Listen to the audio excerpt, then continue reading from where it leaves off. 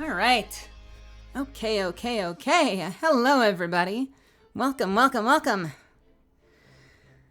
Here we are. Let me get my controller up and running.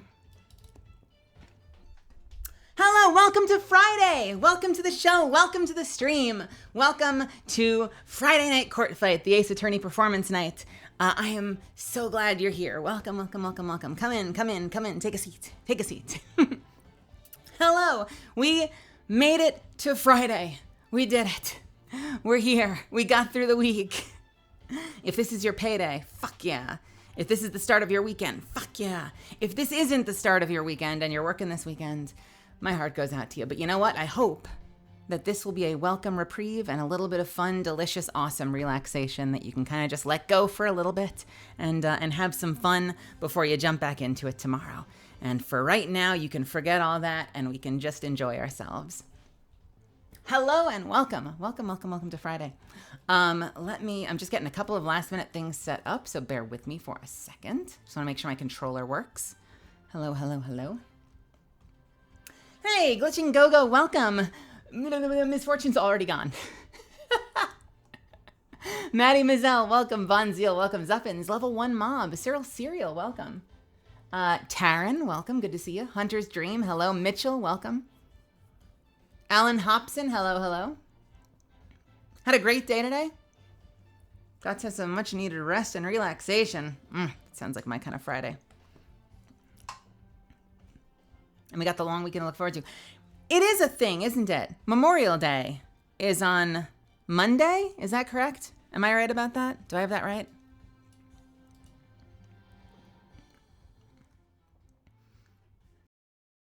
I think so. I think that's right. I think that's Monday.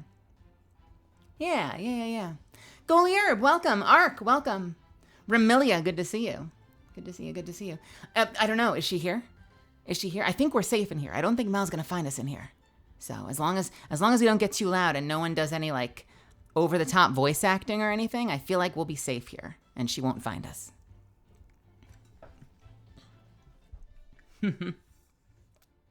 John O, welcome. Death Score, good to see you. Unknown, welcome. Just sipping tea, aided placebo, hello. I'm gonna take a quick sip of water. I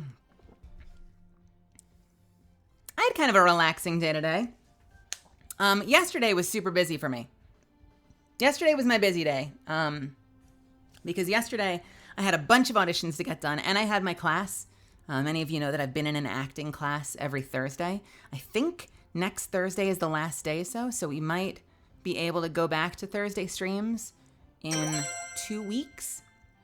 But I had that class all night, and then I had a shitload of auditions to get through. So I've had a lot going on. But today, I got to just kind of enjoy myself and sip some coffee and play some Destiny and quietly await my favorite stream of the week. Cause Zephyr, welcome, and thank you so much for the 2 months. Thank you for the sub.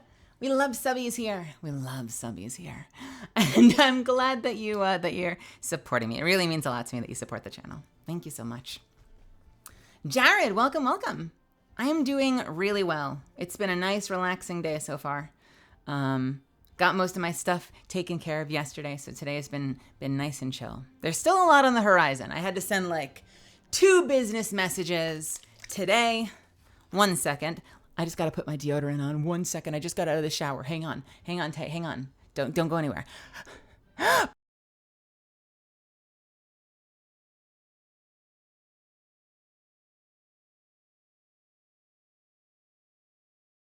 Okay.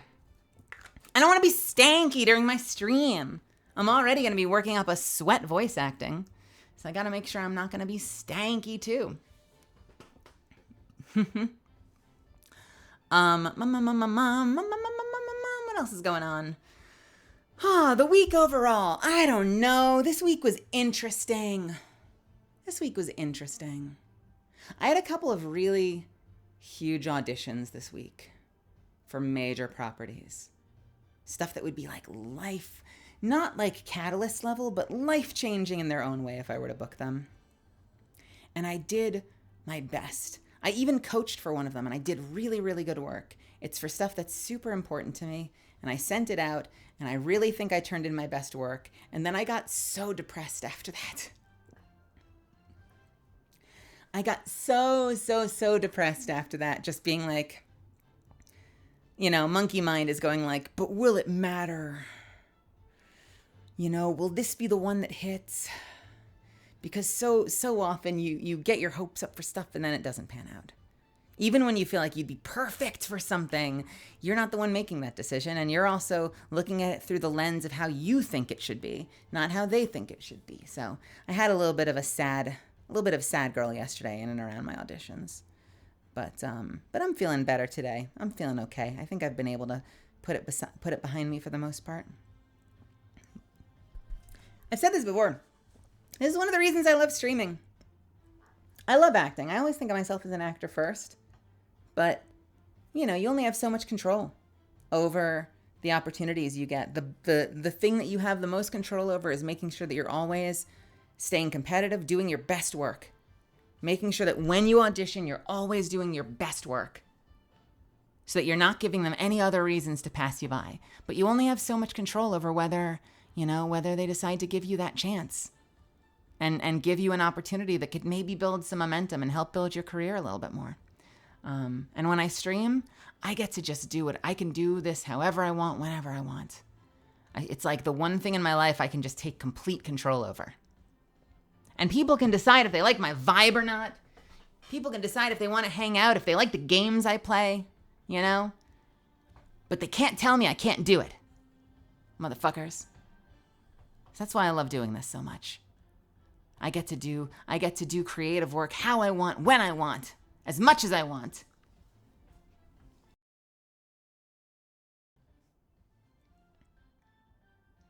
Thank you, Zephyr. I hope so too. I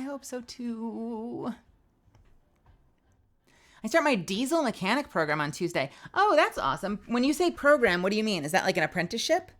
Or what's going on? This is an engineering thing? Tell me about this. That sounds really cool.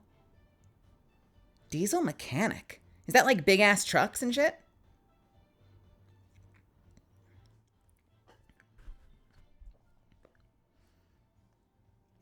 I work on big ass trucks. I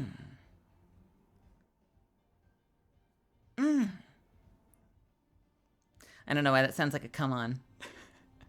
I get to work on big ass trucks. Hey girl, wanna take a ride on my big ass truck? It's a community sponsored program and they pay for me to get certified because your fave is unemployed.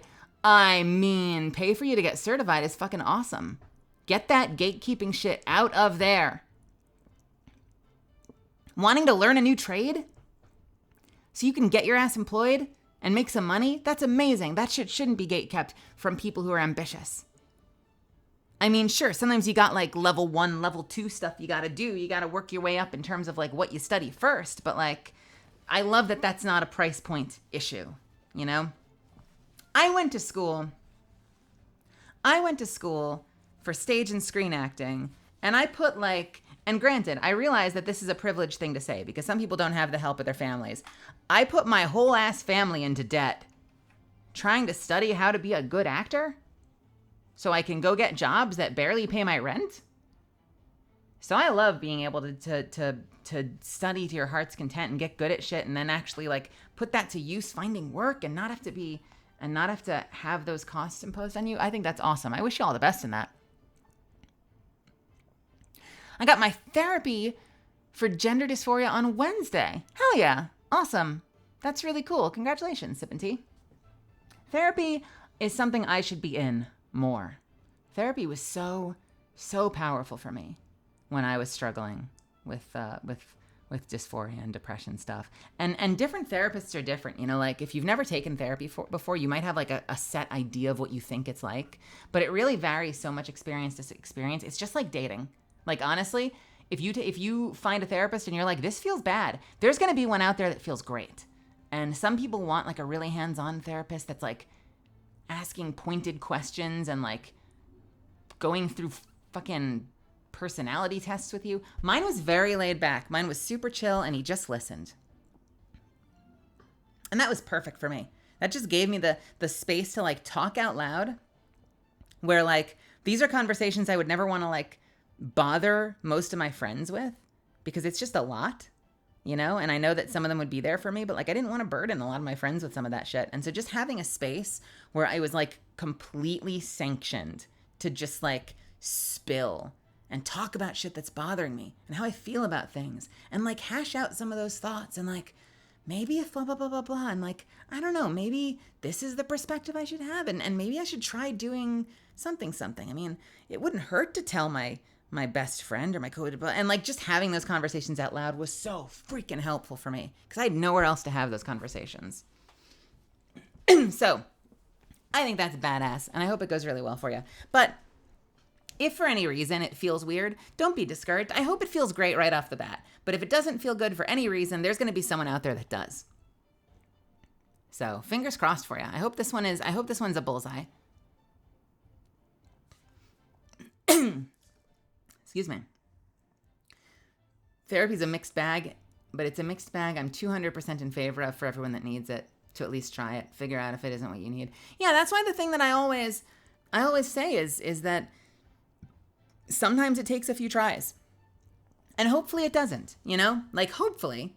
I don't think that's the norm. I think hopefully it doesn't. But sometimes it does. And so, you know, for the couple of people that like had to talk themselves into trying and then they went and they felt judged or the person talked too much or they didn't feel like they were being heard, you know, or shit, maybe the copay was too high, you know, like there's going to be someone else out there that's a better fit. So it's a great thing. And I should fucking be back in there, honestly. Lord knows I've got enough of my own issues that I'm currently not mitigating because your girl doesn't have health care. And I need to solve that problem. I lost my health care and I still don't have it. But I hope I get to solve that problem at some point by being more successful. I don't know. I'm going to look at cheaper plans. I know there are tax penalties if you don't have it. So I'm going to look at cheaper plans soon. I've just been like underwater with work, trying to get stuff ready for debut. So it's been kind of like put on the back burner, but I know that I need to take care of it because it's important. It's important. Yeah. Industry's fun. As an actor, you have to make a certain amount of money in order to qualify for healthcare, unless you're going to go for like an ACA, like Affordable Care Act thing. My first year that I booked Catalyst, I had a handful of opportunities hit me, and I actually hit that threshold. But this year I didn't, cause I don't know, show business is hard, and when you're in show business and trans, you're playing like on New Game Plus, so like shit's hard. But we win those, you know, like we'll get there eventually. We'll figure it out. Honestly, the best thing to come out of the extra time is being able to do this and spend this time with all of you.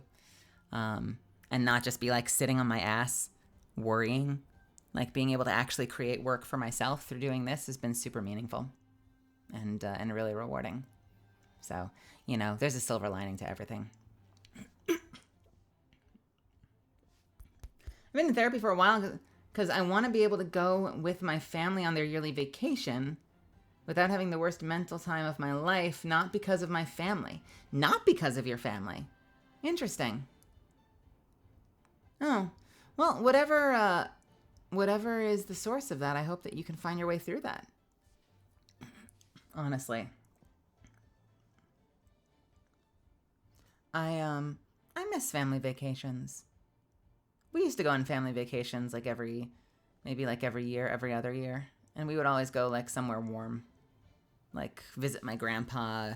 My grandpa would take like winters to Florida because all grandparents on the East Coast did that apparently. So we'd go there. And it was weird, and the weather was weird. Other times we went to Hilton Head, South Carolina, because there's like a little beach resort there that we would get like an economy room and then like spend the week like eating crawfish and like going out to the beach where the water was hot enough to feel like bath water. But I haven't done that in decades. Decades! I used to go on vacations for myself when I was working retail. Basically, like every other year, I would take maybe a week off to go visit somewhere new. But that was always just by myself. And it wasn't like vacation spots. It was like I would go to San Francisco and like walk around and make friends and eat food. Or I went to London for a week and I saw some theater and I ate food and I made friends. And then once I went to LA and I ate food and made friends and ate food. I've got like one thing I do on vacations. Can you tell that there's a pattern there? You usually go to a cabin up north near Traverse City. A cabin. That starts to sound like it's tiptoeing towards camping, Sunny 420. And I can't say, I've never been someone, I know some people that love this. I've never been someone who likes the more rustic, like let's get the modern world out of our lives for a week. That shit freaks me out. But I respect it. You have Wi-Fi at the very least. That's cool. So you can at least go to your World of Warcraft raid in and around building a log cabin or lighting fires with flint. I'm memeing, but I realize like shower and Wi-Fi goes a long way towards it feeling kind of normal. You know, like I feel like I've been on retreats where we've been out there just like in the fields and in the forest and like you don't have and you have no service and you don't have access to anything. But just being able to go back to a room at the end of the night and check your email or watch some YouTube videos went a long way towards making those experiences feel sane. Like I could tolerate the whole rest of the day as long as I had like a little time to unwind in the manner of my choosing at the end of the night.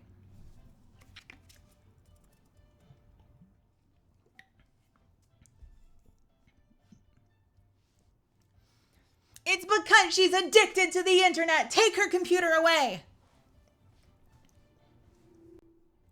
Mel on vacation. Yeah, basically. Do you have a little food thing you could put next to that? Hold on. Let's find one. Can we find one? Chicken? Is there a chicken? Like 7TV or something? Meat? It's got to be something.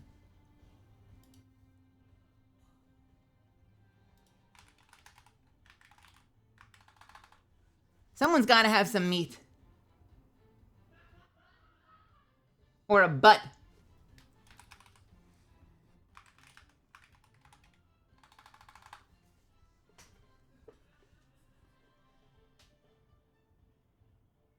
Let's see. There you go. Yeah, I like that one. I like that one.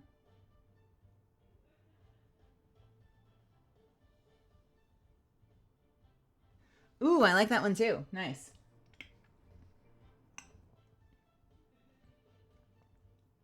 Have any other good ones?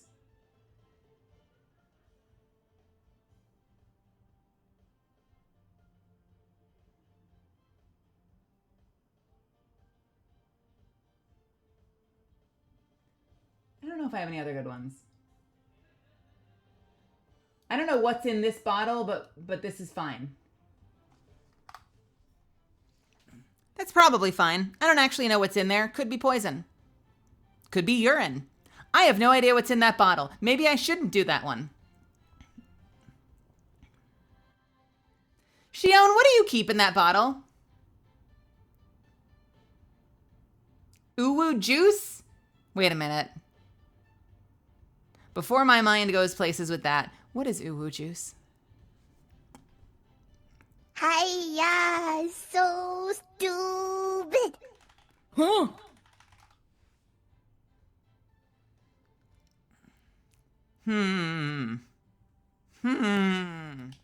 Okay. Cool. Great. Excuse me.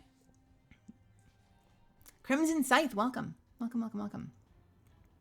I had a training camp in the middle of a rainy forest here in Chile. That sounds amazing, but I feel like if I were there, I would be miserable. I'm such a modern girl. I need my technology. If I spend more than 3 seconds away from my phone, I will pee. I swear to God, I will straight up pee.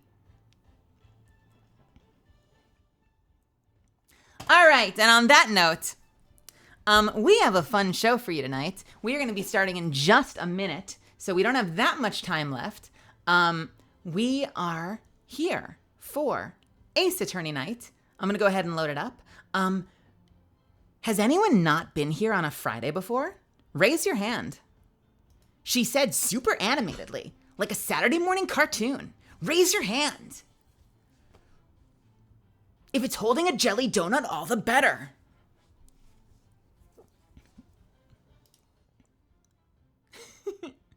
It's your second time. Hell yeah. Yo, nice sipping tea.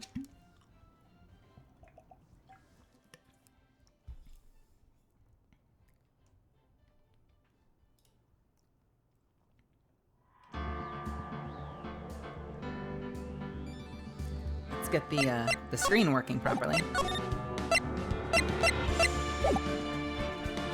And get my game. Where's my fucking game? Where's my game overlay? Stop it. Stop.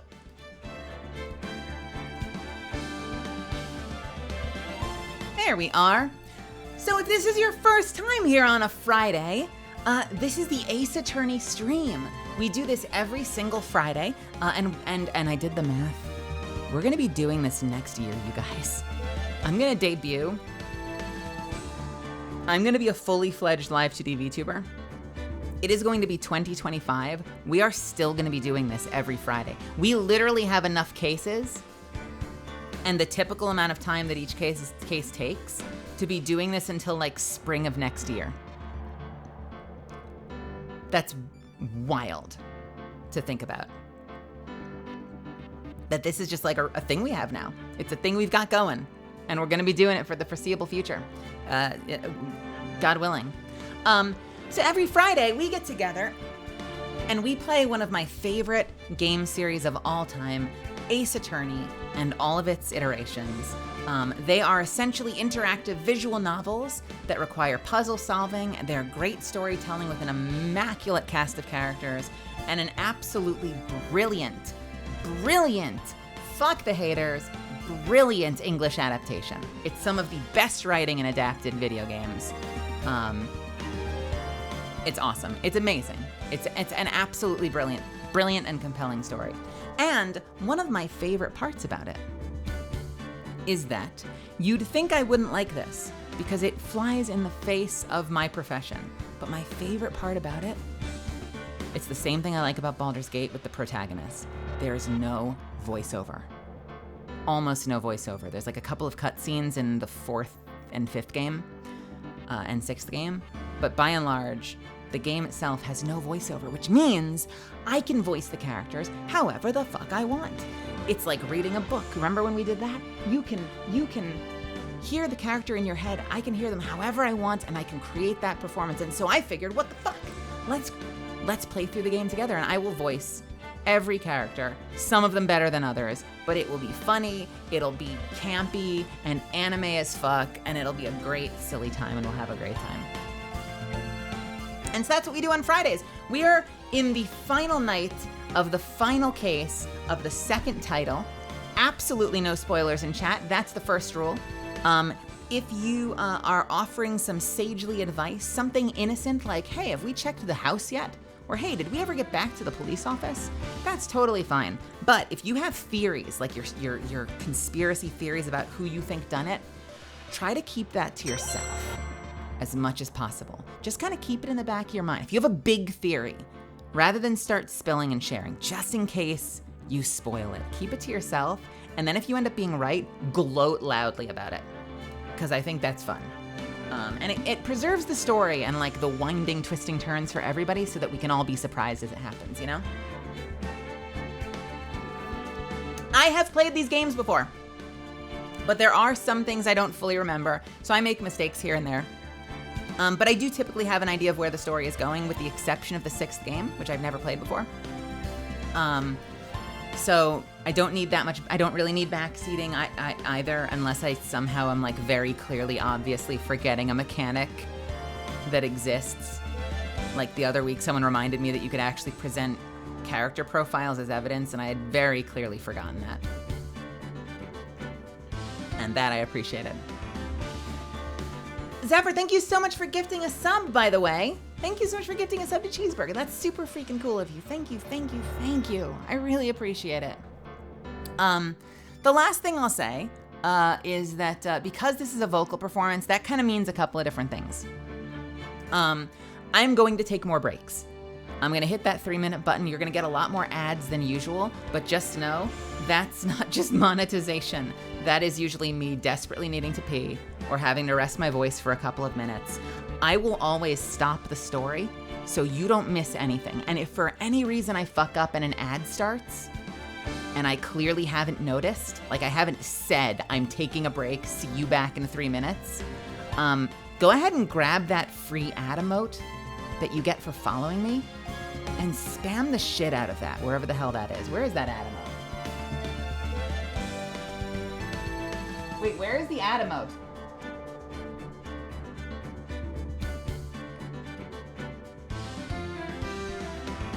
Is my ad emote gone? What is going on?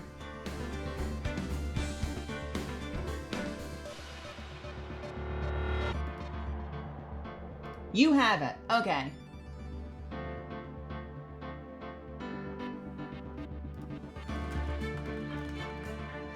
My ad emote is gone from OBS. What the shit?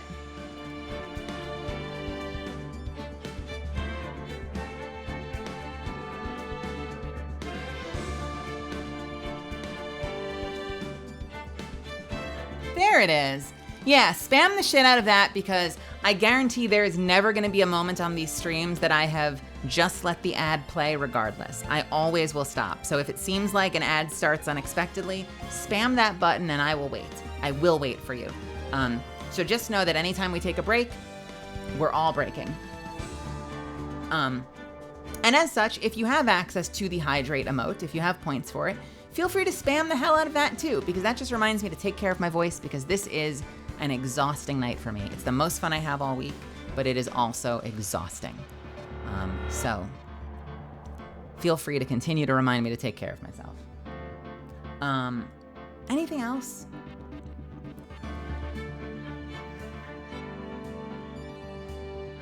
If you play a Metal Samurai, you're going to be accused of murder at some point. Never order a steak for lunch or dinner. And if you're going to take a nap after a meal, make sure someone is either in the room or watching a camera in your room to prove you didn't commit murder. Thank you. Thank you, Trooper Zero. Thank you, Sunny420. Thank you, Trooper Zero, again. Oh, and one more thing. If you really want to hear me say something in one of the characters' voices, something super fucking sexy, or something super say-so, you can buy it for 200 bits. Don't put it in the message. Drop the bits and then drop it in the next message, because that way we don't have to listen to fucking Edward or Brian say it. And at a perfect moment, I might have to wrap up a story beat, but at a perfect moment shortly thereafter, I will do that line for you. You can buy a custom line as long as it doesn't get the stream shut down. I will say the raunchiest shit as Edgeworth or Maya, or I will say something super sweet and ooh adorable in the voice of Franziska von Karma. You name it. And with that said, we are going to continue with the final trial day. When we last left off, it's spoiler time, but if you're here for the stream, I assume you're here for the story. This is the very first time floor pulled out from under you that our own client is actually the villain. And we had the most insane plot twist when we undid his Cyclops and he turned into just the most disgustingly evil character. Maya is kidnapped. Her life hangs in the balance. If we don't get an acquittal for our client, Matt Engard, Maya dies. But how can we get an acquittal for Matt Engard when he's not only the murderer, but gloatingly so? Proudly so. He dared us to get him found guilty, to throw the trial, knowing that Maya's life hangs in the balance. He's fucking garbage. What do we do now? We're going into the trial knowing that the villain is on the bench next to us. Everyone deserves a fair trial. Edgeworth said that. He said, "You've been misunderstanding what it means to be a defense attorney. Everyone deserves a fair trial." But how can we uphold that when our client has kidnapped and is threatening the life of our best friend, one of our best friends? The stakes have never been higher. And after I'm done pissing, we are going to jump in. So we're going to take our first 3-minute break, and then we will begin the final trial day of Farewell My Turnabout. So this is your last chance. If you need to stretch your legs, refill your water, grab a snack, change into your pajamas, get something cozy. When we are back in 3 minutes-ish, we will see what happens next. BRB.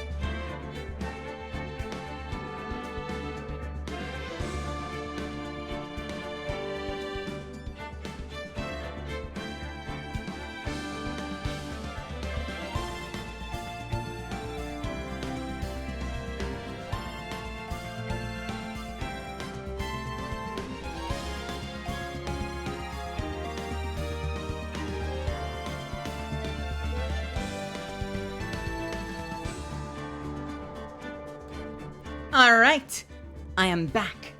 Thank you so much for waiting. I'm gonna take a quick sip of my advanced UG calamansi. I've got 2 drinks tonight. I've got my calamansi advanced UG for a little bit of caffeine, and I have a big thing of hot water. So we are set. We are in good shape. We are in good shape for tonight.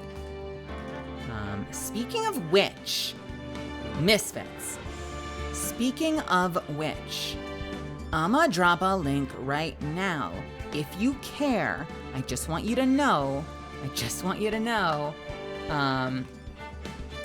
I know they do this a lot, so most of you are set, but if you're not, there is one more buy one, get one for Memorial Day going on at Advanced GG.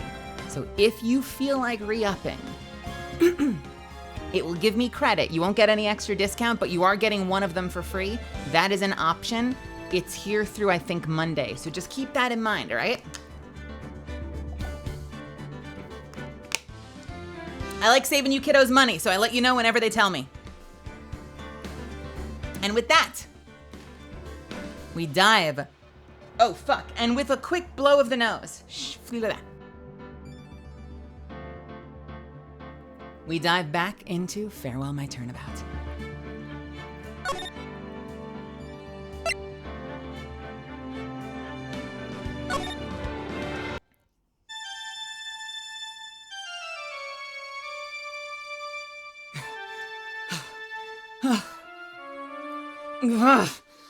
How did I get into this mess? That's far enough. You can't run forever, Mr. Phoenix Wright. What have I done wrong? I cannot allow you to go on like this. What? But I'm just a simple defense attorney. Silence! You are no longer worthy of your title.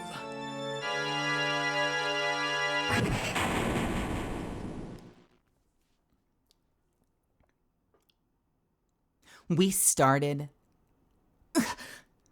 I've had this dream before someplace. A long time ago.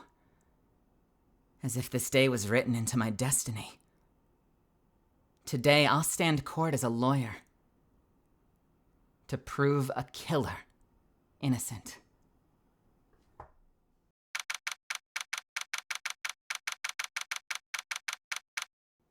That's how this whole game started.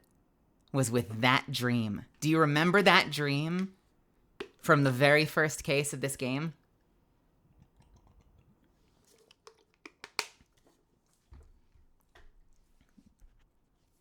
March 23rd, 9:43 a.m.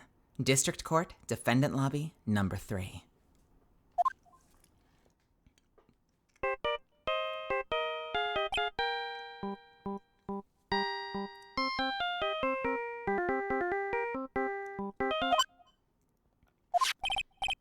Hello?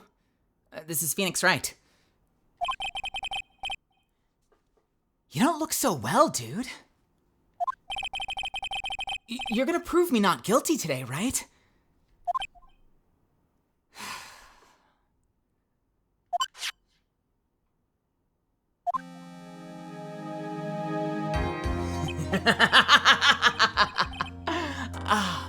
If you please, Mr. Lawyer.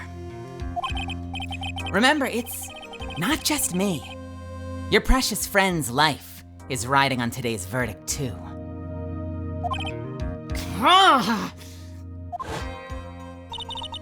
Now listen up. You better get Engard a guilty sentence, okay? If you get that creepy slime bag not guilty, I'll never forgive you, ever. Maya.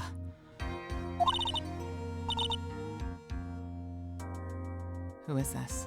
Who do we think this is? Edgeworth? Or is it Mia through Pearl?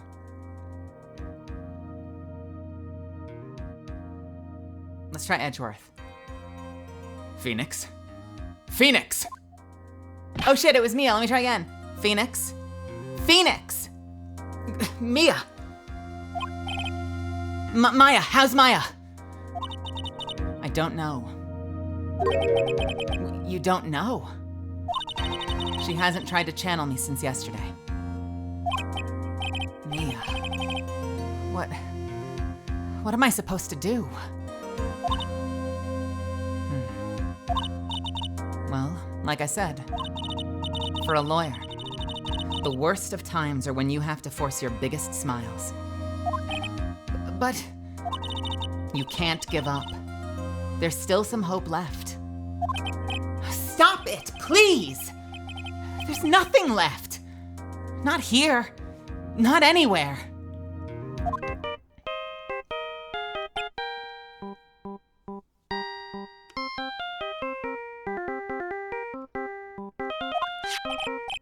Ugh, it's that accursed Engard again.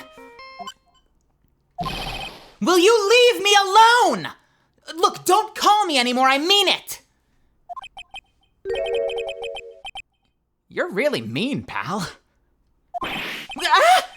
Gumshoe, I'm really, really sorry. Where are you? They let me join the investigation team when we're chasing after the killer, pal. Then you have some sort of lead? Sorry, but right now we've got 0 leads on this guy. But we're not gonna give up. Gumshoe. Until the trial's over, until the verdict is handed down, we're gonna do everything we can to find a killer. If we can get Maya out, then you can get Engard the guilty verdict he deserves, pal. That's true. I could do that if they found Maya first. Try it again. That's true. I could do that if they found Maya first. You got that? So you have to do whatever you can to make the trial last longer. I have to make the trial last longer. If you go at Mr. Edgeworth with everything you've got, then you too can draw it out. Oh, now I get it. I believe in you, pal. You and Mr. Edgeworth can do it. So, believe in us. We're gonna give it all we got, just like you. Got it. Thanks, Gumshoe. Hey, Phoenix. You understand now, don't you? You have something money will never be able to buy. Friendship. It's the strongest weapon in the world, and you have it in abundance. Yeah.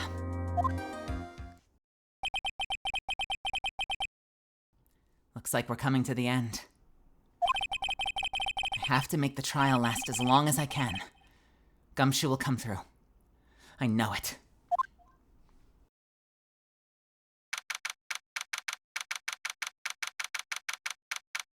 March 23rd, 10 a.m., District Court, Courtroom Number 3.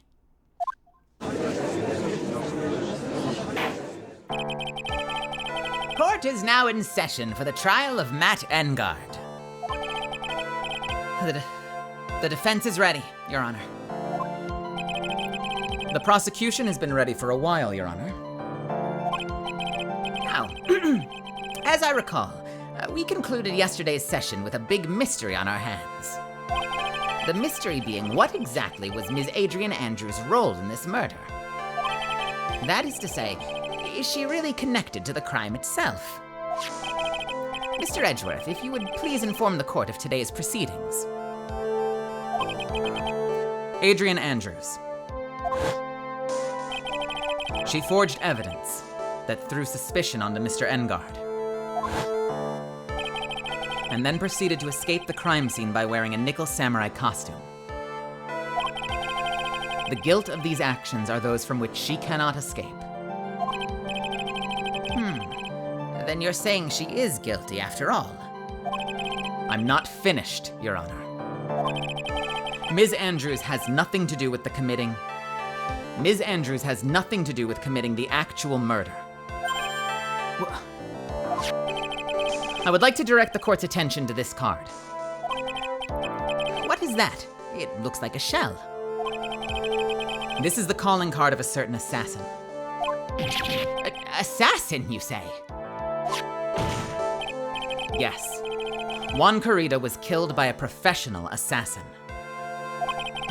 And the person who hired the assassin, his client, so to speak, is Matt Engard. What a surprising turn of events! I would think it's become commonplace by now, Your Honor. I know what's going on this time.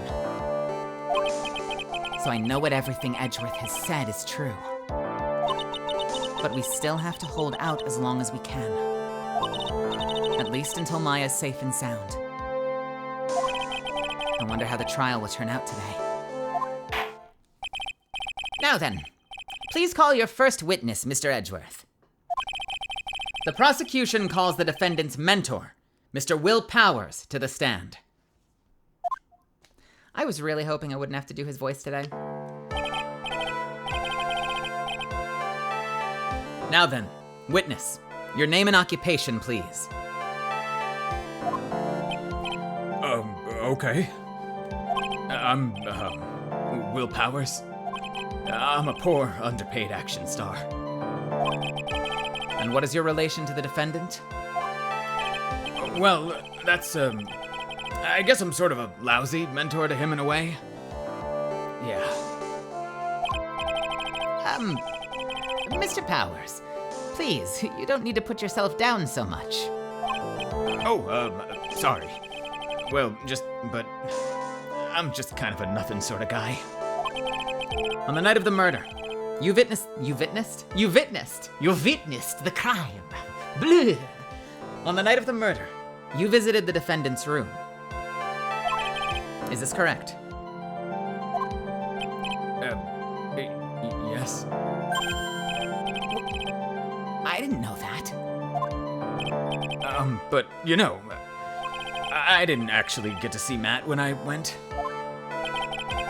All you need to do is answer what you're asked. Now then, I would like you to please testify about when you went to Mr. Engard's room. Oh, okay. Sure. We should go for a fake Transylvania vampire. After the award ceremony, I went by myself to Matt's room. Yeah, welcome to the Game Grumps version of this episode.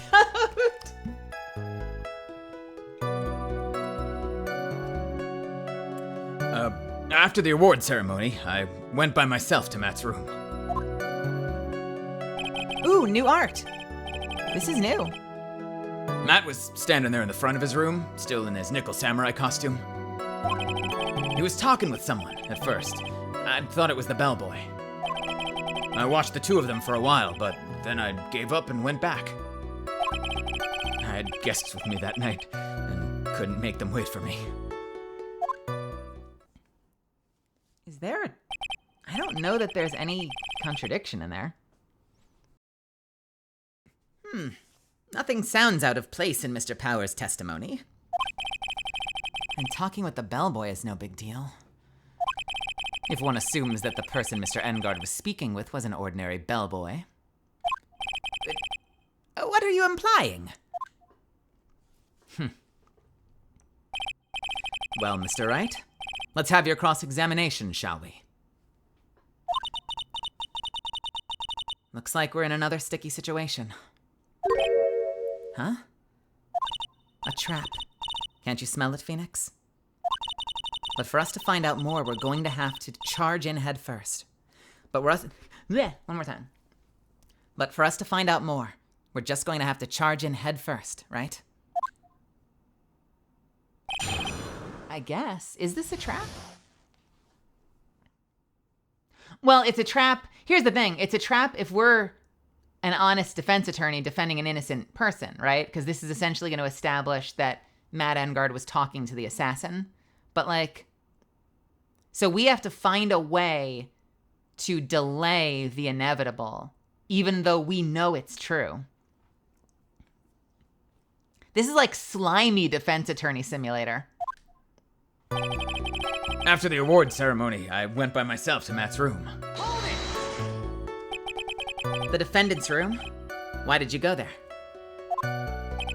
Well, I'm his mentor, like a big brother of sort. And I wanted to say congrats.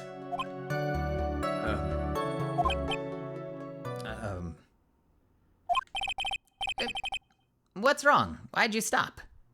Mr. Wright, What is it? you're gonna try to trick me into a corner, aren't you? Huh? I know I'm just a poor, underpaid action star, but I'm not the killer.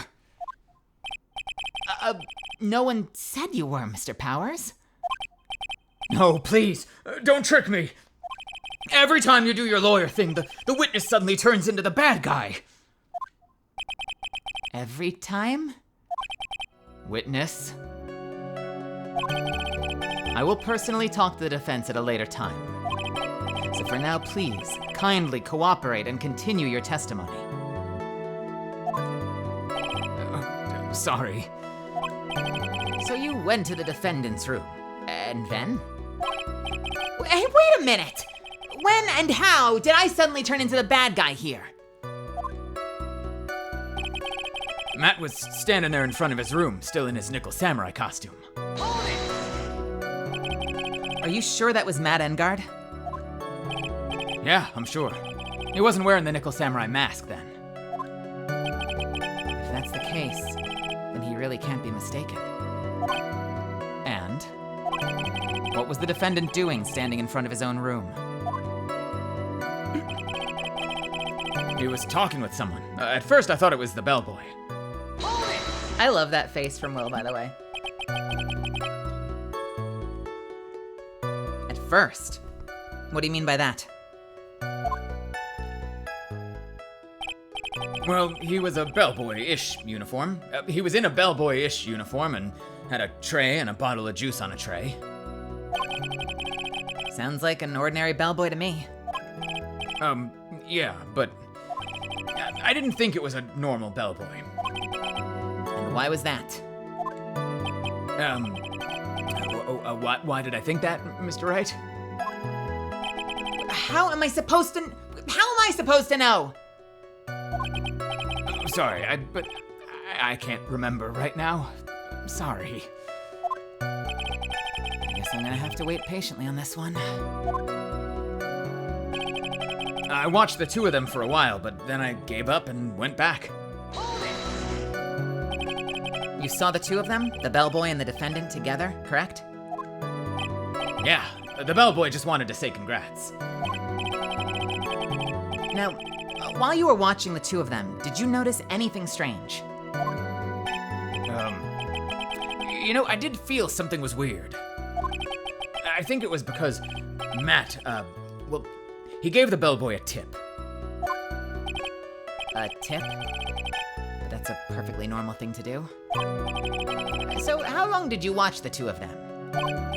Oh, not more than a minute or two, I think. I had guests waiting with me that night, and I couldn't make them wait for me. So who are these guests you're talking about?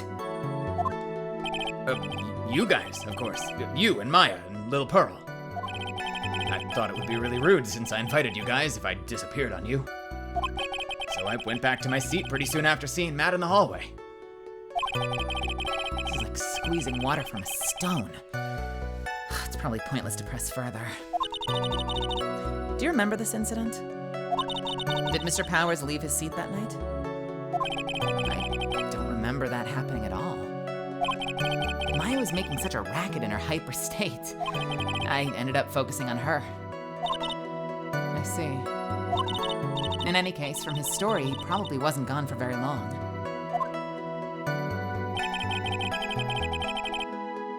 Okay, so the most important thing here was, at first, I thought it was the bellboy.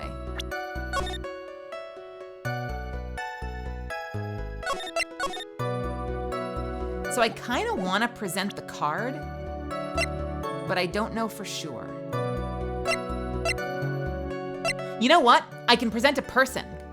Can I present... Do I have the bellboy?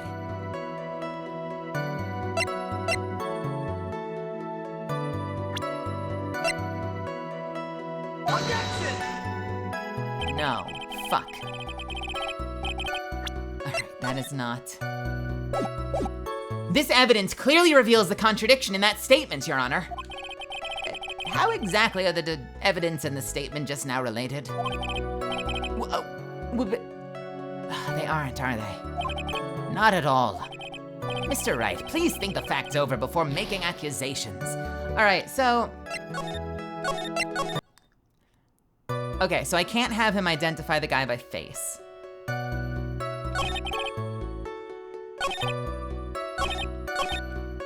Can I present the card? I watched the two of them, but then gave up and went back. I had guests with me and I couldn't make them wait for me. Matt was standing there in front of his room still in his nickel samurai costume. We knew that. That makes sense. That makes sense. At first, I thought it was the bellboy. I watched the two of them for a while, but then I gave up and went back. Why do I keep pressing this button? I want to press this button.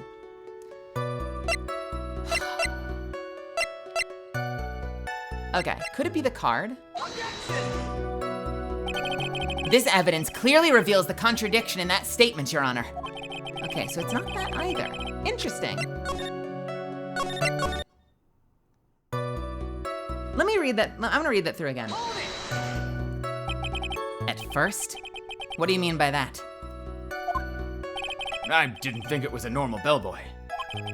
And why was that? Why did I think that, Mr. Wright? How am I supposed to know? Wait a second. Actually, Mr. Powers, only a few minutes ago you stated... You know, I did feel something weird. I think it was because Matt, he gave the bellboy a tip. Wait a minute, I'm sorry. Wait. Are we getting new information on the second press? Is that a mechanic? This is a mechanic. We didn't press for an additional thing. We're getting new information just by repressing something. That is terrifying as a mechanic. I think it was because Matt, he gave the bellboy a tip. Could it be that you felt something strange about the tip-giving incident itself? So normally what happens is, like, if you press something where there's more you can learn, it will ask if you want to press further, and they'll add an additional piece to the testimony. Or you have to present evidence that contradicts it. But we've done neither of those things. In this case, all we did was repress something we'd already pressed after pressing a different statement. We then referred to that other statement. That's a mechanic we have not had before. At least not that I can remember. Could it be that you felt something strange about the tip-giving incident itself?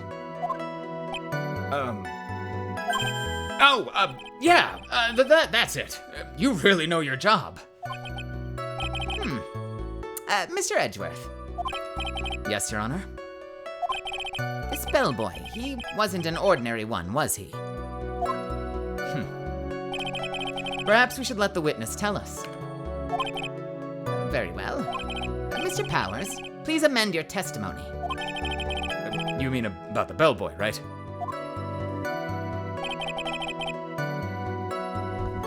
Matt gave the bellboy a tip. So he gave the bellboy a tip. What's so strange about that? You see, Matt's not a poor penny pincher like me. I was trying to figure out how much it was because the tip really shocked me. How much it was? But that's when something even more surprising happened. The bellboy was putting the tip he got in his pocket. And that's when I got my first good look at the guy's face. I was really shocked. I'm afraid I don't follow at all. Sounds like Mr. Powers was surprised twice by this event. I wonder which of his shocking moments I should ask about. The face, obviously. Cav, welcome. Aiden Placebo, welcome. What was so shocking about the bellboy's face, Mr. Powers? Well, he wasn't exactly a boy. More like an old gramps. Ahem!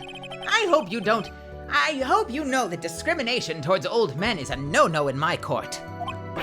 No, that's not what I meant at all. In the smack middle of the guy's face, there was a line of stitches. A line of stitches? Yeah, and it went straight from the tippy top of his head to the bottom of his chin. Almost like if that thread snapped, all the stuff in his head would come spilling out.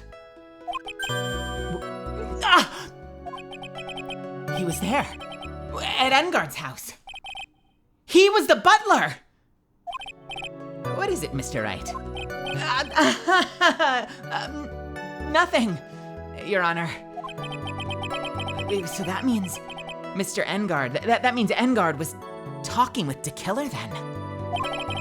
If that fact were to be exposed, Engard would be declared guilty in a blink. Phoenix, you have to play dumb here. Pretend you don't know anything. Yes, Chief. You sure you don't have anything you'd like to say, Mr. Wright? What did you just say, Your Honor?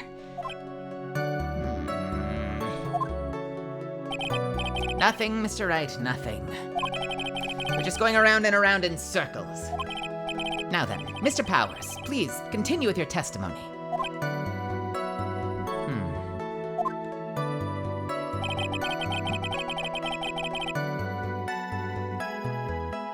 I watched the two of them for a while and I gave up and went back. I had guests with me that night and I couldn't make them wait for me. Okay.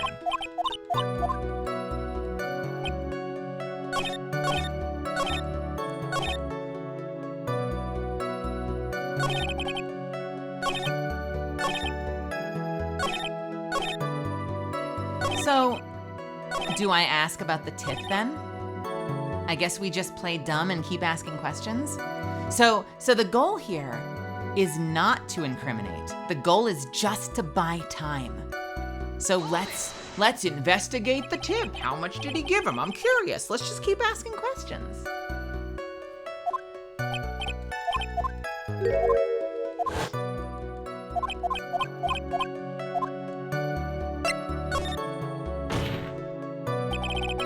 The defendant is a huge star. He can afford to give generous tips, wouldn't you agree?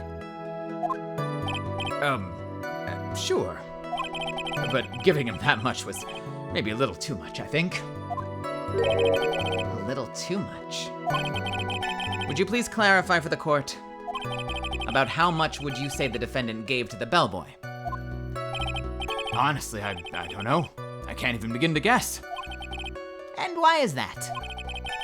Because he gave the bellboy a really, really fat roll of cash. A roll of cash?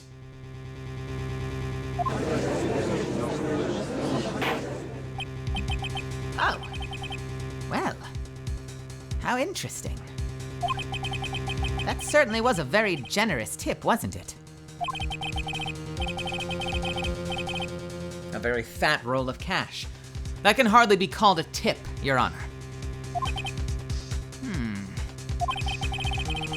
The judge is beginning to look awfully suspicious of us.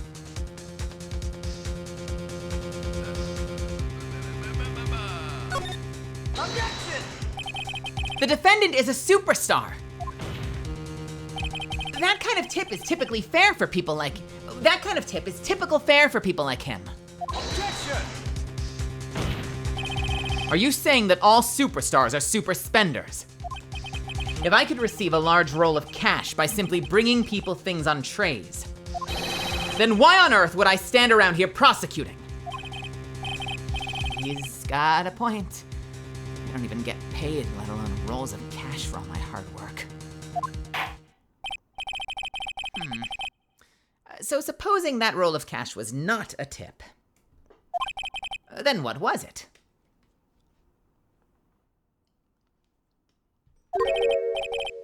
Payment, Your Honor.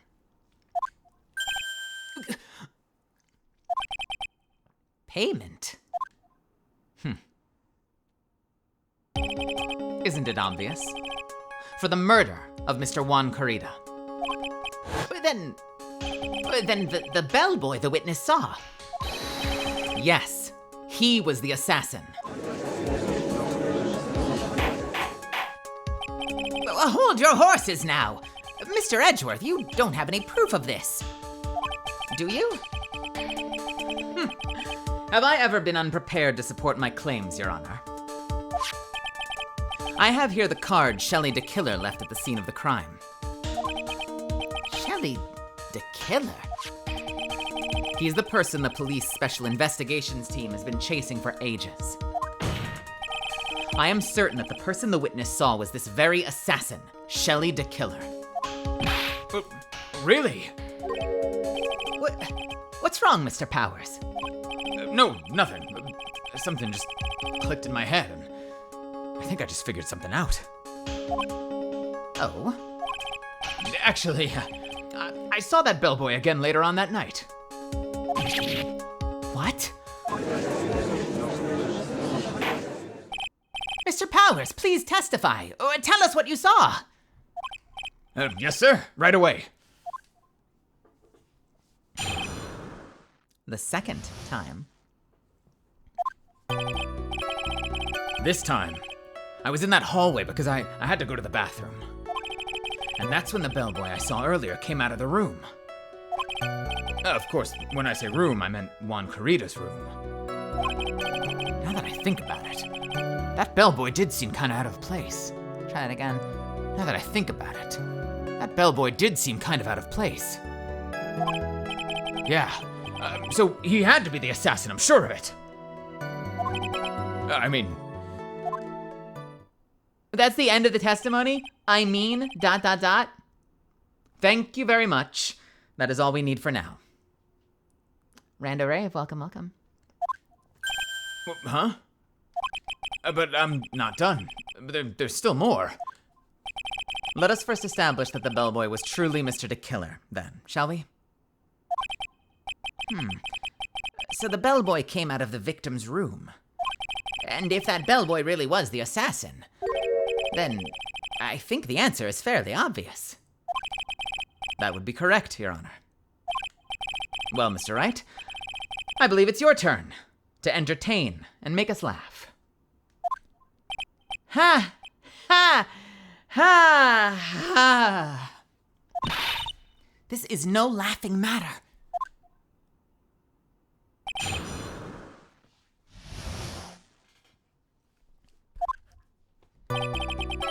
This time I was in the hallway because I had to go to the bathroom. And what time was it? Well, I don't remember. The award ceremony ended around 8 p.m., right? And I went to Matt's room pretty soon after that. And then I came back. And then I went to the bathroom. So I guess maybe it was around 8:10 by then? You're not one for details, are you, Mr. Powers? Oh, sorry. I thought I could maybe catch Matt and say my congrats. And that's when the bellboy I saw earlier came out of the room.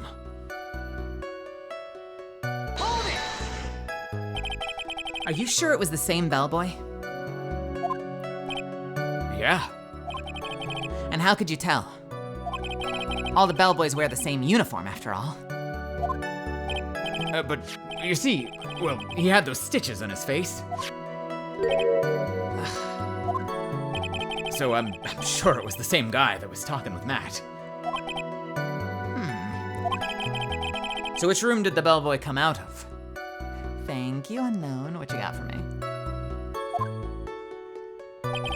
Of course, when I say room, I mean Mr. Corrida's room. The victim's room, huh? Yeah, the one with all the really pretty flowers and teddy bears.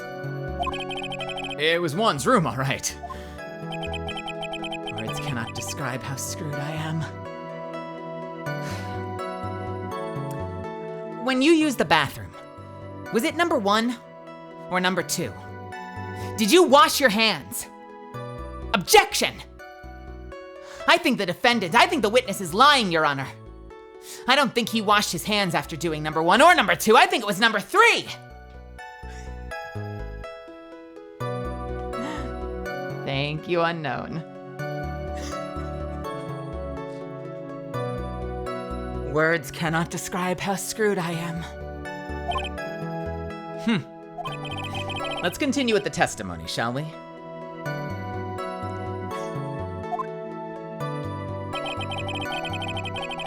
Now that I think about it, that bellboy did seem kind of out of place. So what exactly was so out of place about him? Right. Why the insipid grin? Maybe because I have no idea what damaging thing he's gonna say next. Well, the bellboy was empty-handed. Empty-handed? That bellboy was one of those room service people, right? But he wasn't pushing a cart and he wasn't holding a tray either. You'd call that a little strange too, wouldn't you? I agree that it is a bit strange, Mr. Powers. Is that strange? I feel like half the time, I have not gotten to do hotels very often, but I feel like half the time, if they bring food for you, they usually like leave it on a thing with the tray. Like I don't think they take the tray away most of the time. Am I crazy? Has anyone been, I haven't been in a hotel in like the last 3 fucking years. 10 at least. 10? Probably like in the last 10 years. Like, that's not weird, is it?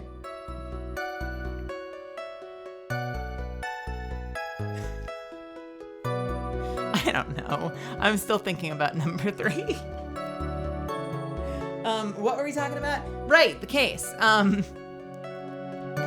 don't think it's weird personally to leave the tray in there. I think this is a bit of a pedantic point. I agree that it is a bit strange, Mr. Powers.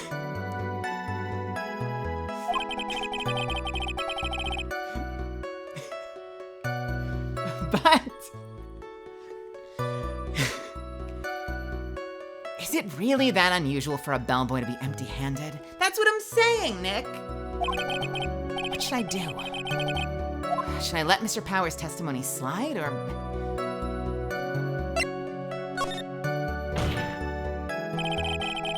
There's nothing strange or unusual about an empty-handed bellboy.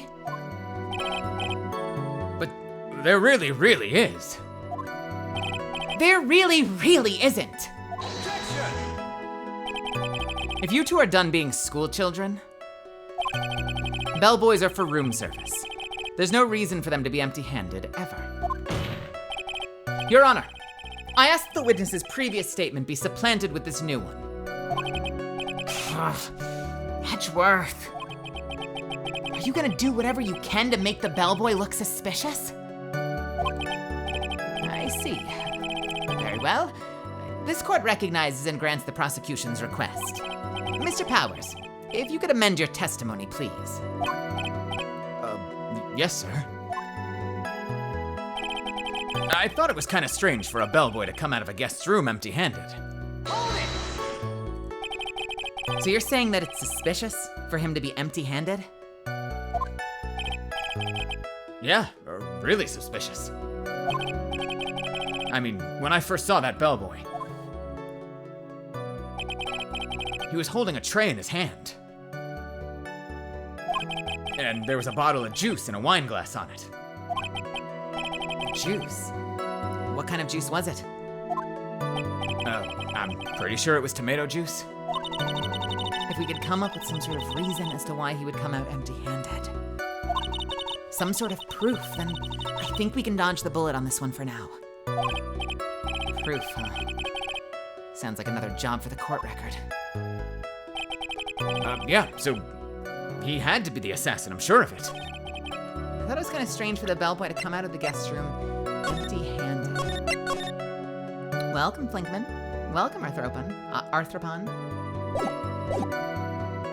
Thought it was strange for him to come out of the guest room empty-handed. Well, we know it was the juice, right?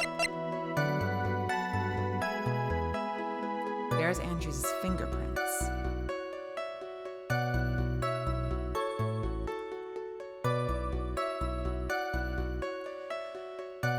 We know the juice was found in the room. Well, the juice was found in the room, right? Objection! I mean, he left the thing. Maybe he left the tray. Maybe the guest asked for the tray. It's not that big a deal. Mr. Powers.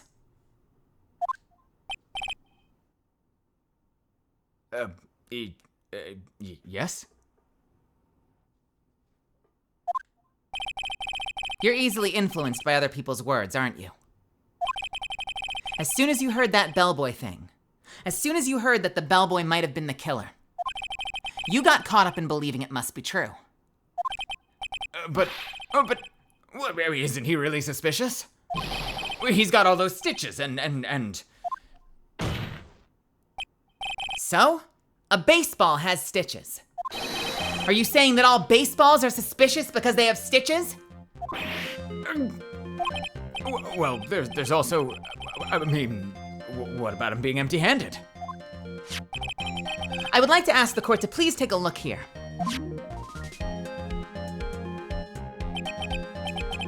This is the crime scene. There is a wine glass sitting next to Mr. Kurita's body. The liquid inside this glass is tomato juice. And now, if you would look at what is on top of the table in the lower right corner here. Anyone can clearly see that it is a tray with a bottle of tomato juice on it. The bellboy had just brought this to Mr. Kurita's room. He left the tray in the room, which is why he was empty-handed when he left. But that would mean that the bellboy had seen and left a dead body in the room. But can you prove that Mr. Kurita was already dead at that time? Mr. Edgeworth? Yes? I blame you for leading me down this route. I'm terribly sorry. What is with him? Why is he laughing? Witness, isn't there one more thing you'd like to share with us? Well, is there? The bellboy was empty-handed. Or should I say empty-hand, Ed? I recall you had something interesting to say about his hands. Oh, yeah, I almost forgot. Huh? What? That bellboy, he was wearing gloves. Gloves? Yeah, pitch black, leather ones.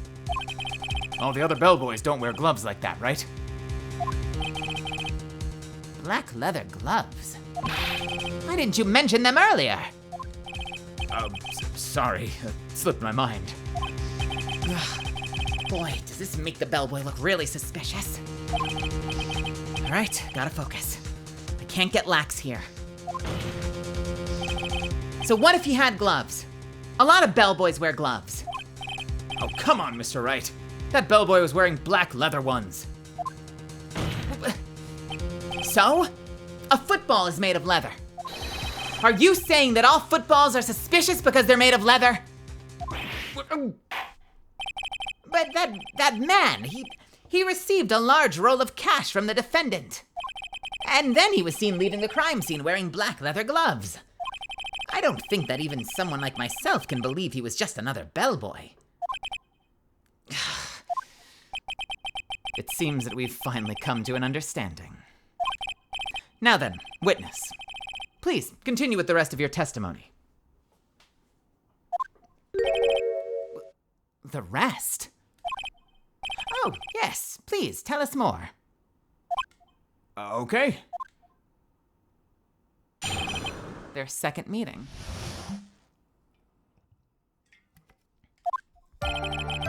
After leaving Juan's room, the bellboy went and knocked on Matt's door, just like that. He gave something to the person inside the room. Then the old guy just left without even going into the room. After that, I went to the bathroom and back to my seat.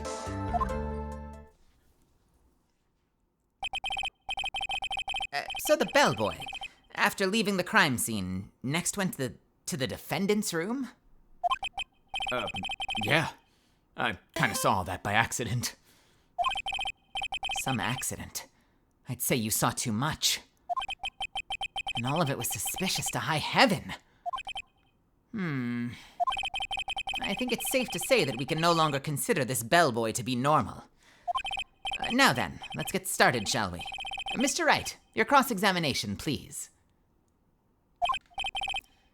Yes, Your Honor.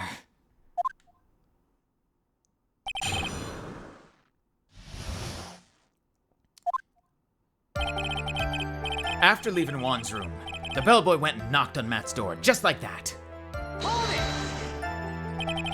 Is that what you saw while you were busy spying? Excuse me? I may be a poor, underpaid action star, but even I wouldn't stoop to spying. Hold on, I have to cough.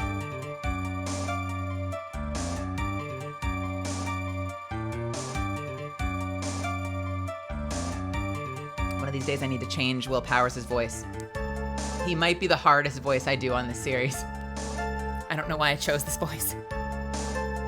But even I wouldn't stoop to spying. Well, I think the point is, where did you watch all of this from, Mr. Powers? From the door of the bathroom with my left eye, in a sort of sneaky, spy-like. I knew he was spying! Please, does it really matter if he was doing it over or underhandedly? What did the bellboy do next? That's all I care to know. He gave us something to the person inside the room.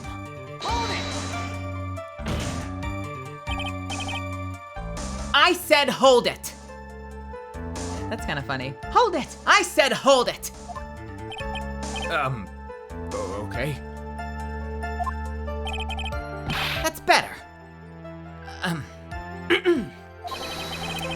What kind of statement is that? Please elaborate and give us a few more details.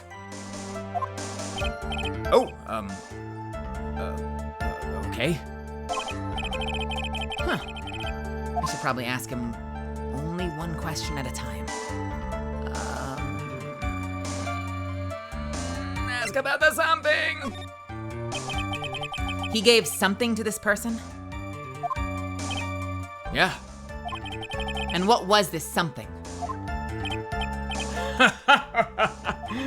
If I remembered what it was, I wouldn't be calling it a something, would I?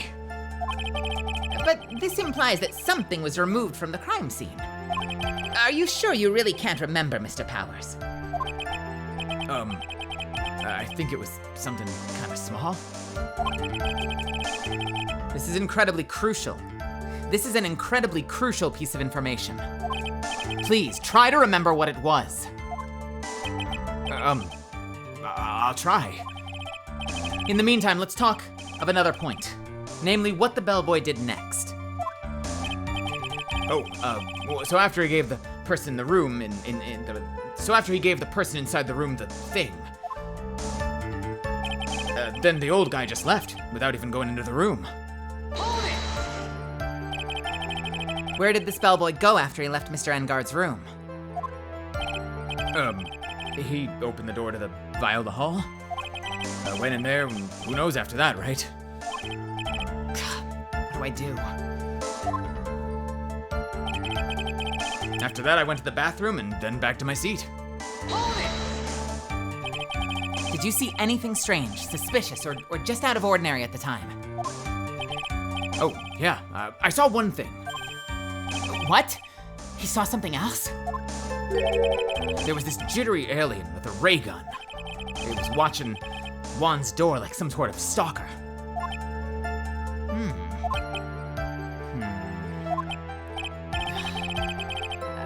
I think we can forget about the alien. Well, Mr. Powers' testimony just now is just as vague as his first.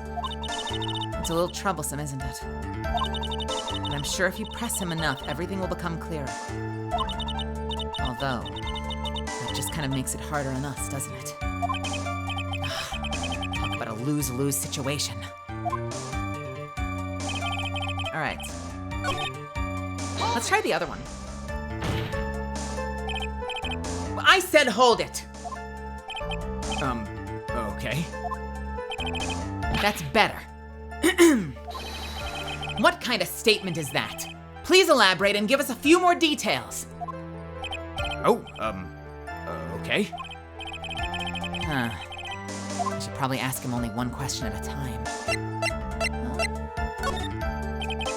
So who took this something the bellboy handed off? Actually, I don't know. What do you mean? Sorry, but I only saw the person's arm. Only an arm? Then you're saying you didn't see the person's face? Yeah. I'd like to summarize the testimony up to this point, if you don't mind. When the bellboy left the crime scene, he immediately went to the defendant's room. There, he handed a small item of some sort to the person inside. As for the person who received the item, all you could see was the person's arm. Yes. It was just like that. Mr. Edgeworth, is all of this really important? Of course, Your Honor. I think this is of one more time. Of course, Your Honor. I think this is of the utmost importance. This is when whatever was removed from the crime scene was handed over to the client. Mr. Powers, please try to remember what it was the bellboy handed off. Well, let's see. It was... No. If you remember, please add it to your testimony. Yes, sir. If I saw it again, I could say for sure, but I think it was some sort of wooden statue. It was one sort of wooden statue. We have a wooden bear, don't we? The bear that we found at Matt Engard's house? Wasn't that a wooden bear?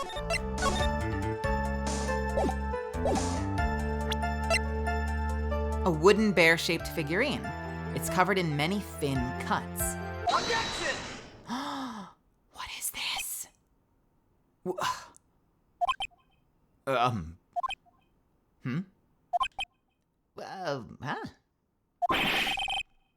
What was the point of that pregnant pause? Where did that objection come from? Speak up. It was me, Your Honor. What is it, Phoenix? I have a feeling that something bad is going to happen once I show this. Mr. Wright, if you have something to say, please spit it out. Yes, Your Honor. Okay, Phoenix. Deep breath. Mr. Powers, the something you saw, was it this item?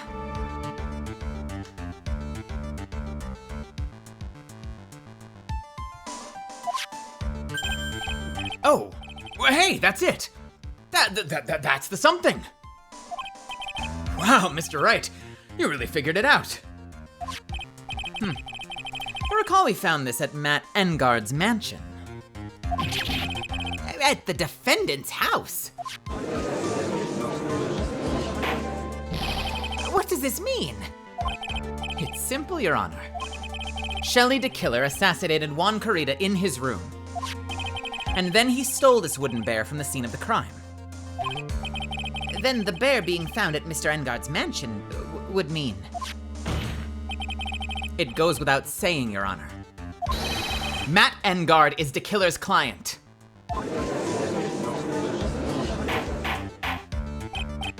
Order! Order! Order! I said order!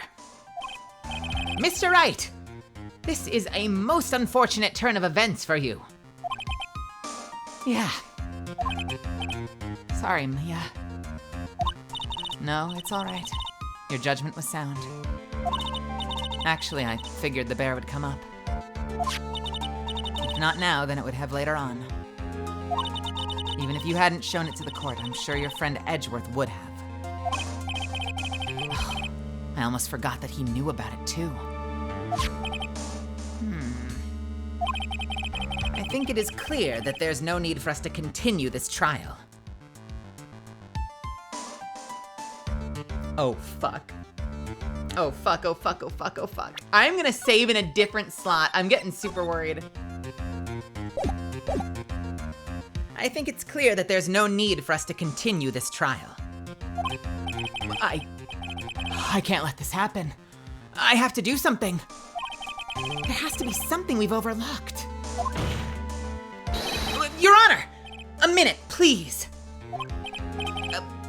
Yes, Mr. Wright? There are still a few points left that we've not fully explored. What are you trying to pull? Oh, well, we can't have that. All right, Mr. Wright. What questionable point would you like to explore further?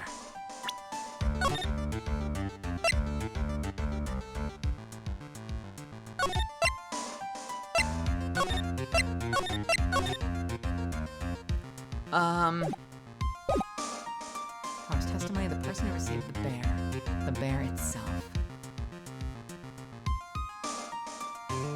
Person who received the bear we could not see. We only saw their arm, so we don't know that it was Mr. Engard that received the bear. There was one thing in Mr. Power's testimony that was very unclear, and that is the identity of the person who received the bear. He gave something to the person inside the room. I'm sorry, but I only saw the person's arm. As long as we don't know who it was that took the bear, we can't be sure of. Oh! Huh? Huh?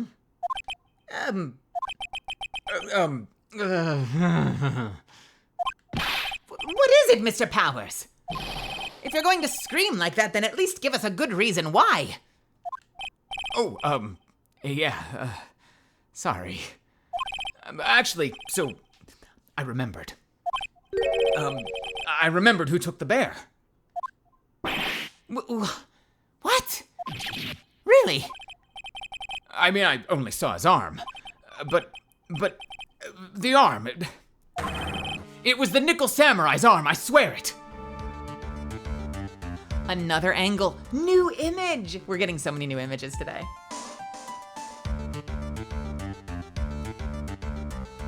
It was the Nickel Samurai's arm, I swear it.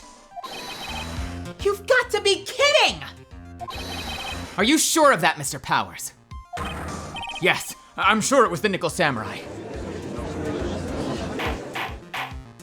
Great! It gets worse. It gets worse for us. Order! Order! It looks like you've dug your own grave. Yet again. How many times is that today? I've lost count. So the person who took in this little bear was the Nickel Samurai. And as we all know, Matt Engard is the Nickel Samurai. Thanks to the defense, we've made that all the clearer. What am I supposed to do now? Mia, help. You don't have time to act lost.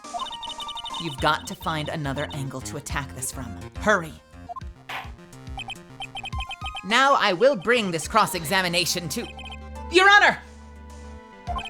Again, Mr. Wright. We've already removed any and all questionable areas of this testimony. It's about time you were removed from this court, Mr. Wright. I have to find something. Even one more little point will do. There are still questions left unanswered. What are you trying to pull? Oh, well, we can't have that. Thank God the judge is so senile. My God, if this guy weren't so easily manipulated, we would be fucked by now. Oh, well, we can't have that. Such as, Why did you leave the keys upon the table? All right, Mr. Wright. What questionable point would you like to explore further?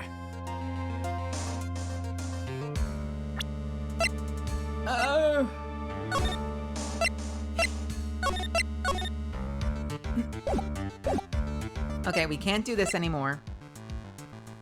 Wait a minute. I still want to explore the person who received the bear. This might lose us the case. But I still want to explore the person who received the bear. Because, here's the real question. Do I have evidence?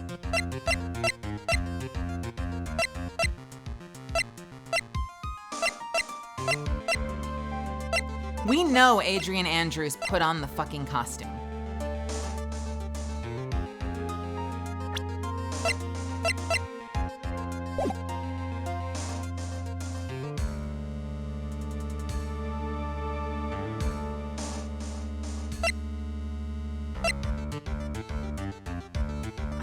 I want to ask about the person again. Oh, I don't want to bring Adrian Andrews back up, but let's try it. There was one thing in Mr. Power's testimony that was very unclear, and that is the identity of the person who received the bear. Are we just retreading? We might just be retreading. Okay. This is actually a retread. Never mind. I was hoping we'd be able to press further and be like, but we already know Adrian Andrews wore the costume, so how do we know it wasn't her? Just to stall for time, but I don't think they want us to do that. So let's try the bear. I think it's fairly obvious that the bear itself is very questionable.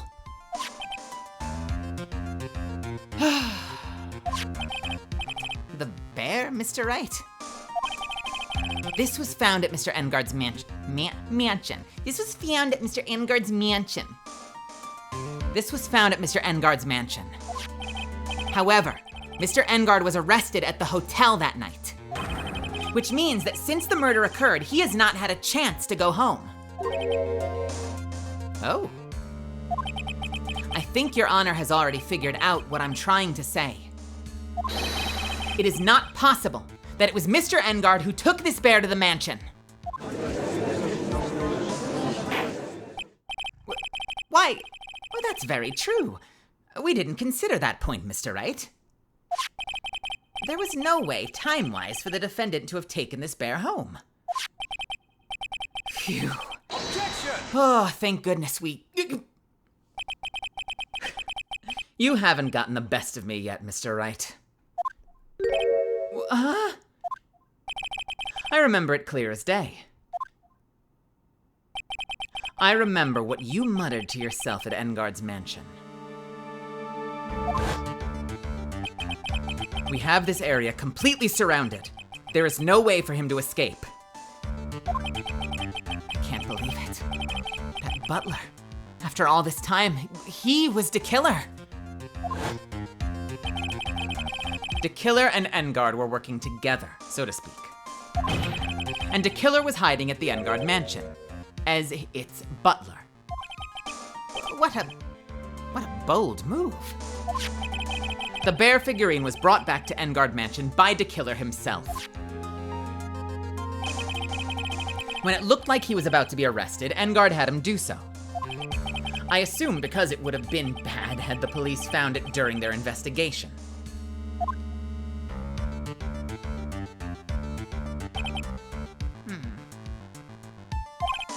Well, Mr. Wright, you've been quiet for a while now. This is too much. Is there anything I can attack at all?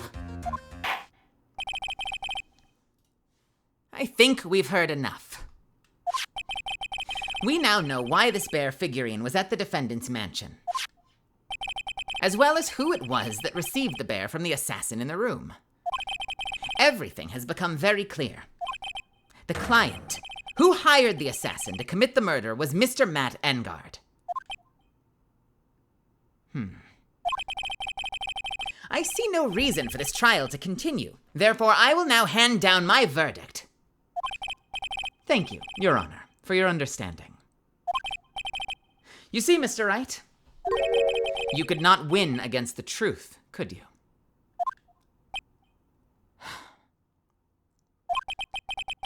I knew it would turn out this way. After all, what Edgeworth has stated is the truth. Any last objections, Mr. Wright?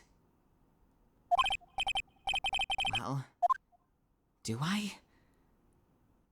What should I do?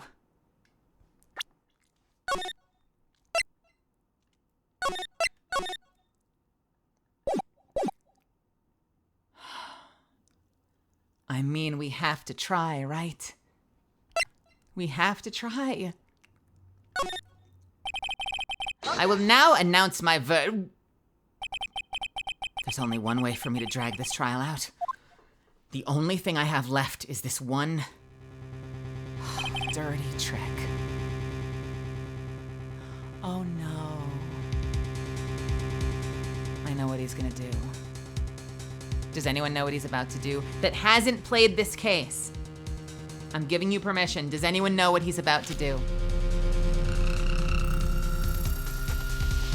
Hold, please, before you answer. Hold before you answer. Hold before you answer. Welcome, Raiders. Welcome, welcome, welcome. My name is Melazand. You can call me Mel. I'm a professional voice actor. You might know me as Catalyst in Apex Legends. I'm also a pre-debut VTuber. More on that later. I am doing a little bit of a performance stream. We're doing Ace Attorney. We're on the final day of Farewell My Turnabout. If you like weird, shticky, campy, anime as fuck voice acting, stick around. I hope you have so much fun tonight. Please no spoilers in the chat. If you have any big theories, keep them to yourself and pat yourself on the back later. But please enjoy the show. I hope you decide to stick around. I'd love to see more of you. Feel free to stop by anytime. And Lunalight, I hope you had an awesome stream tonight in Apex Legends. Now, if you haven't played the game before, do you know what he's about to do? What do you think he's about to do? Throw it out there. I think I know what he's about to do, and I think I'm about to cringe all the way to hell.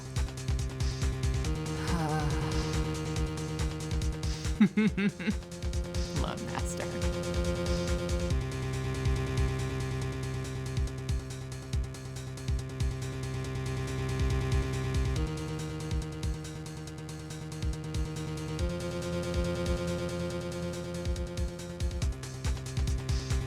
I'll let you think about it. I'll let you think about it for a second. If you're brand new here, if you just got here, we've been doing a lot of ads, 3-minute breaks, just because that gives me a chance to pee, it gives me a chance to rest my voice. So just know I will never leave you hanging. Anytime we take a break, we will always break together, and we'll come back just like a commercial break on a show. So I am gonna take a quick 3-minute break. I'm gonna hit the restroom. I'll be back in 3 minutes, hopefully sharp. If you've got an idea in the meantime, drop it in chat. I'm curious what you think he's about to do. And I'll be right back with you, okay? I hope you decide to stick around. It's gonna be fun.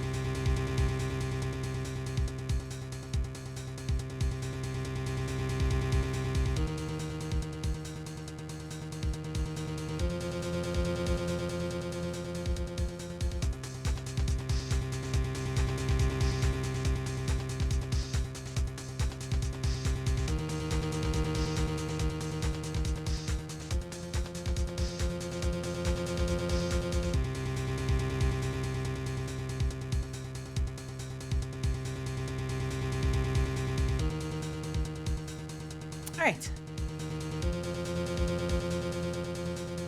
I am back, but we're gonna go ahead and wait out the commercial. Because we have a minute and a half. I wanna make sure everybody's here. will share my game theory. I'm so worried about this. I'm so fucking worried about this. I do not like this. I do not like this. Lilith, welcome. Lawn Master, welcome. Welcome, welcome, welcome. I love that Grimbo comes in from Lunalight's raid and it's just like, raid! That is a great raid announcement. I like that. Raid!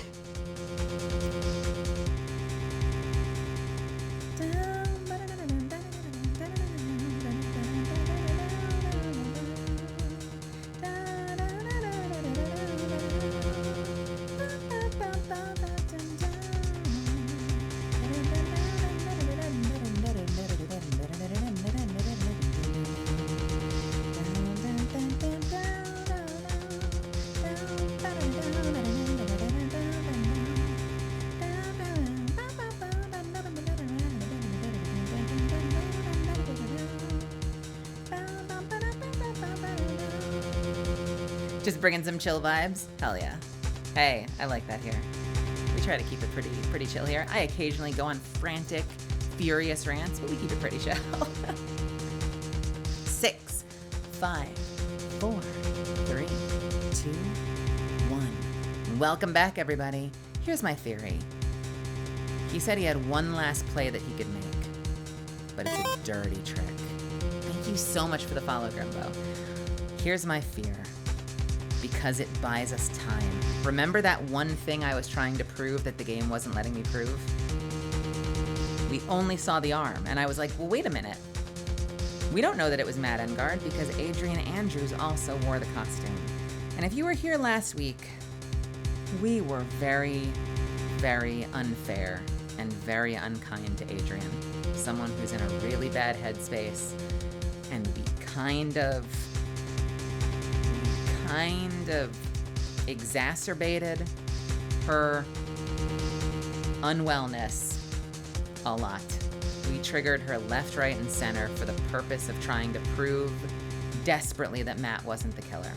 And I'm a little worried that we're about to throw her back in the fire because it buys us time. I'm very worried about that. Aisha Clan, welcome.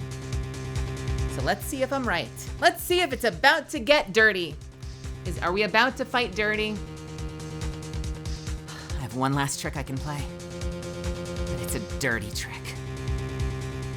Your Honor, right now, we have these 2 reasons to believe my client is the assassin's... Right now, we have these 2 reasons to believe my client is the assassin's client. That's a sentence.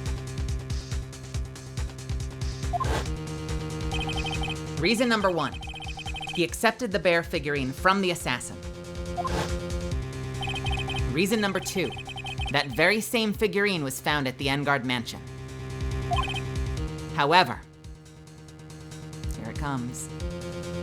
I hope I'm wrong, but here it comes. However, it's possible that this is all the work of a certain other person.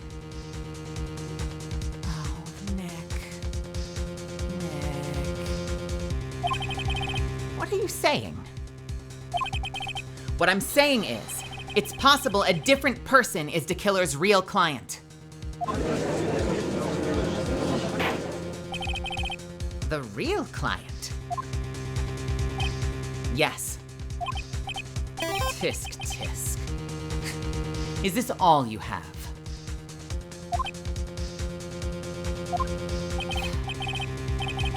Now then, Mr. Wright, let's hear your theory.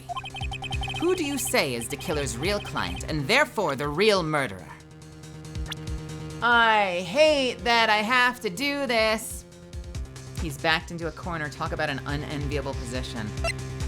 I am sorry, Adrian. Oh, I hate this. I hate this so much. I think that's the whole theme, honestly. I think that the whole theme of this trial, between Matt Engard being a surprise villain, and between Phoenix's desperate lengths that he'll go to potentially condemn somebody else who's actually innocent. I think the whole deeper purpose of this case is to put Phoenix's philosophy to the test that he got from Maya. The idea that it's a defense attorney's job to believe in his clients at all costs, to believe in their clients at all costs, and to fight for them by any means necessary, no matter what. And I think this case is the first time that that philosophy is being put through the fucking grinder to see how well it actually holds up. And I think it's interesting because I think in the last case, back in the last game during Turnabout Goodbyes when Edgeworth was on trial, a lot of things came up about what it means to be a prosecutor. And what's fascinating about Edgeworth is he's now here for the first time. He's not Mr. Edgeworth who tries desperately to get a guilty verdict by any means, the way that his sister, surrogate sister, Franziska von Karma does. Ever since he's come back, all he talks about is, my job is to find the truth. My job is not to get a guilty verdict, my job is to find the truth. And so one game ago, everything Edgeworth believes in was put to the test. And he came out a different man as a result of it.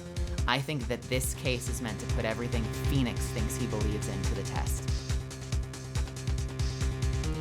Who do you say is the killer's real client, and therefore the real murderer? Take that! Adrian Andrews? Yes. We already know that she tried to frame Matt Engard for the crime by wearing a spare nickel samurai costume. Within the nickel samurai's arm that I saw. That could have very well been Ms. Andrews. But what about Mr. Engard? If you would please recall yesterday's testimony. The defendant was taking a nap during the break period. That's right. Then, finding this figurine at Mr. Engard's mansion? It was a well-laid trap set by Miss Andrews.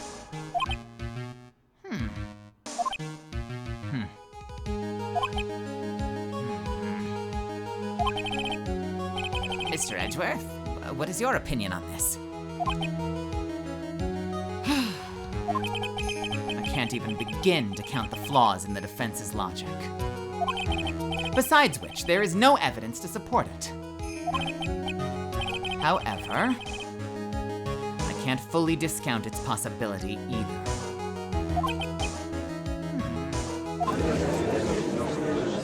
What is with this trial? Come on, anyone can see Engard did it.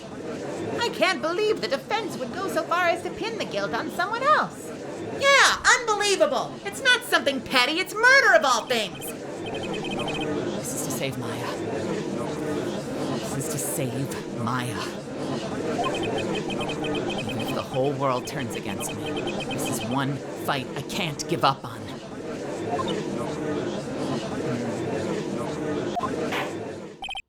Order! Order! Order! All disruptive parties will be forced to leave this courtroom. Your Honor.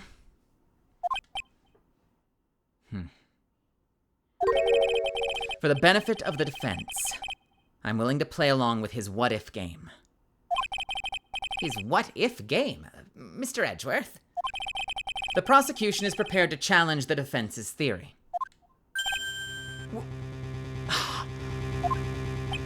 Mr. Wright, even if you must have thought it strange and wondered, why would the criminal want this little wooden bear?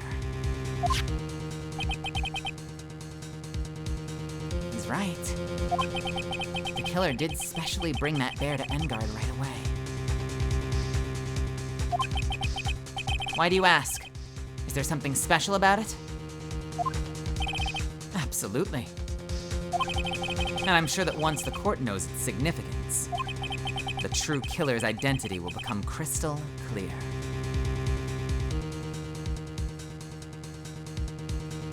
I think I know what it is.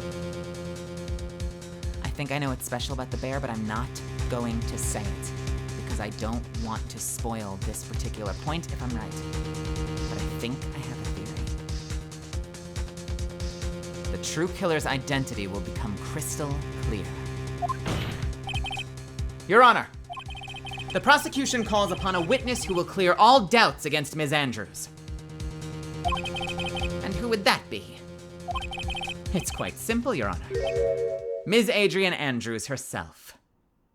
I see. Well then, the court will take a short 10-minute recess. The prosecution will prepare the witness in that time. Yes, Your Honor. Oh, man! I am not looking forward to this. I don't want to fuck with Adrian anymore. This is so unfair to her. Oh, God, this case is throwing her in the garbage, and I really hope that there's justice for Adrian by the end of it. March 23rd, 11:54 a.m., District Court, Defendant Lobby, number 3.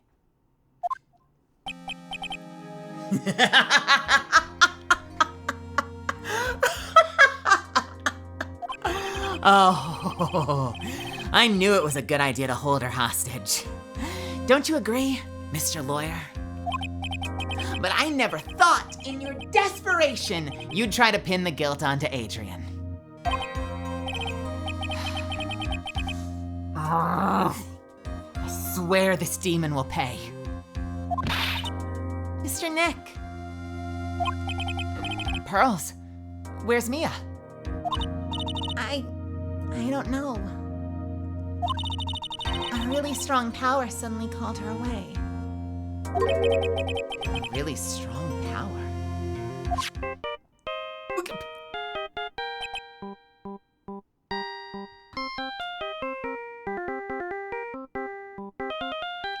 Pearl is so fucking cute. I swear to God, if I ever have a daughter, I would be blessed if it were a daughter like Pearl's. She is literally the sweetest little bean ever. Oh, Mr. Nick, your phone is... It's from Gumshoe. Hey, how's it going? Have you been hanging in there, pal? Yeah, sort of. We just barely found out. We just barely found something to latch onto. Oh, phew. That's good, pal. And what about you? Anything yet? Have you figured out where Killer and Maya are? We just still don't have any leads, but, What? We don't have any more time! If we just had one, even a single clue would be really helpful. I was only able to come this far because I kept thinking to myself, I've got to keep the trial going until Maya's been rescued. But if I just run out of luck this time, is all our hope for naught? A tent! Who just said that? Wait, was it not Phoenix? Huh? A tent?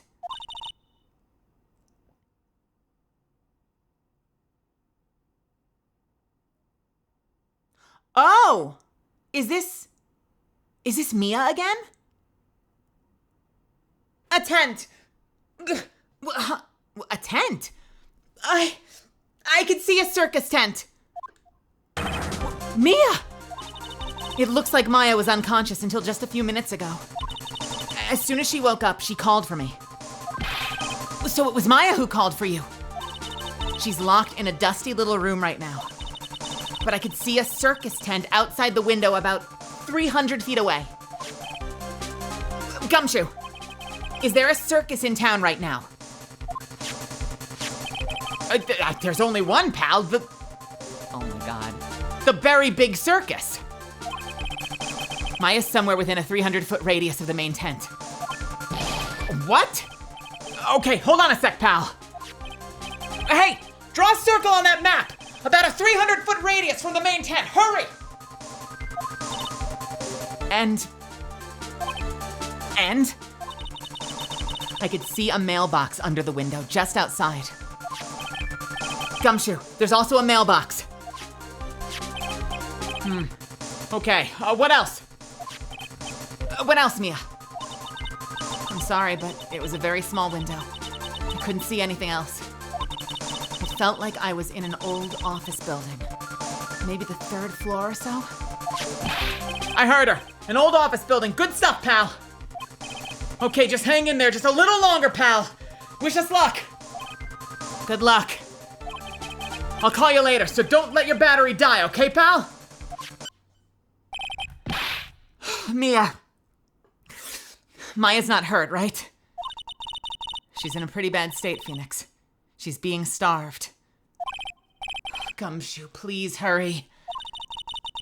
Looks like we're out of time. Are you all right, Phoenix? It's only a matter of time before Maya's rescued. I can do this. I just have to make this trial last a little longer. Jesus Christ. Okay. No fucking pressure, anybody.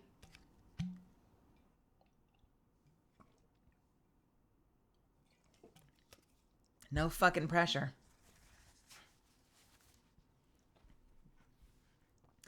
So, even if just by name we have a callback to the Berry Big Circus, where the fuck is she?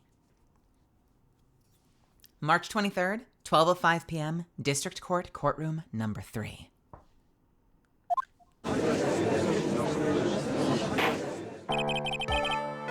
Court will now reconvene. The killer, the man who murdered the victim, handed this to a client. From this, one obvious question arises. Why this particular item? I believe the answer to that question will provide us with the name of the real culprit. Now then, the prosecution calls the defendant's manager, Adrian Andrews, to the stand.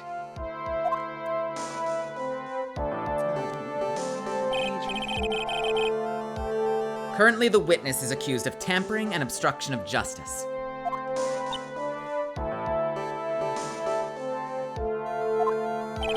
However, you have been called to the witness stand today to ascertain who exactly is guilty of murder. I understand. Very good. Now, have you ever seen this bear before, Ms. Andrews? Of course I have. You've seen it before. That's right. It's only natural that the witness has. Ms. Andrews, could you please enlighten the court to this bear's secrets? All right. Why does she... The bear figurine.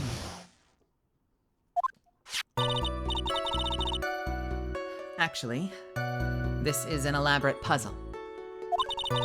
If you know the correct order, it can be taken apart one piece at a time. At its center is a small cavity with just enough room to store a small item.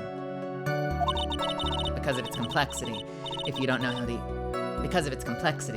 the order, you can't open the bear. You really can't tell it's a small jewelry box just by looking at it.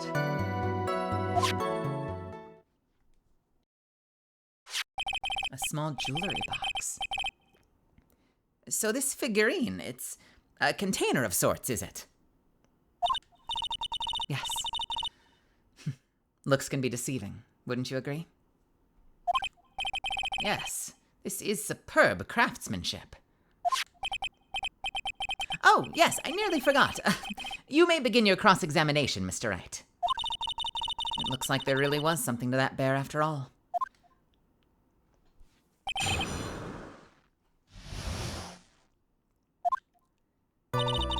Actually, this is an elaborate puzzle. A puzzle? That's right. But it looks like an ordinary figurine. Sure enough. People who don't know, I'm sure they would never guess that this was a puzzle. So what kind of puzzle is this exactly? If you know the correct order, it can be taken apart one piece at a time. So you can take it apart? And how would one go about doing that? Well, you first turn its tail to the right and then push it in. Oh, yes, I see. After that, the arms and legs are free to move and can be removed. Oh, this is most interesting. A boy and his new toy. He's like 5 all over again.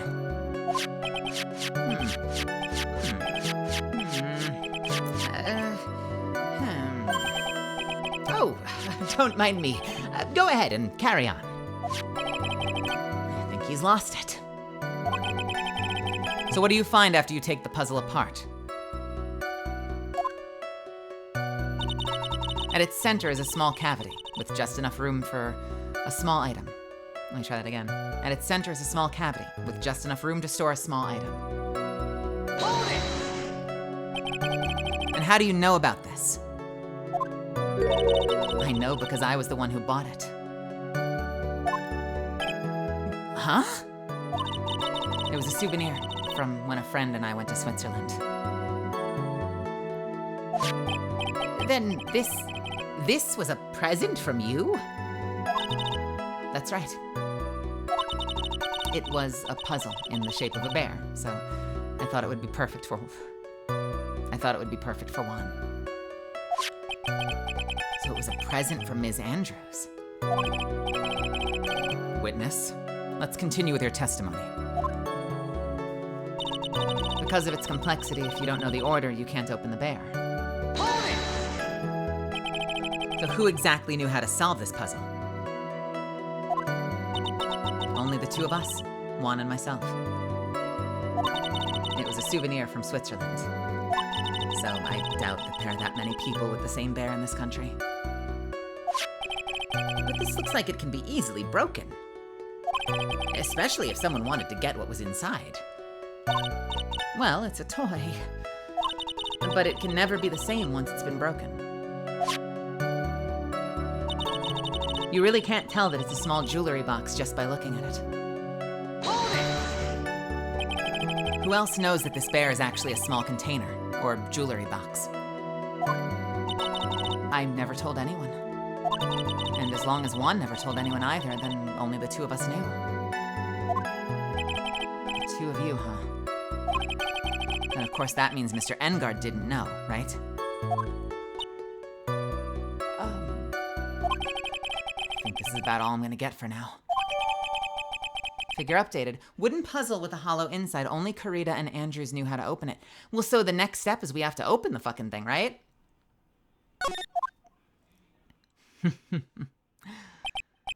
Well, Mr. Wright, I think even you've come to realize. Huh? That there's one very important fact that we've uncovered. And that is this. This bear is actually a jewelry box.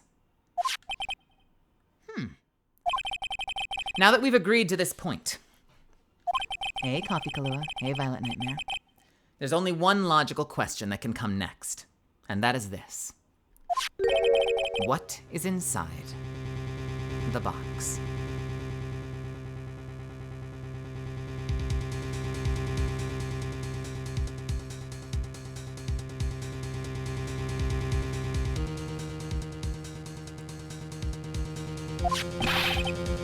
Well, what's inside? That's right. That's what we're going to find out next.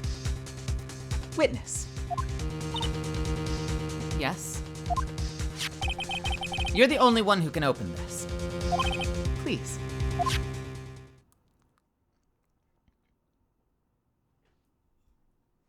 There's a painful silence hanging over the courtroom. All eyes are on Ms. Andrews now as she solves the puzzle and takes the bear apart.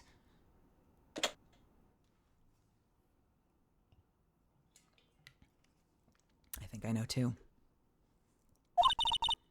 I've opened it.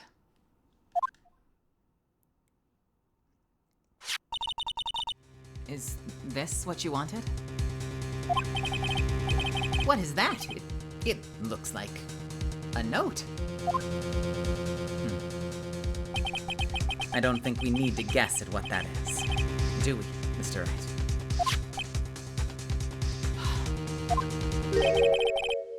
It's the suicide note. The suicide note. The suicide note left by Juan Corrida's former manager, Celeste Inpax. Until now, no one knew of its whereabouts. But just as we suspected, it was hidden. Hidden by the victim, Juan Corrida himself.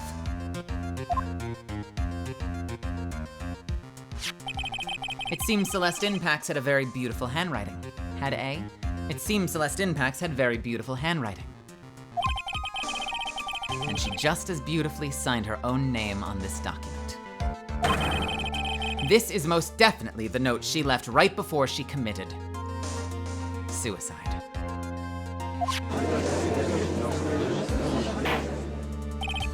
Order! Witness! Did you know about this? Yes, I did. I heard all about it from Juan. When I discovered his body, I looked for the bear. I wanted to destroy the note before it became public. But I couldn't find it anywhere. Because it had already been given. Because it had already been taken by the killer. Everything's going at Mr. Edgeworth's pace. So now that the suicide note has been found, what's the next logical question? What is written on the note? That's right. At least that's what I would think. Now then, I believe this is only appropriate. Now then, I believe it is only appropriate the contents of this note be made known.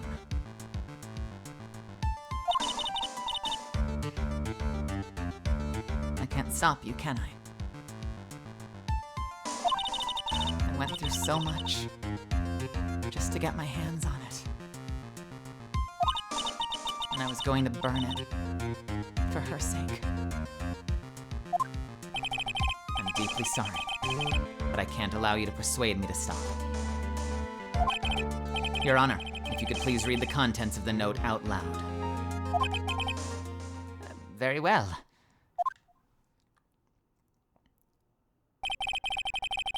The judge's voice rang loud and clear through the deathly silent courtroom.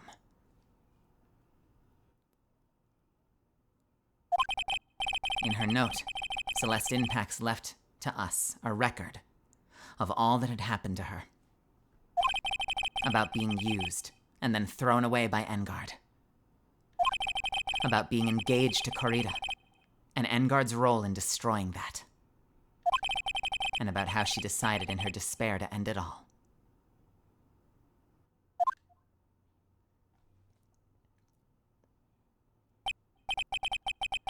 And that's all Ms. Inpax had to say. There's one thing I would like to say here. The prosecution has no interest in slandering Mr. Engard. Then, what? Our intention, Your Honor, is to establish a motive for murder. Isn't that correct, witness? Yes. On the night of the murder, Juan was going to make the contents of the note public. After the post-ceremony show, he was going to hold a press conference. My word. Matt Engard values, above all else, his refreshing like a spring breeze image. Which is why he had to stop this note from being made public. At any cost. Found inside the figurine, it tells of Engard's horrible misdeeds. It's Engard's fault that that woman killed herself! And this time he even went so far as to kill someone to stop him from revealing that. How terrible! What a selfish person! I guess there are slimeball lawyers and there are the creeps who defend them. Wait, what was it? I guess there are slimeball lawyers that will defend even creeps like that. There's no room for doubt here. Mr. DeKiller's client's goal was to obtain this suicide note. And the only person who needed this note that badly is the defendant. Let's not forget that the bear, with the note inside, was found at the defendant's house. It seems that we've come to the truth at last. The defendant's motives were entirely selfish.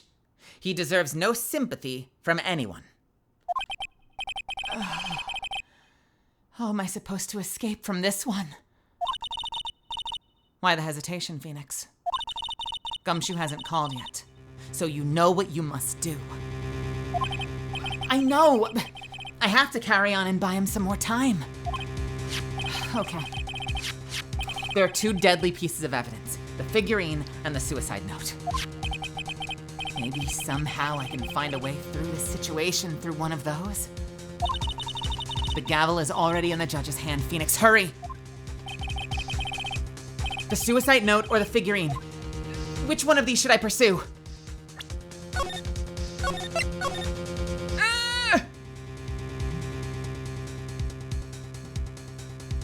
The note, right? It has to be the note, right? What would we learn about the figurine? Someone else knew how to open it, maybe? Or the note? The note? Could it be forged? Edgeworth already said that we know it's from her, right? Who else would want to protect his image? Adrian was trying to find it, desperately, so we could still horribly play an angle that maybe she was trying to get it. She says she knew about it, but she could be covering her ass. The figurine or the suicide note? The figurine or the suicide note? What could be wrong with the figurine? Someone else could know about it. How would they know about it? Karita would tell Engard, but how? And why?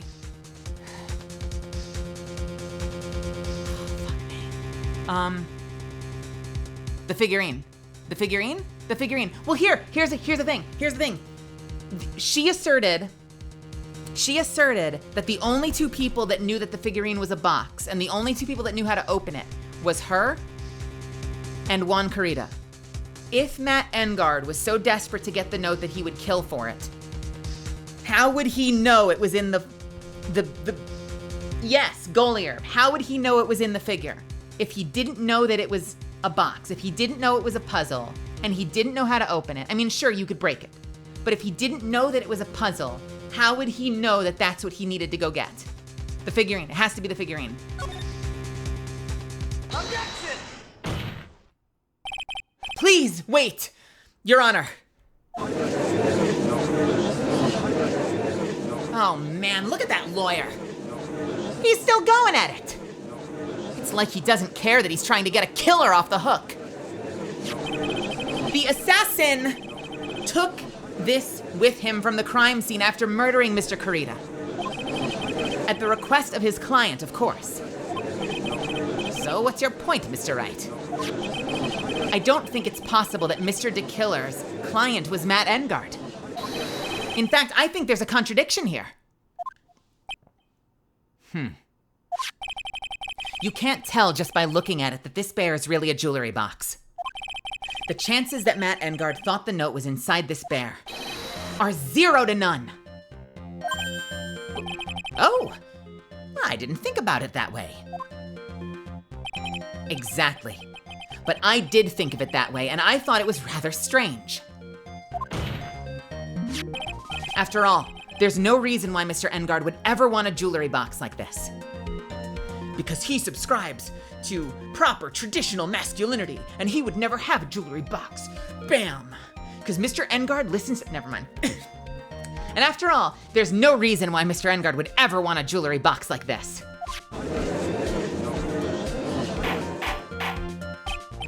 Order! Order! Order! That was literally the name I was about to say, and I stopped myself. You make a valid point, Mr. Wright. Mr. Edgeworth, what is your opinion? It's just a flash, but I think I did rather well on this one. Unfortunately, I think he believes differently. I believe a show of appreciation is in order. Huh? The defense seems to be in love with wishing more despair upon himself. I would like to direct the court's attention to this. What is that? It's a very small video camera, Your Honor. This type of camera is commonly used as a means of spying. Spying? What the? I thought that spy camera was in my possession. Matt Engard and the victim both thought of the other as their biggest rival. They even went as far as to use this type of item to find each other's weaknesses. And? The victim, Juan Corrida, was being spied on. His personal life was being watched by none other than Matt Engard.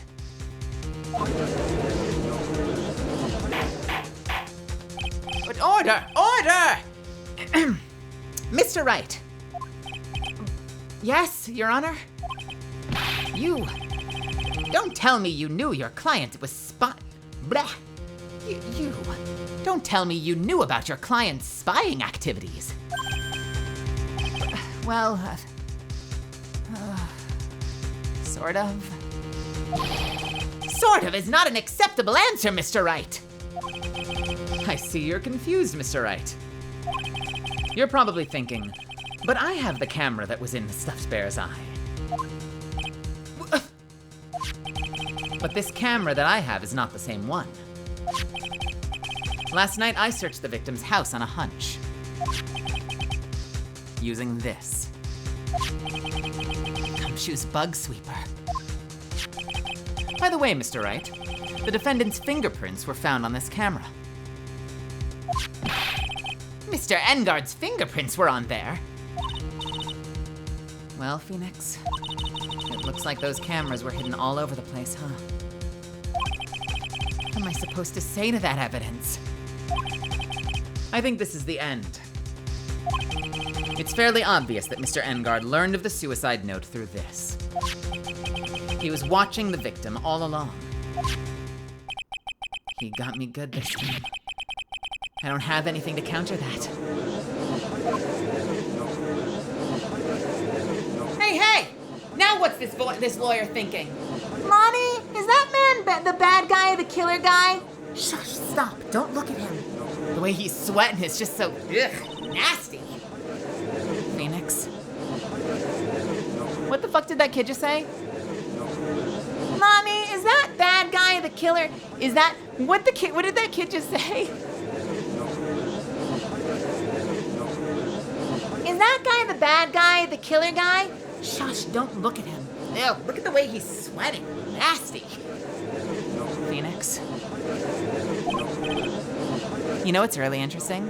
In Turnabout Goodbyes 1 game ago, do you remember that every time more incriminating shit came out about Edgeworth, you heard the court judging him, tearing him apart? Who are they aimed at right now?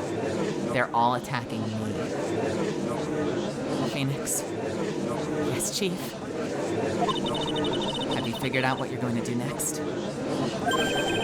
What I'm going to do next? Just running away like a frightened child work? I know it seems like Mr. Edgeworth is very close to putting a lid on this case. But in his eagerness to prove his point, he forgot one very important thing. Well, what is it, Mia? There's a piece of evidence that he really should investigate. Something he should investigate. I'd really hate to see the good prosecutor get scolded for not remembering to look into the item when he had the chance. Why are you speaking in riddles all of a sudden? All right, I think this time we finally understand everything. Well, Mr. Wright, you don't have any further objections, do you?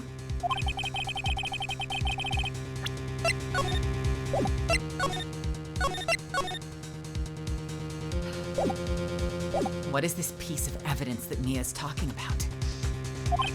Can I figure out what it is that still needs to be looked at, or should I let it go? Let's take a look. Hey, Pink and Pretty. What still needs to be looked at?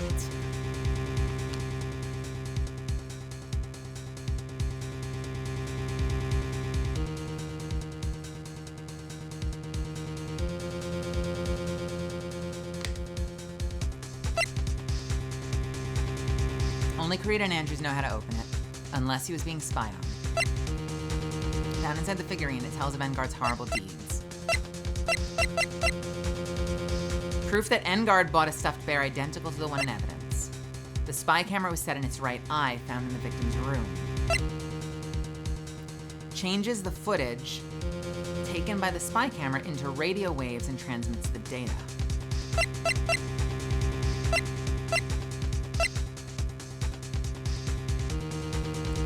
Spying.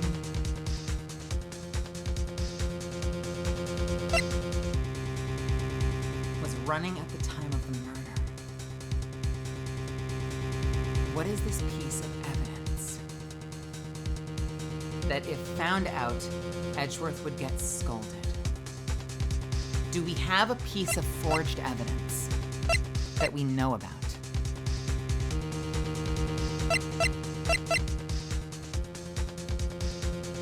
Found at Engard Mansion with Love Celeste is written on it.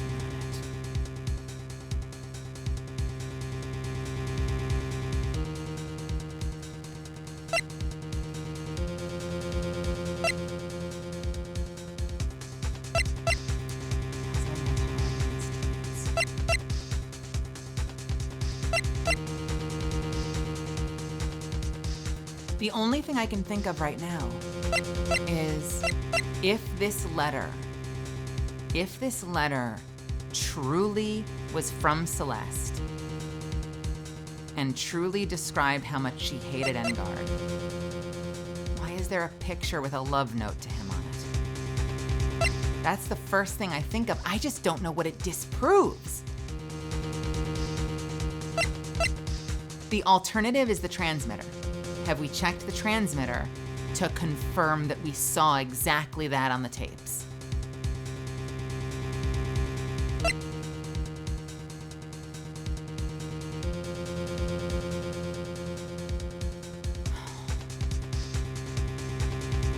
When we were trying to figure out who the killer was, I'm gonna have a quick cracker, I hope you don't mind. I'm gonna have a little bit of a nori rice cracker. When we were trying to figure out who had hired to kill her, Edgeworth had said looking into the camera to figure out who bought it was a waste of time because you could get them anywhere. What was important was looking into the bear, and the bear proved that Engard bought the bear. So,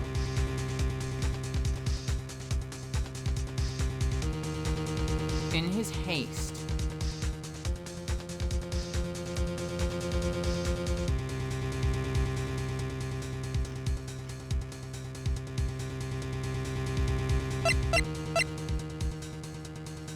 I want to say the transmitter or the note. We've saved. Let's try the transmitter.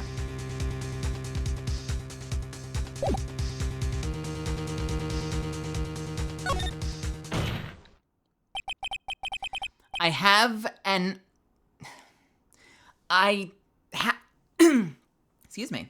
I have an objection, Your Honor.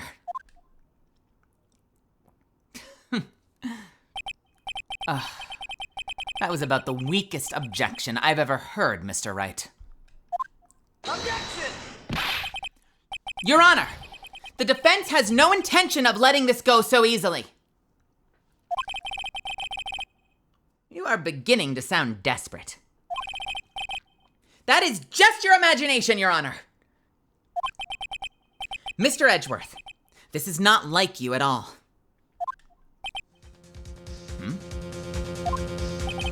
In your eagerness to prove your point, you've forgotten one very important thing.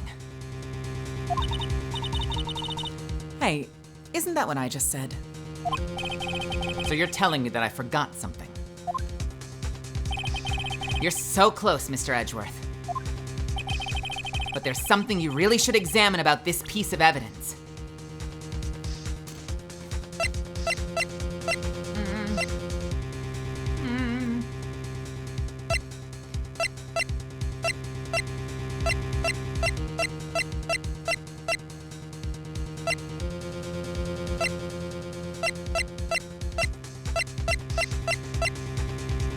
I'm gonna try the transmitter. Please work. Take that! well, Mr. Edgeworth. Yes, I do believe some special examination is needed. But I think the item that should be examined is the defense's gray matter. Whoops. Mr. Wright, after this trial is over, I would like you to... Mr. Wright, after this trial is over, I would like to see you in my chambers. I think there are a few things we need to discuss. Yes, Your Honor. If you're going to speak, at least use your brain to make up something intelligible. So you're telling me that I forgot something. You're so close, Mr. Edgeworth. But there's something you really should examine about this piece of evidence. Okay, I'm gonna have another cracker. Sorry for the crunches. As we rethink, right now the alternative is the letter. It's the letter from Celeste. Why did she send a love letter to Matt? And does that somehow prove that the suicide note could be forged? Hey, Cyanide. Hey, Demonio.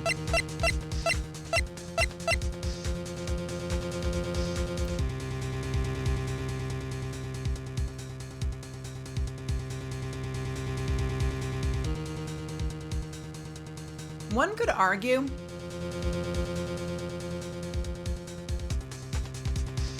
argue that just because he heard about the bear doesn't mean he knows how to open it, but you could also counter-argue that you could just break it.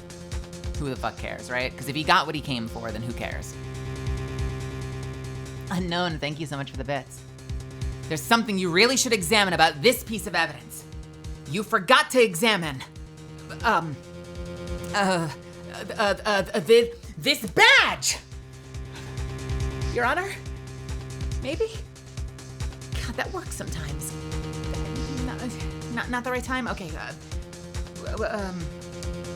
carry on.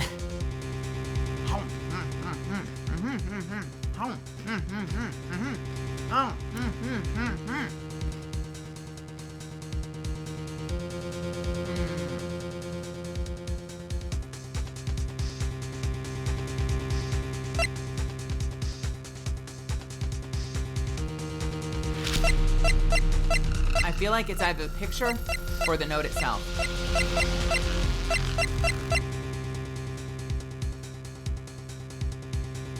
Let's try this.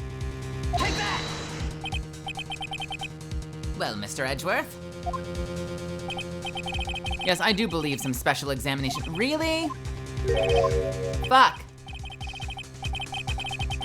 Hey, Nordronach, welcome. Let's reload.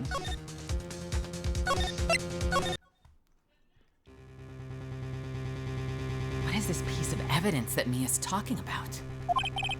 Can I figure out what it is that still needs to be looked at, or should I let it go? So, here's a theory. I have an objection, Your Honor. Here's a theory. Did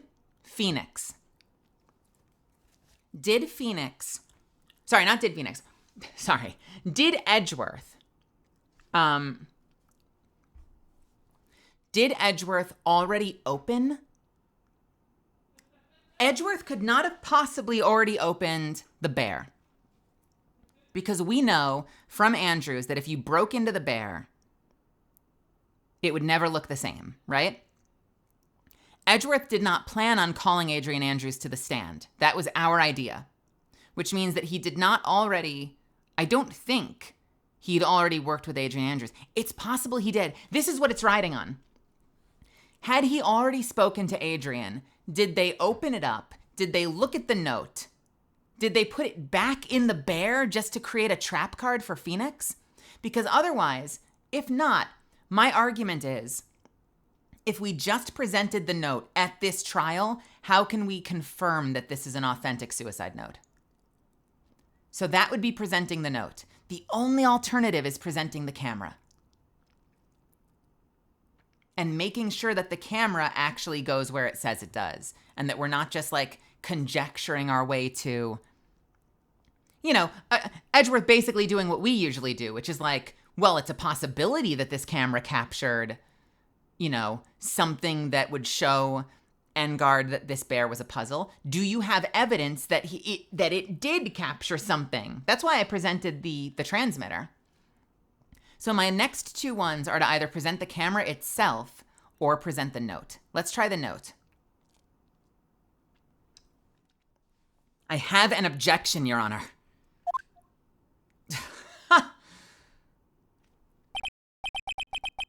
That was about the weakest objection I've ever heard, Mr. Wright. Objection! Fine. Your Honor, the defense has no intention of letting this go so easily. You are beginning to sound desperate. That is just your imagination, Your Honor. I promise. Mr. Edgeworth, this is not like you at all.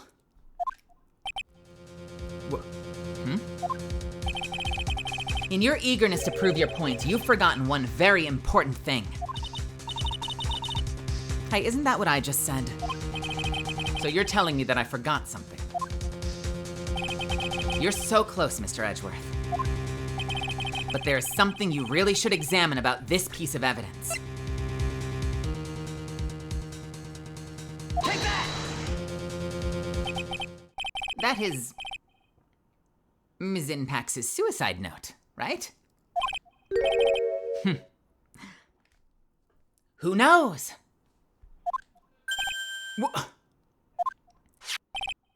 I mean, sure, the suicide note was found inside this bear.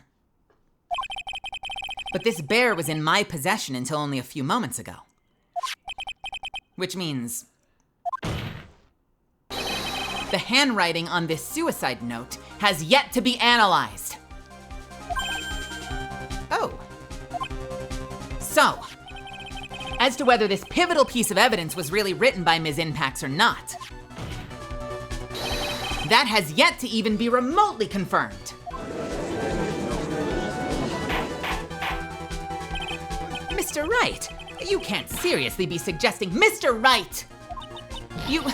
Are you saying the suicide note is a fake?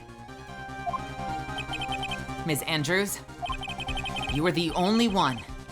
You were the one who tried to pin the murder on Mr. Engard. Who's to say you didn't create a fake suicide note and put it into this bear? How dare you? Objection! Your Honor, the defense is indiscriminately accusing the witness again. There is no evidence linking this witness to the suicide note whatsoever. Objection! But if this is a fake, then the witness is the only person who could have made it. What? Recall the witness's testimony concerning this figurine. The only person other than the victim who could solve the puzzle is the witness herself. Ms. Andrews, you wrote this note, didn't you? You wrote it so you could use it to frame Matt Engard. I did no such thing. Objection! Right. If you're going to pronounce this suicide note a fake, then show this court some evidence to support your theory. Objection! Mr. Edgeworth, you were the one who presented this scrap of paper as evidence. That means the burden of proof lies with you, the prosecution. That is enough. Mr. Edgeworth, can you confirm the handwriting on this suicide note? It is, as the defense has stated, the handwriting has yet to be analyzed. If that's the case, it seems that yet again we've reached a point where a verdict is impossible. Impossible? That's impossible! This isn't good, Phoenix. The judge is going to carry this trial over one more day. I don't think Maya will physically be able to make it another day.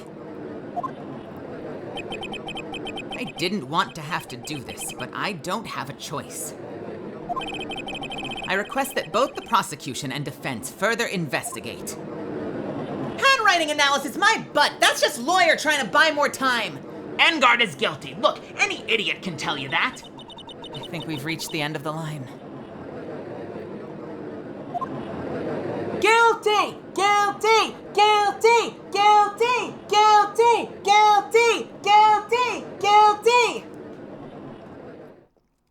Holy shit, dude. This fucking case! What is that sound?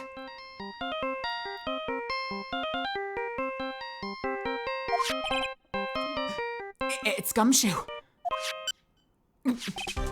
Hello, Gumshoe.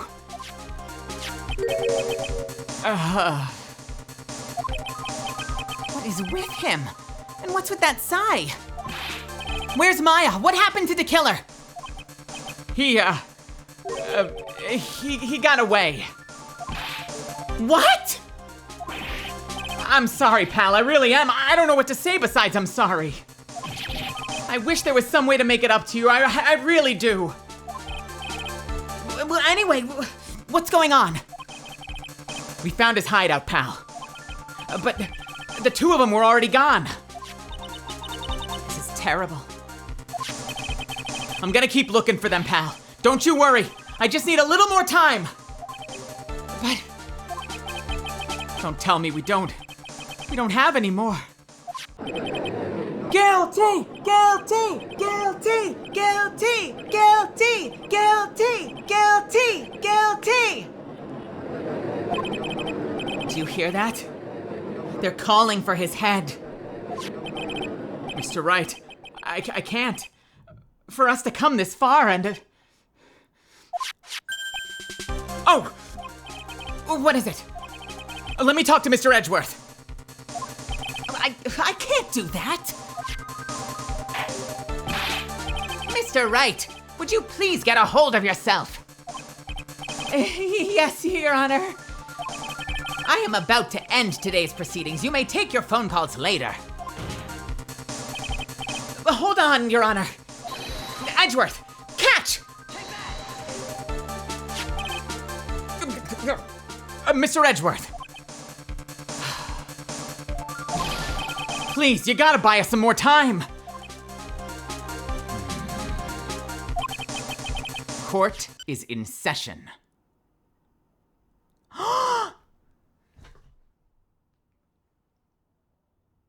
No! Edgeworth! I am eating 3 more crackers, and I am going to the bathroom. I am gonna let you all just panic for a moment. I'll see you in 3 minutes. Ha! Oh my... No! BRB. Take that, audience.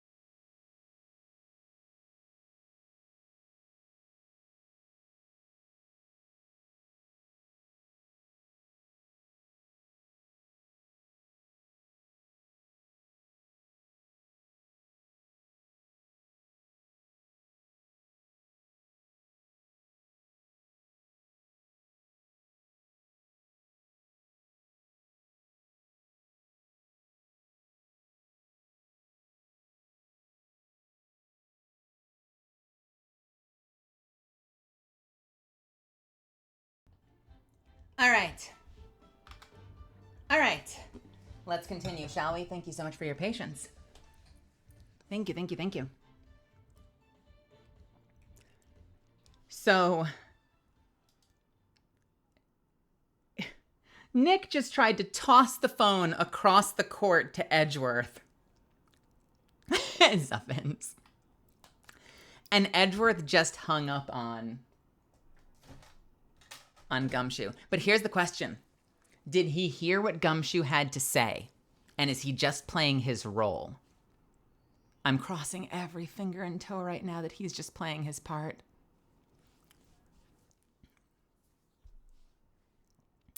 Traitor! Traitor! Court is in session. Beep.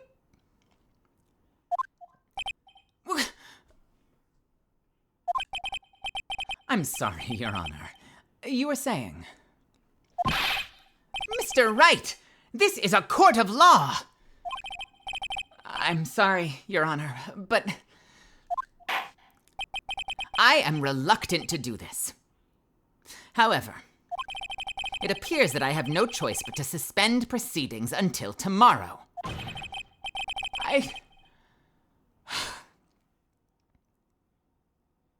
This time, I really can't do anything. Court is now adjourned for the day.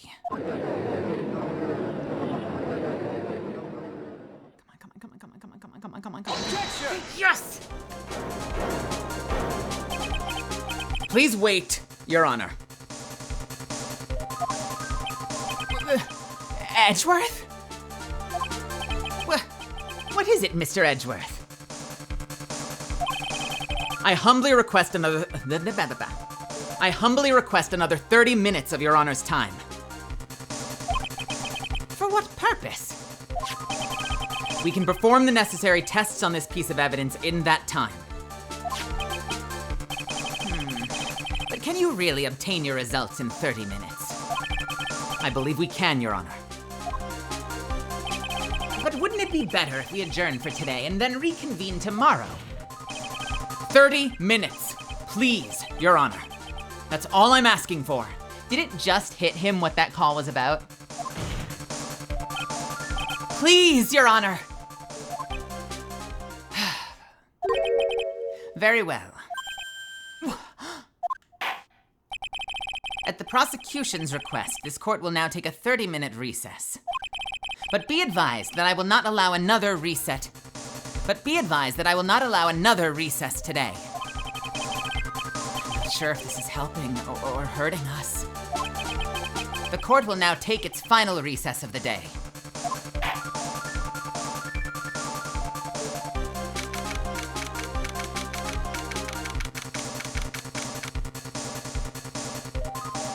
March 23rd, 2:04 p.m., District Court, Defendant Lobby, number 3.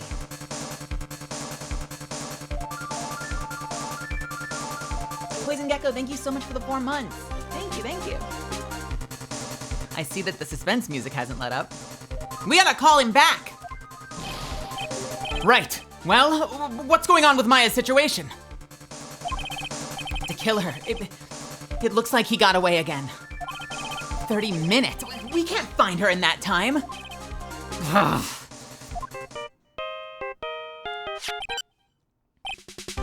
Report.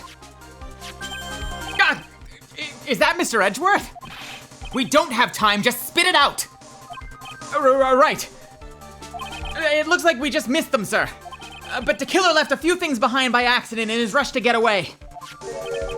A few things. Can we use any of them as evidence? Ho, I thought you'd ask, pal. What? I've got the things he left with me right now, and I'm on my way over. Really? That's odd.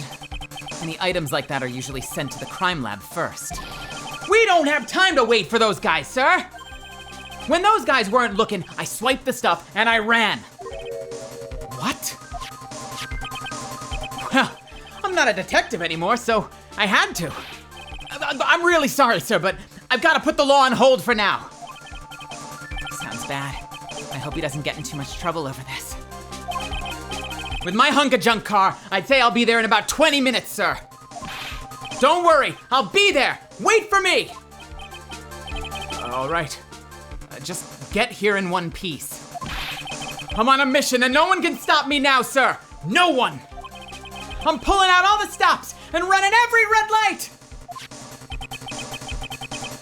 Items left by the murderer, huh? Maybe there's something among them that'll be decisive enough to end this.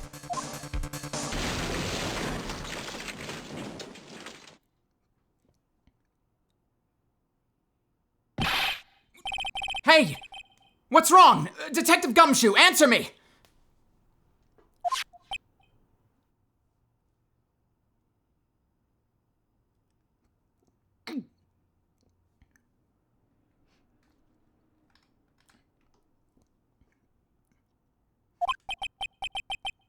No one can stop.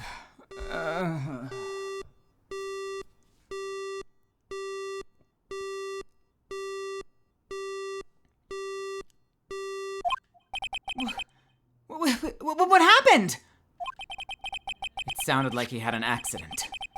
I'm guessing his cell phone broke as well.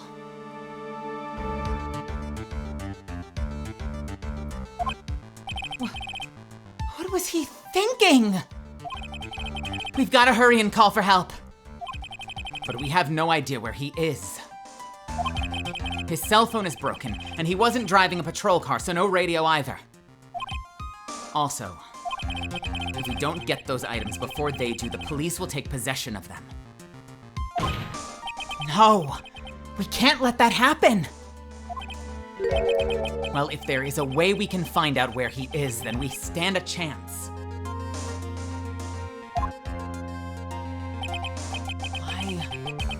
Why did Gumshoe have to get into an accident now? Is there any way to find out exactly where he is at this moment?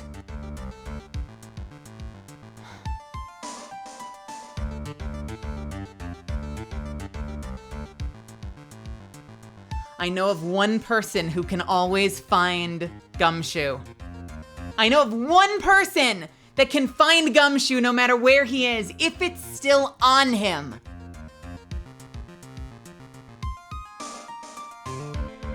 God, I hope I'm right. That's right! There is a way! What? How? I'm sure we can find out where Detective Gumshoe is through this. Do we have it?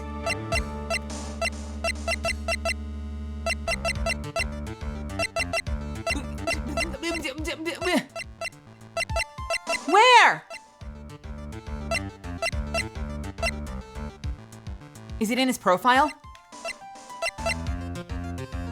In charge of the initial investigation? Through her! Just through her! Through her! Why are you bringing up Franziska at a time like... Oh! I see. I'll try to get in contact with her. The chances are slim, but she's all we have. Franziska. Will she even want to help us? Edgeworth. What is it? I don't have any right to judge anyone ever again.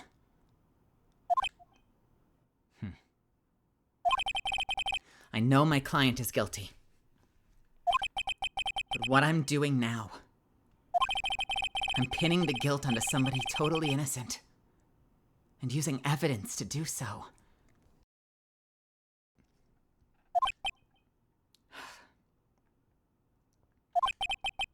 It might be my turn to say defense attorney Phoenix Wright chooses death.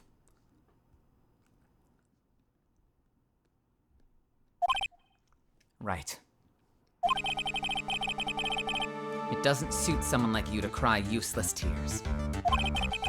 Whether you did your job well or not, that can only be seen after the verdict has been decided. The verdict. Is Prosecutor Edgeworth here? Yes, bailiff. There's a phone call for you, sir. They said it was extremely urgent. They're probably finished with the handwriting analysis. I have to go take this call. In the meantime, Think hard about what it is you must do.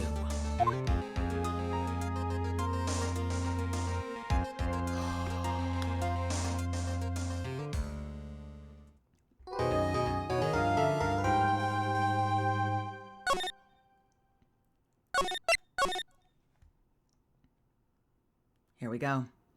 Does anyone need a break? Does anyone need a pee break? Anyone want to go make some popcorn, change into their pajamas, or are we going right in? Because I just took a break. What do you want? What do you want, Misfits? What are we doing? Talk to me, baby, talk to me. You're good? Everyone good? I'm going in. Here we go.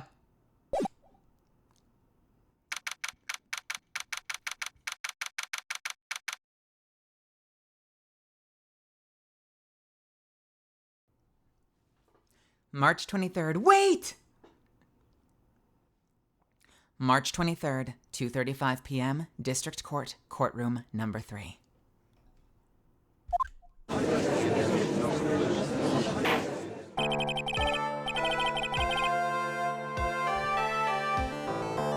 Court will now reconvene. I assume that both sides are ready. Yes, Your Honor. Yes, Your Honor. I can understand the defense acting like this. However, why do you also seem distraught, Mr. Edgeworth? That is... It's nothing, Your Honor. What is wrong with Edgeworth?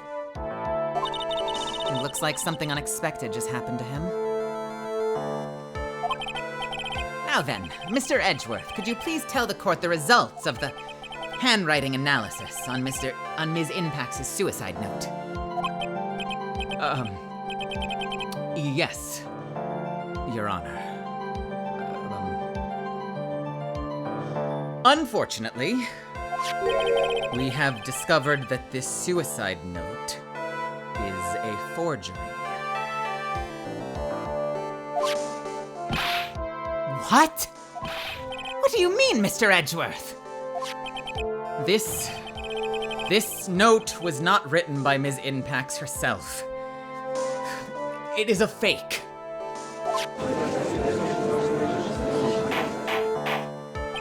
Order! Order! Order! Mr. Edgeworth, would you care to explain what is going on? If this was not written by Ms. Inpax, then who wrote it? We would need more time to do a more detailed analysis. However,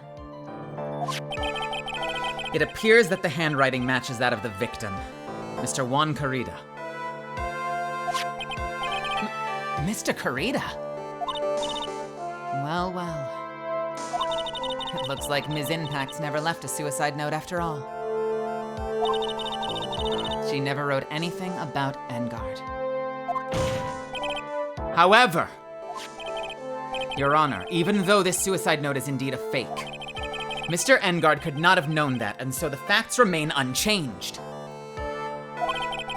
Acting under the assumption that it was real, he had plotted to possess it.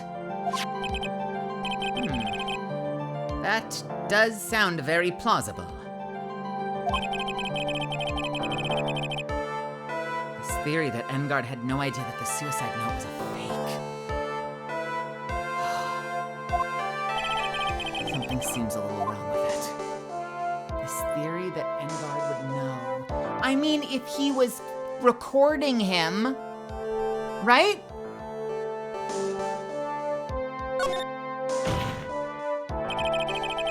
The defense believes that the theory the prosecution has stated contradicts the testimony.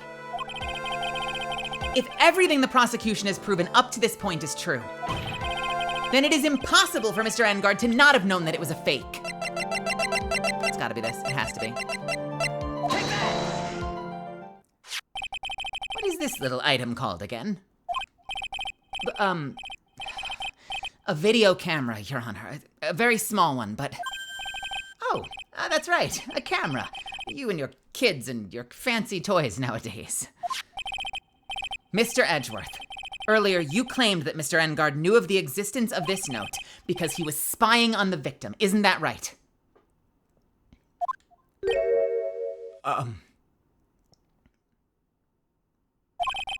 If that were true, then this means Mr. Engard would have known that the victim had forged the note.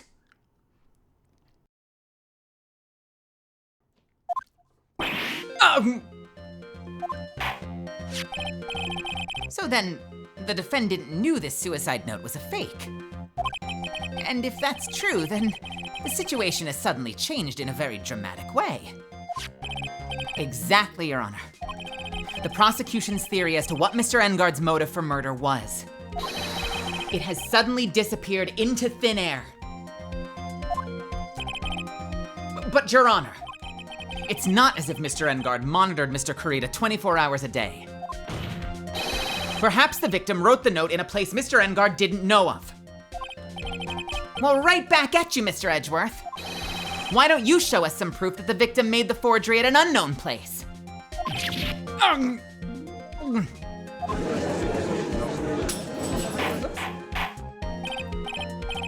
Throwing things.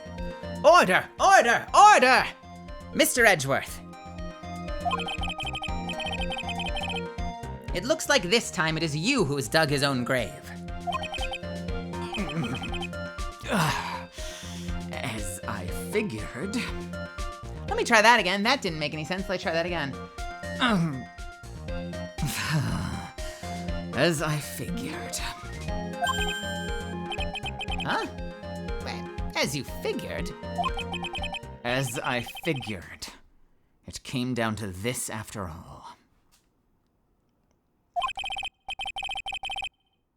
Mr. Edgeworth, you are not making any sense. When I heard the results of the handwriting analysis, I thought this might happen. The question is, what next?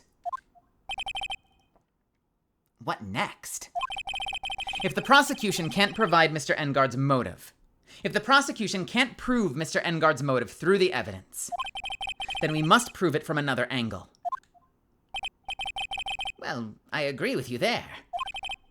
Your Honor, the prosecution would like to call a witness to the stand at this time.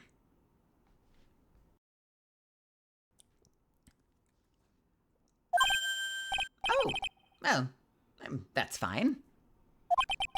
However, this witness is a little unusual. Edgeworth is stuttering. This is not like him at all.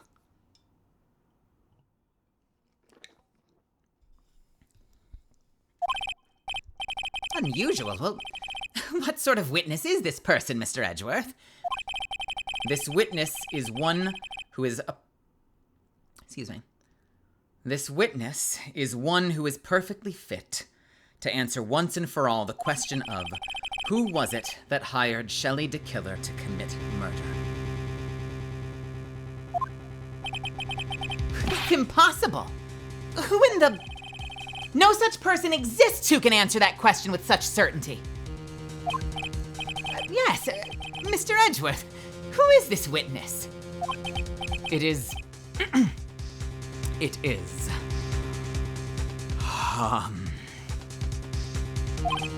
Yes, go on, who is it? The man himself, Mr. Shelley DeKiller.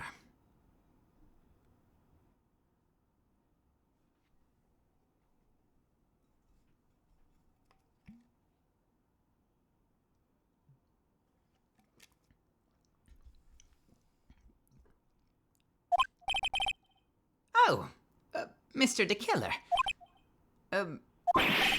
Wait! Shelley DeKiller? You mean the killer? I mean, the assassin? Yes, Your Honor. He's coming here, to the witness stand. Well, yes, in a manner of speaking. I recognize that this is a very unusual circumstance, so I ask for your permission.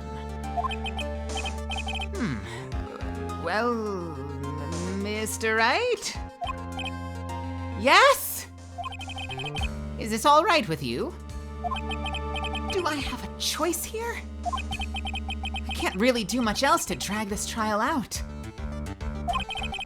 The defense has no objections, Your Honor. I wonder if it really is all right to do this.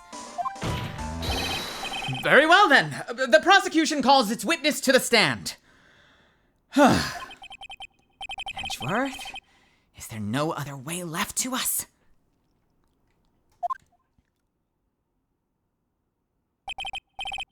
Now then, witness.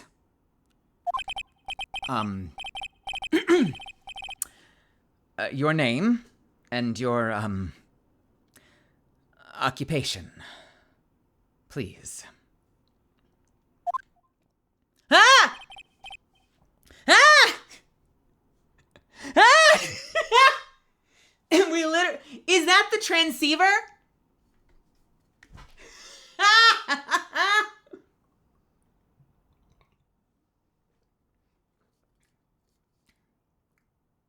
It's the radio. It has a stitch down its face. It literally has a stitch down the middle of it in the form of the seam. They made it look like him. Hold on, look at this. Look at this. Monocle one side, eye, mustache. Monocle one side, eye, mustache.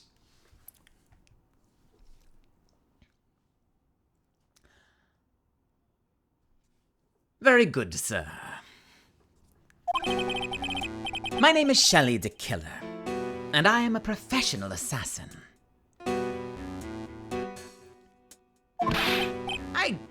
I say, what is going on here? Your Honor, How can you remain so calm? And what is the meaning of this two-way radio? I mean, I'm assuming it's this. They just kind of redesigned it, right? It's gotta be this transceiver, or maybe it's a different transceiver set to the same frequency. And how can you remain so calm? And what is the meaning of this two-way radio? actually, Your Honor, it was delivered to me just now, and it came with a condition. As long as we do not trace its source, Mr. the Killer will testify to the court. So this must be what that urgent phone call he got earlier was about. Oh no, this will not do. I cannot allow this in my court. First of all, we can't even be sure this is really Mr. the Killer himself.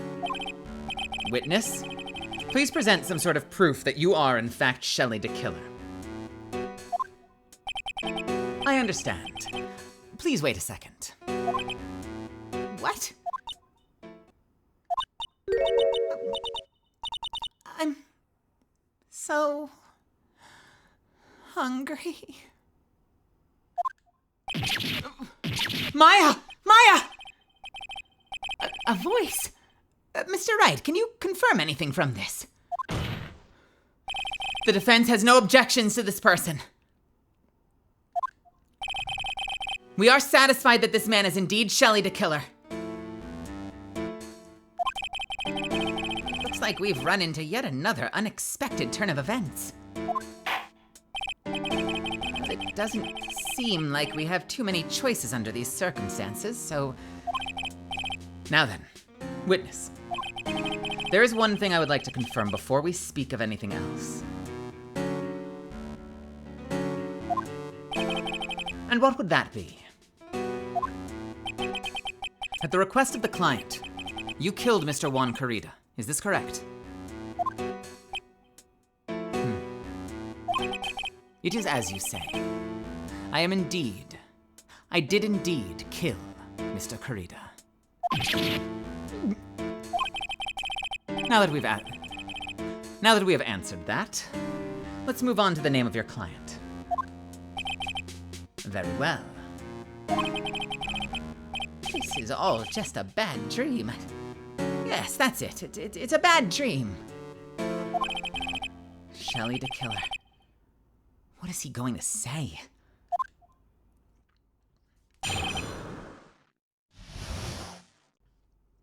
About my client. Oh! What is that little animation? There is something I must first state. To an assassin, nothing is more important than the trust between a client and himself. And that is the reason I'm here today on the witness stand. It is my wish that you grasp this concept before I give the name of my client.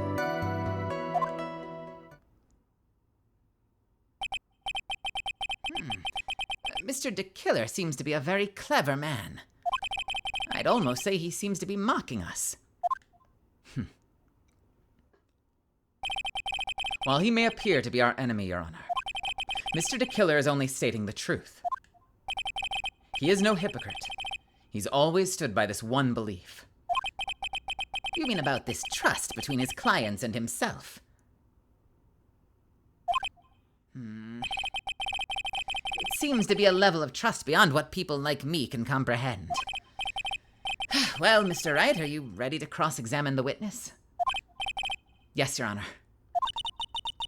There's no way to know what's coming next, There's no way to know what's coming next, so stay cool and collected, Phoenix. Here we go. There is something I must first state. Hold it! We can hear anything you have to say later. Can you please just tell us Let me try that again. We can hear anything you have to say later. Can you please just tell us your clients? I don't think you understand your place, Mr. Attorney. I said this is something I must first state. Do you know what the word first means?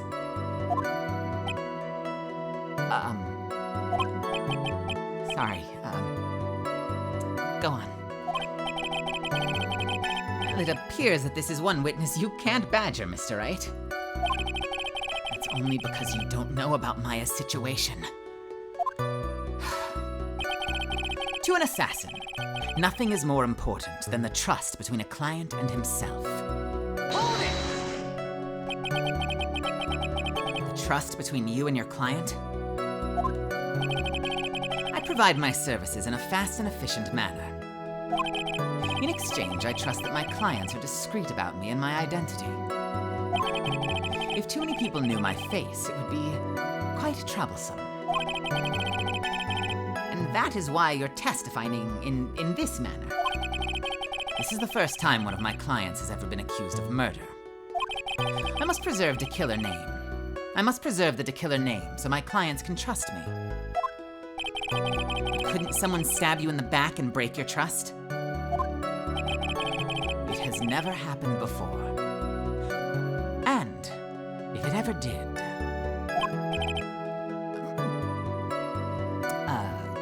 yes? That person wouldn't be my client for very long. Holy shit.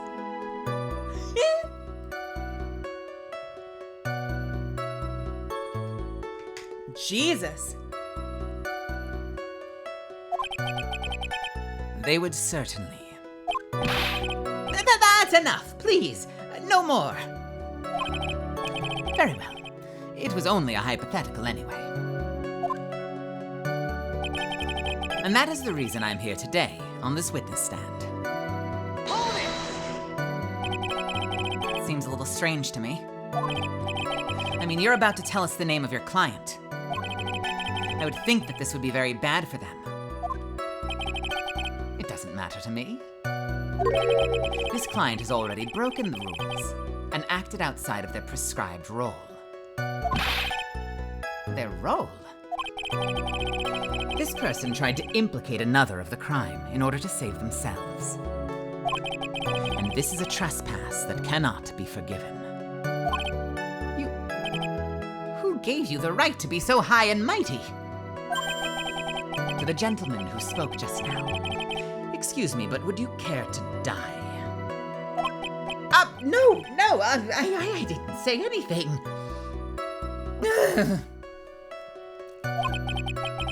Judge had better watch himself. It is my wish that you grasp this concept before I give the name of my client. Hold it! You understand, so please, tell us the name of your client. I'm afraid I cannot do that. I still have a few things to say before I do. That egomaniacal. It's not good for your health to be so aggravated. You won't live very long if you let everything bother you. Somehow that coming from an assassin makes it less than comforting. I don't really care about all this extra fluff. Just tell us the name already. Patience. Try to calm down a little. Patience. Try to calm down a little. It's important to try and understand his mindset. He seems very steadfast and closed, so you're going to have to work to get him to talk. I'm not his therapist, you know.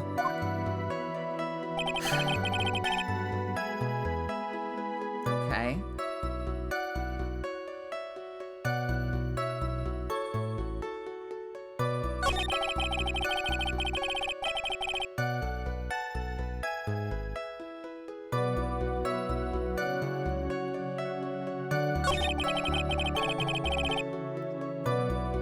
That is the reason I'm on the witness stand. It is my wish that you grasp this concept before I give you the name of my client.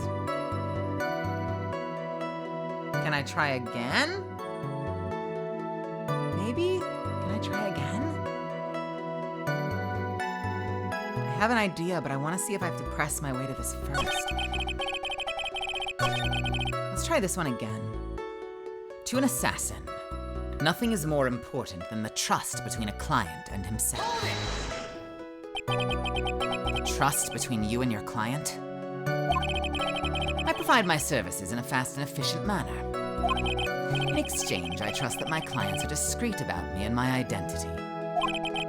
These are the roles and duties an assassin and his client are to carry out.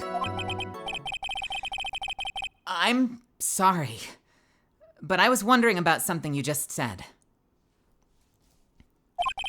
You said that your client had already broken the rules. A person who frames another is the worst kind of human. And that's why you feel you can betray this person? I have no trust relation with a client who can't understand their assigned role. Just my luck. An assassin with a conscience. Who would have figured? Now then, everyone, do you understand? Do you think you can understand my logic? This case just keeps getting better and better. If you can't, then I'm afraid we cannot proceed. Everyone understands your point, I think. Really. In that case, I believe I am prepared to disclose the information you seek. You've made it crystal clear that you value trust over all else. I believe you are ready. Excellent. And that is the reason I'm here today, on the witness stand. Hold it! Seems a little strange to me. I mean, you're about to tell us the name of your client. I would think that this would be very bad for them. It doesn't matter to me. That's a weird delivery. Let's try that again. It doesn't matter to me. This client has already broken the rules and acted outside of their prescribed role. Their role? This person tried to implicate another of the crime in order to save themselves. And this is a trespass that cannot be forgiven. Who gave... Alright, we already did this. I thought this was the new piece. Now then, I do believe it is about time that I revealed the name of my client. Don't you agree? Hold it!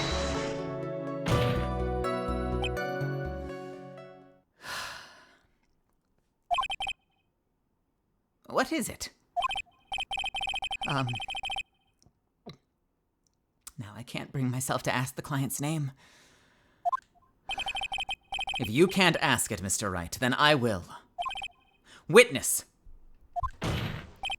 What is the name of your client who requested the murder of Mr. Juan Corrida? That person's name is...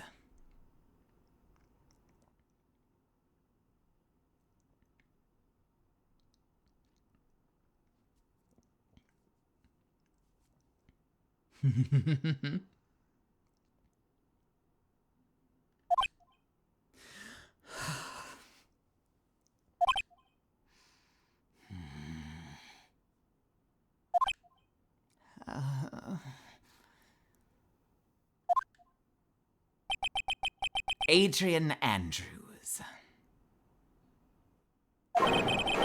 What? Objection! Witness! That's not who you told me it was earlier. Pray tell, what are you talking about, Mr. Prosecutor? I should think I know my own client, and it is Adrian Andrews. What?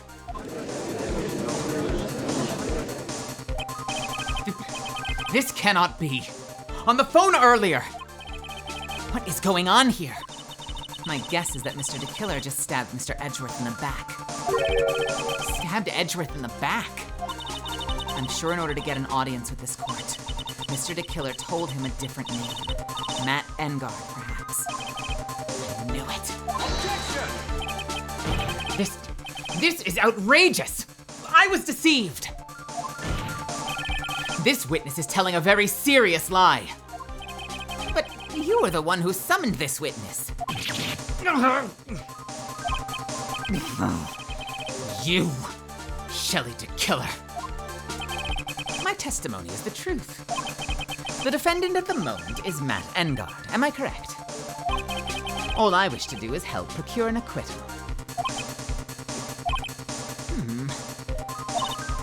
Wow. All of a sudden, it feels like we can actually win this. Yeah. The prosecution has failed to provide a motive and has instead provided the suicide note, which is a forgery created by the victim. Furthermore, there's the possibility the defendant himself knew it was a fake. But most definitive of all, we've heard from the assassin himself, the name of his client. Mr. DeKiller's client, who requested the murder, was not the defendant at all. No. With all this evidence, it is obvious to me that this means that Mr. Engard is innocent. I do seem to have caused you all a bit of confusion. Please, continue your discussion and call me when you have reached a verdict. Bailiff, please bring Bailiff, please bring Ms. Adrian Andrews in immediately. What now? With the way this is going, Engard will be found innocent. This may be our last chance to save Maya. Yeah. But Edgeworth is right. Mr. DeKiller is lying. And Engard, my client, I know he's guilty. Can I live with myself if I win this?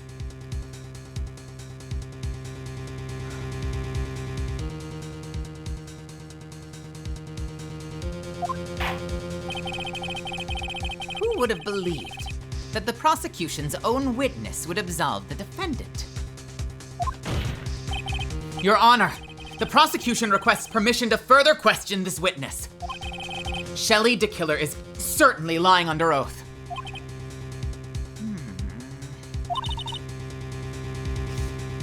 It wasn't me. Listen, everyone, please. That testimony just now, it was all one big lie. Miss Andrews, the suicide note may have been a fake, but that man Matt, he's the reason Celeste died. And Juan's death, it was all because he got pulled into Matt's twisted world. That testimony just now, you have to believe me. It was a horrible, horrible lie.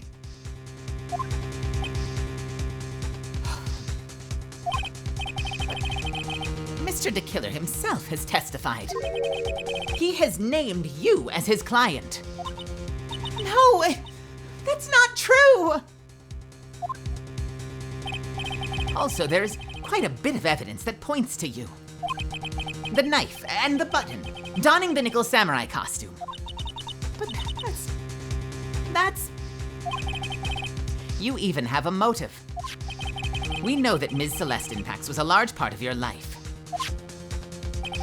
You wanted to follow her. You probably loved her. And you wanted revenge against the two who hurt her. I would say you have plenty of reasons to want them both dead. No. Mr. Wright.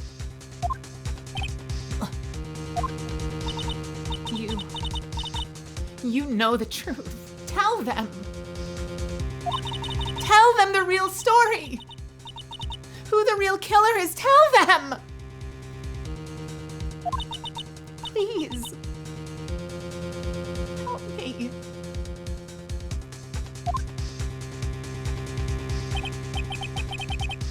Yeah. I know the truth. Mr. Wright? Yes, Your Honor. I believe we have reached the end of this trial. Therefore, I ask the defense for any final words or opinions.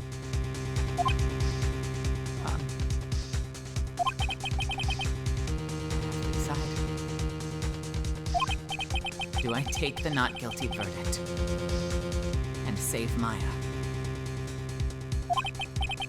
Or do I throw this chance away and wait for Gumshoe's new evidence?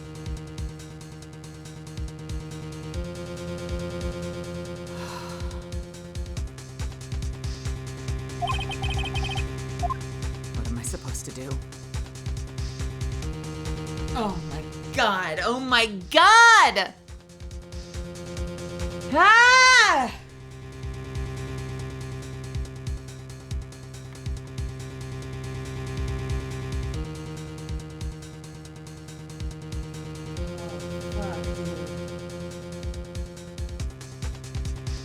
This is the final case of the game.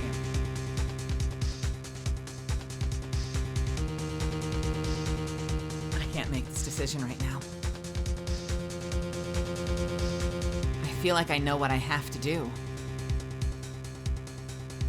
But what if it means Maya dies? And I'm gonna let you all stew in that. You adorable little shits while I go take a pee break and refill my water. I'll be right back. Yeah, that's right. We're pausing. Stew on that for 3 minutes. We'll be right back.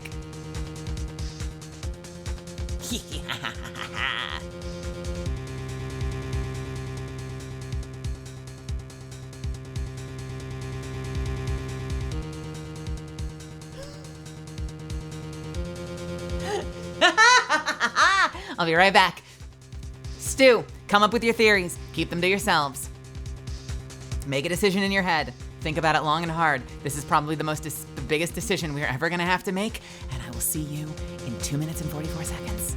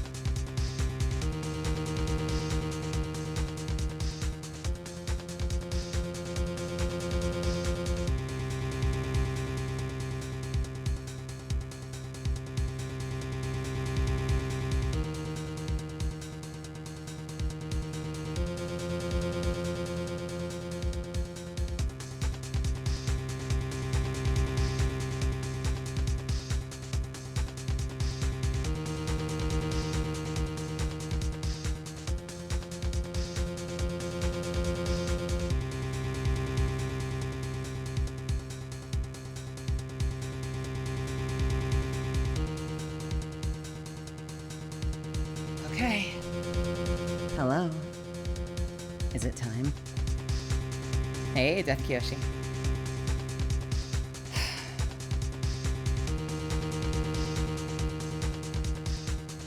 What do we do? What do we do? Do we ask that the trial continue? We can't, right? We can't possibly throw Adrian Andrews to the wolves, right? We can't condemn Adrian Andrews to the death sentence, the death penalty, probably, just to save Maya. Like, how could we live with ourselves, right?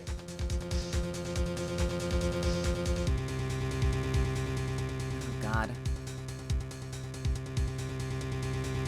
What highlighted messages?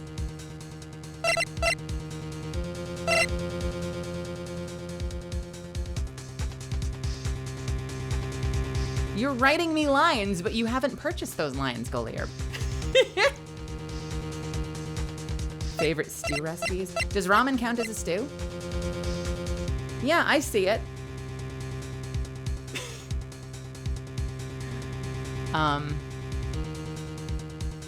Let's see. Here we go. 3, 2, 1. Phoenix. I can't do it, Mia. I can't accept a not guilty. You are a lawyer. I know.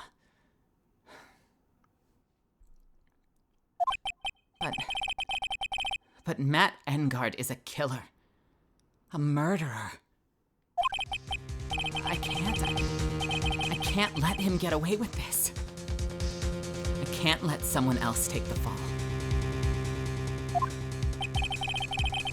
If I let Ms. Andrews be convicted, then I am no better than Engard. And even though I don't want to admit it, I have to face the fact that it is because of Edgeworth that I now know the real truth. He could have gotten Engard convicted so many times over. He never took a single one of those chances. If I take this verdict right now, I'd be betraying his trust.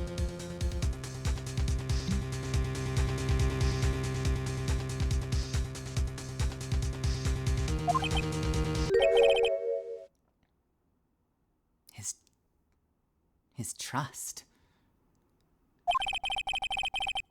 I never thought about it until now. I trust him.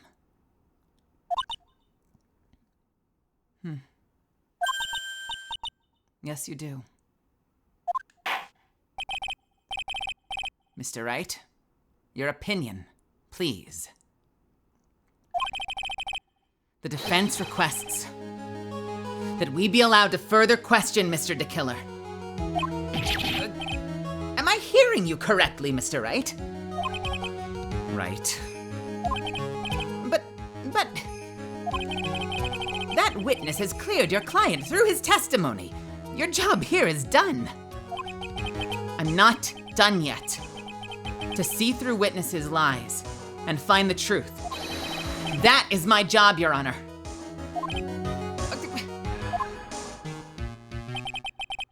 There's still more evidence to look at. And I'm sure that once those pieces arrive here, in this very courtroom, a miracle will occur. Very well. The trial will continue. Mr. Edgeworth, please reestablish the connection with Mr. DeKiller. Right away, Your Honor.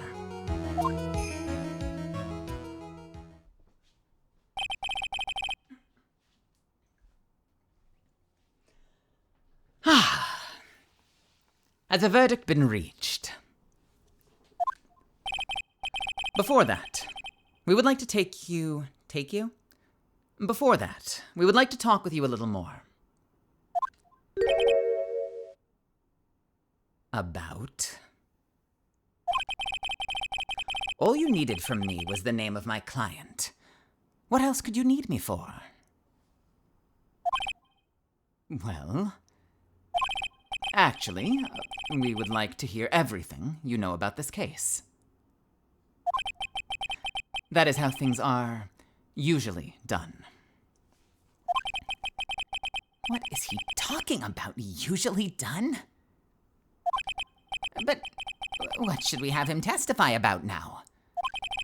Mr. DeKiller, if you don't mind, please testify about your client in more detail. You legal people and your procedures. Is it any wonder no one likes to go to court?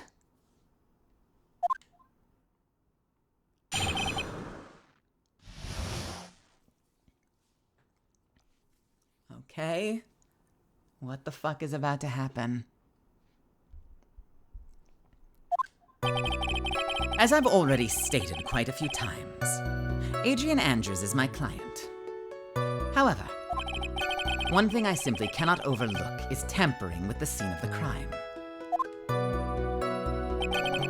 My client did it to frame another for the crime.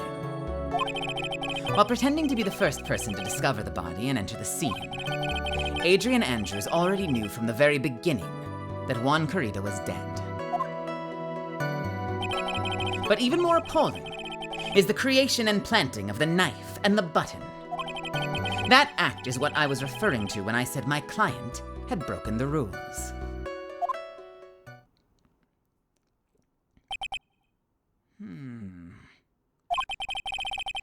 This is a most unexpected turn of events. For the, 5th time now? However, this time everything has finally been revealed. Objection!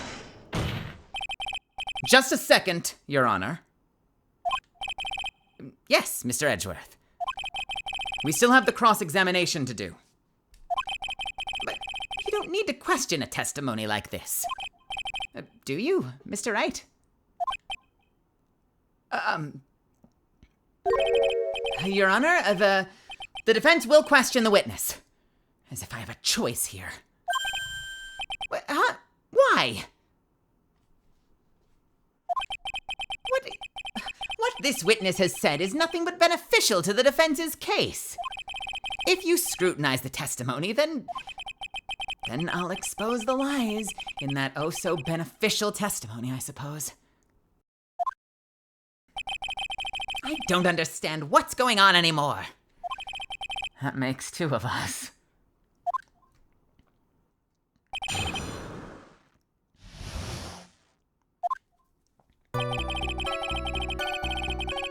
As I've already stated quite a few times, Adrian Andrews is my client. However,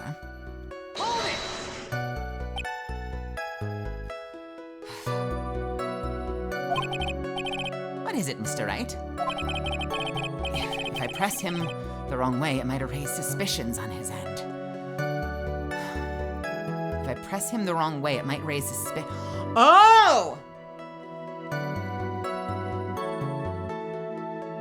I get it.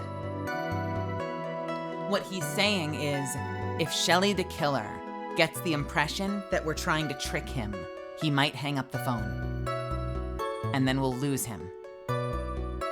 If I press Shelley the killer the wrong way, it might raise suspicions on his end. I have to do something to waste more time. Witness? About requesting a hit.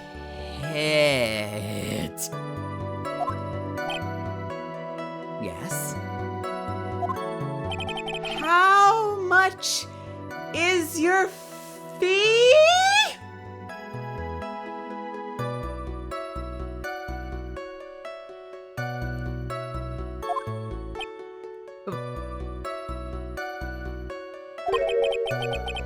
I see you're also quite a dark-hearted man, Mr. Attorney.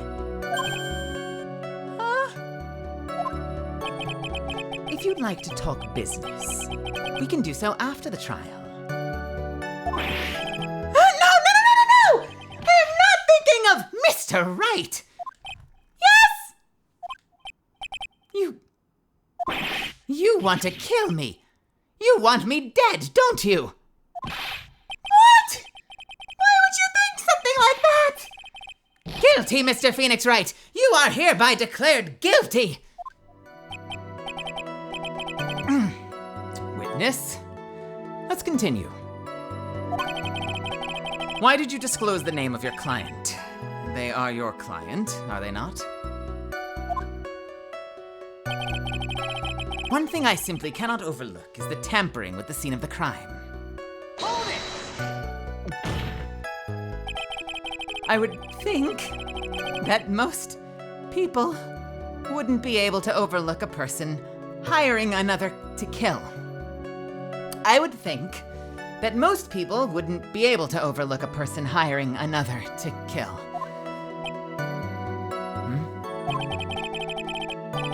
If I had a problem with such a thing, I wouldn't be very effective at my job. Oh. Yeah. Well, a change in occupation might be good for you. However, I will say this. Even though I am the one that does the deed, my clients are always the real guilty party. That goes without saying, Mr. DeKiller. Does it? And their fate is to live with the knowledge of their guilt on their shoulders. However, my client this time thought they could run away from their guilt. My client did it to frame another of the crime. Hold it! Are you talking about the button and the knife? Yes. And my business card. Oh, this card. So that no one has to waste their time, including the police. I always make it a point to make things as easy as possible. You try to make things easy? My business card makes it very easy to identify who carried out the service. He's pretty devoted to his work. But to disregard everything, to go and stab the deceased with a knife, and to even hide my card from sight, that is something I cannot overlook. It's really hard to tell if he's being truthful or not with him being right here. Trying to tell if he's being truthful or not with him. Oh. It's really hard to tell if he's being truthful or not without him being here. While pretending to be the first person to discover the body and enter the scene. Oh, I don't like half sentences. So you're saying that most clients wouldn't do such a thing? That is correct. Usually most people try to create an alibi for themselves. If you should use my services, Mr. Attorney, I would suggest you plan for your alibi too. No. I already told you I have no intention of using your services. Ever.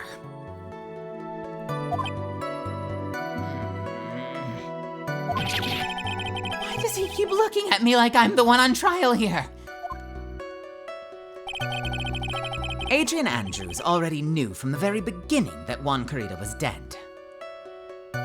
Hold it!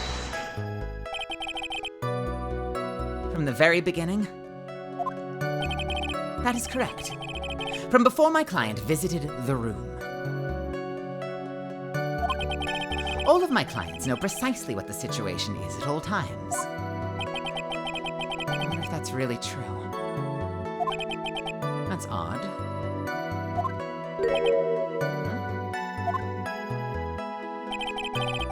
But even more appalling is the creation and planting of the knife and the button. Hold it! So why do you think your client did that? What do you mean by why? Well, fiddling around at the scene of the crime is pretty risky. And why would someone who has requested a murder go to the crime scene anyway? That is true. I assume it was probably done to frame Mr. Engard. If that's the case, then Why didn't the person just request that you do it? Sadly, that is not possible. Huh? My job is to kill. That is all. And to leave my business card behind, naturally. The business card is so my clients may escape blame. To protect them is my duty. Even if they say it's for revenge, setting someone else up to take your fall. That act is what I was referring to when I said my client had broken the rules. Hold it! And that's all you have to testify? Yes. And I pray that it will never be called to the stand. Yes. And I pray that I will never be called to the stand again. Again? As in, you plan to continue? I must. As I have yet to find a person to take my place and become the fourth successor. Actually, how would you like a new life, Mr. Attorney? Excuse me? No.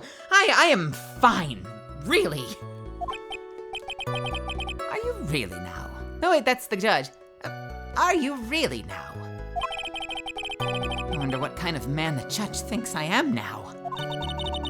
What are you gonna do now, Phoenix? All I can do now is expose the lies.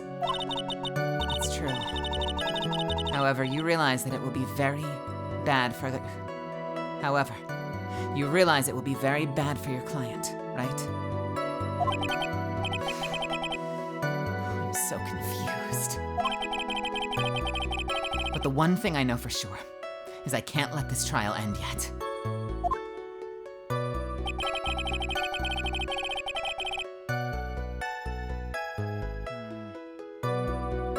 As I've already stated quite a few times, Adrian Andrew is my client. However, one thing I simply cannot overlook is tampering with the scene of the crime. My client did it to frame another for the crime. While pretending to be the first person to discover the body and enter the scene, Adrian Andrews already knew from the very beginning that Juan Carita was dead. Did she? I'm saving. And Misfits, this is real. I've been drinking too much water. I gotta pee really quick. I am not running an ad. This is gonna be a quick run. I'll be right back. Don't go anywhere.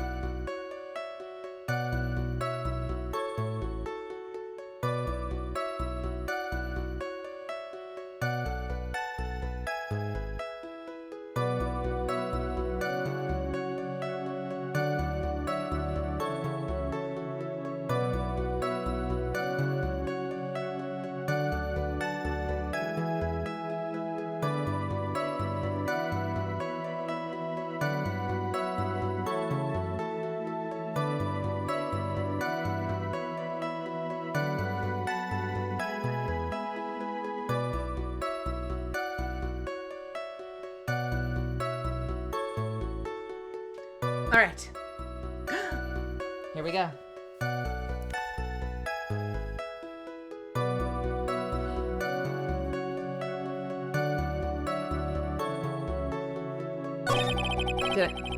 Did I what?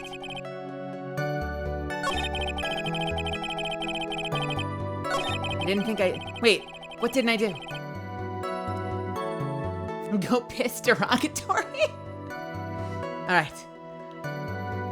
So this was the biggest thing that Edgeworth noticed, was Adrian Andrews already knew from the very beginning that Juan Carita was dead.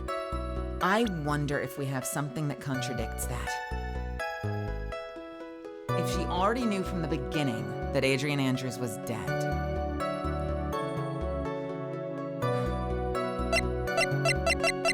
Is it this?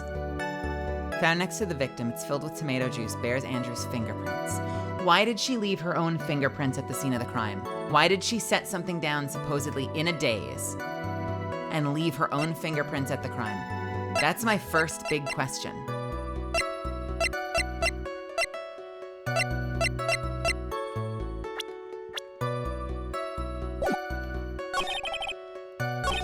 I think I want to do the juice. Let's see. This is a stretch, but I think it's right. Right?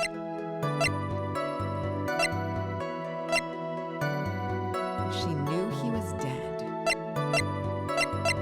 Objection! There we go. Thank you so much for taking the time to testify, Mr. DeKiller.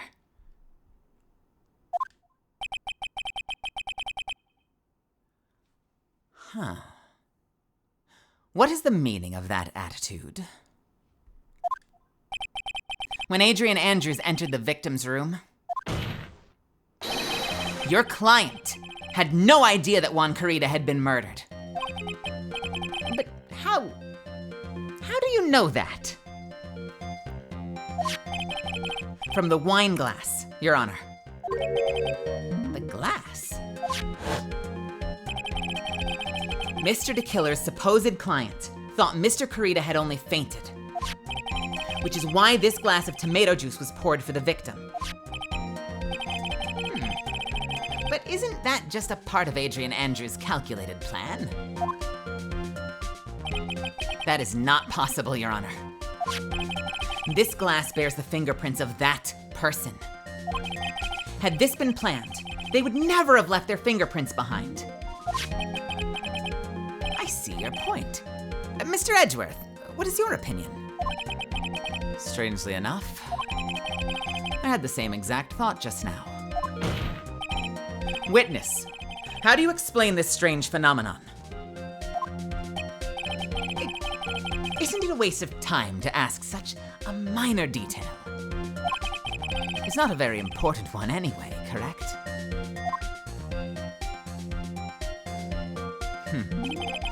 I'm afraid you're mistaken. If Adrian Andrews really is your client, as you claim, then your client should have had knowledge of Mr. Carita's death. If not, then that can only mean that Adrian Andrews was never your client at all.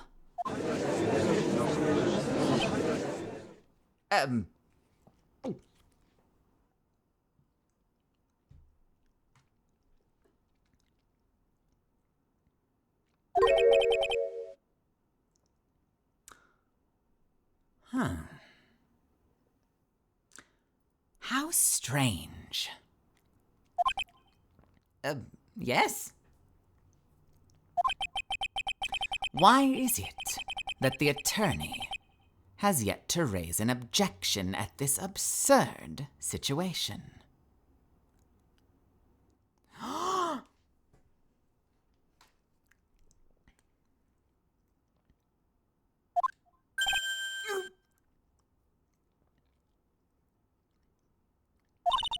Phoenix. If DeKiller figures out what we're up to, we're in real trouble. Yeah, I know. Objection! Mr. Edgeworth! I'm surprised! You know you can't say things like that without any evidence!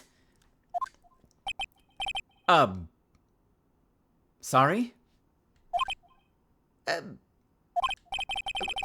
Well, that was an awfully weak objection for the two of you. Anyway, I'm positive there was a contradiction in that testimony. The prosecution requests further testimony concerning when the request was taken.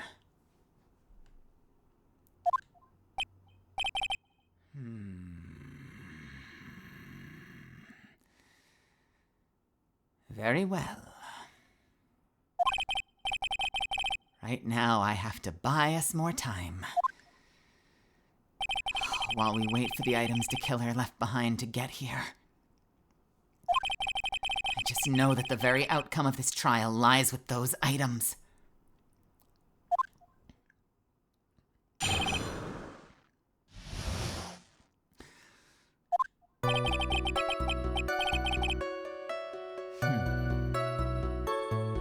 This request came to me, about a week ago.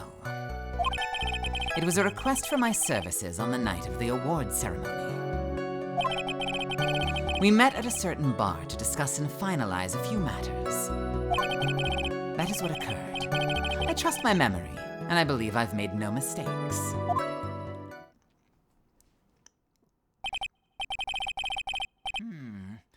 So you physically met your client, huh? That is correct. Meeting one's client is the first step to building trust, in my opinion. Hey, Hern Dragon. I see. Well, Mr. Wright, your cross-examination, please. Oh, man.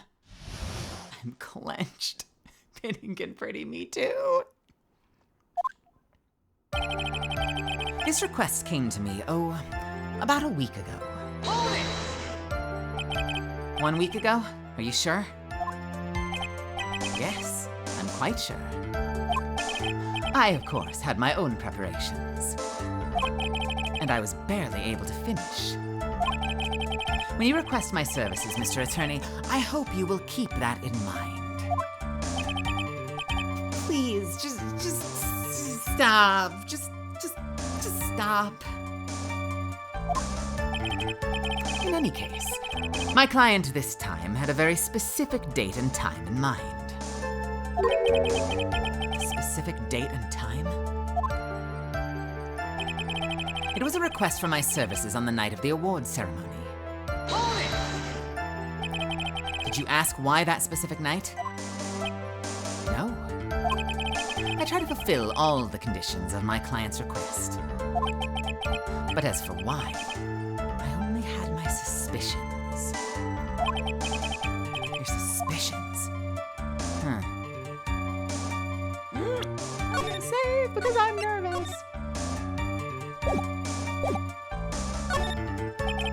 So what are these suspicions you had? Why did your client request that night? I'm sure it was all for the bear. The bear? My client spoke of it. I'm sure there will be a bear-shaped figurine in Juan Corrida's room. I would like you to retrieve that item for me.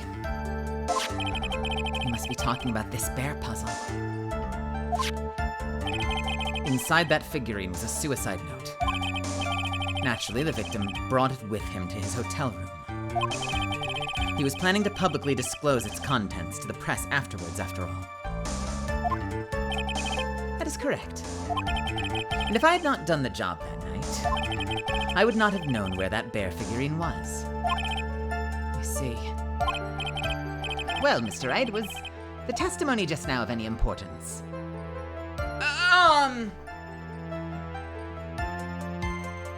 It had to be that night because he needed the bear.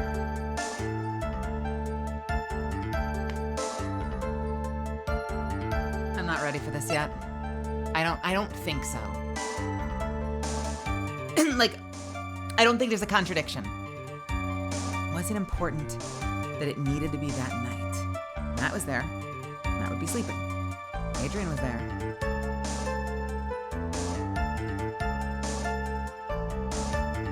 The only thing that, potentially would make it have to be that night,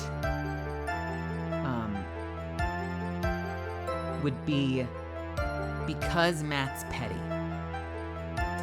Or in this case, Adrian's petty. And they wanted to do the most damage humanly possible. To get them both in the same room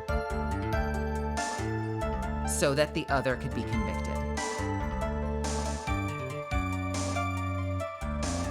That was the only time that they would be together. And that by doing it on that night. But, he's not saying it had to be that night. He said it had to be that night because that's the night that the bear would be there. But we now know that that bear is a forgery. We don't know who forged it. So wait a minute, unless it was his job to put the note in the bear? And that's why he needed to know where the bear was? I'm gonna say no for now. Just for now. We might come back, but usually saying it's not important lets you just keep riffing. So let's keep riffing, let's go through everything. We can come back to this if we need to. The killer said sounds plausible, but in the end, it's just his conjecture. No, Your Honor. I don't think it's very important. Well then, witness, please continue.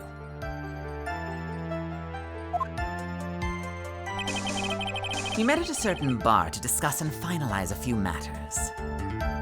Hold it! So you physically met Adrian Andrews, right?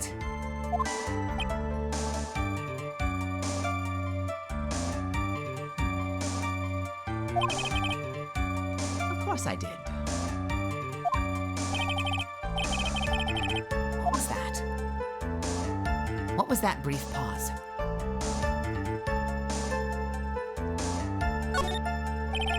Witness, I would like you to give for us a few more details.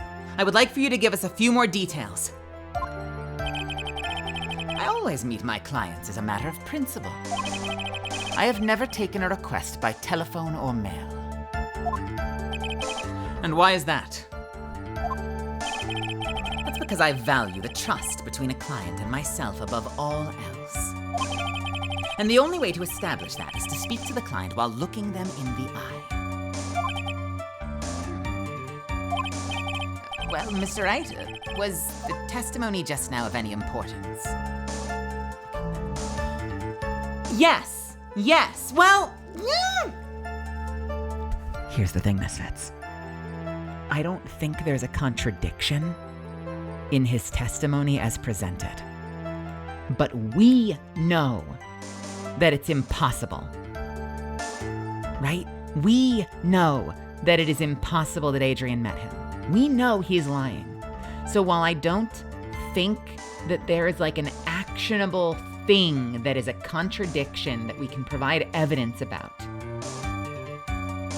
we know it's not true. So I kind of want to save and try this one, just to see what happens.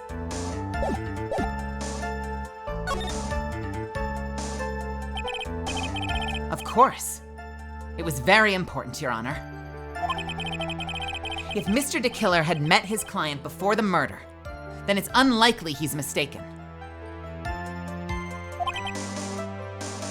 If Mr. DeKiller had met his client before the murder, then it's unlikely he's mistaken. It's unlikely he's mistaken, meaning that he knows it's Adrian.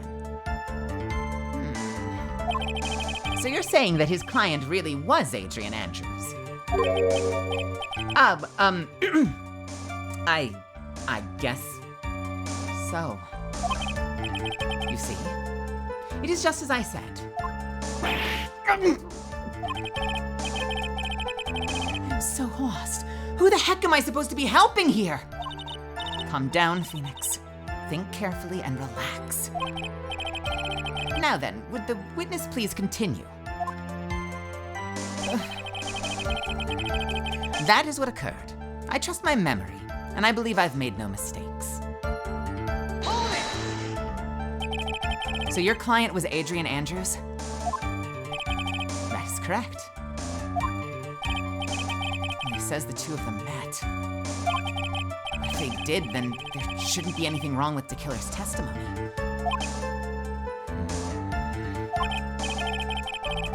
There doesn't seem to be anything strange this time around. You have to draw more information from him, but you can't draw his suspicion. If you can do that, you should be able to find a flaw in his testimony somewhere. Talk about a delicate balance. Okay, maybe we need to do both. Let's push both. This request came to me a week ago.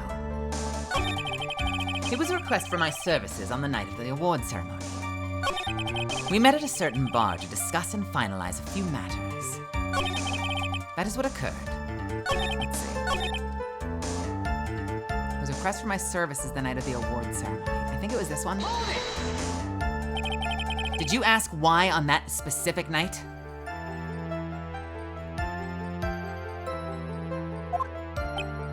No. I try to fulfill all the conditions of my client's request. But as for why, I only had my suspicions. Your suspicions, huh? So what are these suspicions you had? Why did your client request that night? I'm sure it was for the bear. The bear? My client spoke of it. I'm sure there will be a bear-shaped figurine in Juan Carita's room. I would like you to retrieve that item for me. You must be talking about this bear puzzle. Inside that figurine was the suicide note. Naturally, the victim brought it with him to his hotel room. He was planning to publicly disclose the contents at the press conference, after all. That is correct. And if I had not done the job that night, I would have not known where the bear figurine was. I see. Well, Mr. Wright, was the testimony just now of any importance? Let's add it. Let's just see what happens. The testimony just now has made one thing clear, and that is the client knew the secret of the bear figurine.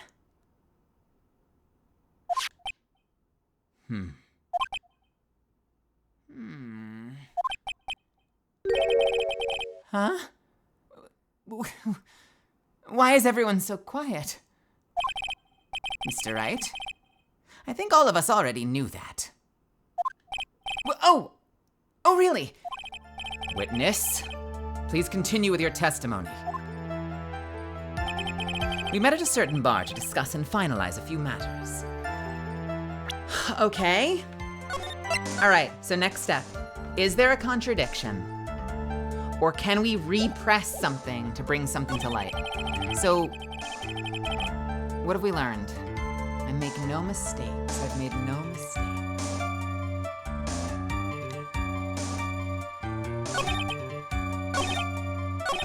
This request came to me about a week ago. There's a request for my services on the night of the ceremony. We met at a certain bar to discuss and finalize a few matters. That is what occurred. I trust my memory, and I believe I've made no mistakes. Let's take a look at the evidence real quick.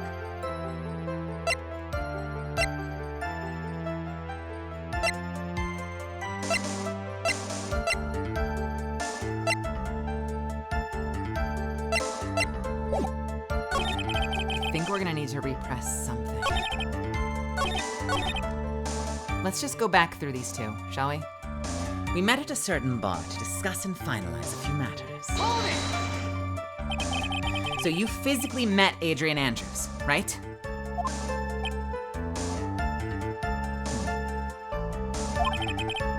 Of course I did. What was that? What was with that brief pause? Witness, I would like for you to give us a few more details. I always meet my clients as a matter of principle. I've never taken a request by telephone or mail. Why is that? That's because I value the trust between a client and myself above all else. And the only way to establish that is to speak to the client while looking them in the eye. Well, Mr. Wright, was the testimony just now of any importance?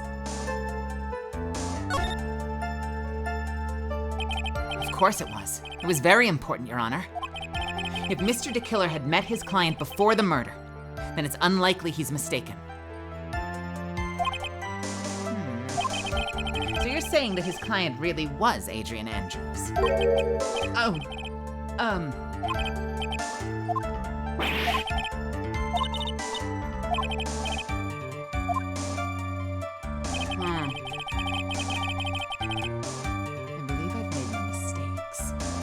Do I have anything that would constitute a mistake?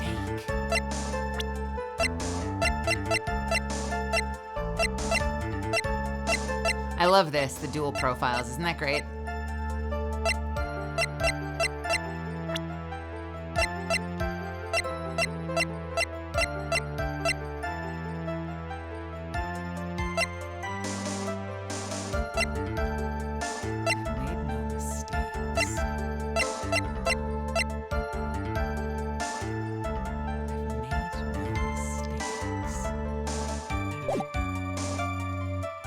Press this one more time. So your client was Adrian Andrews. That is correct.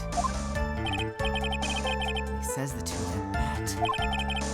If they did, then there shouldn't be anything wrong with the killer's testimony.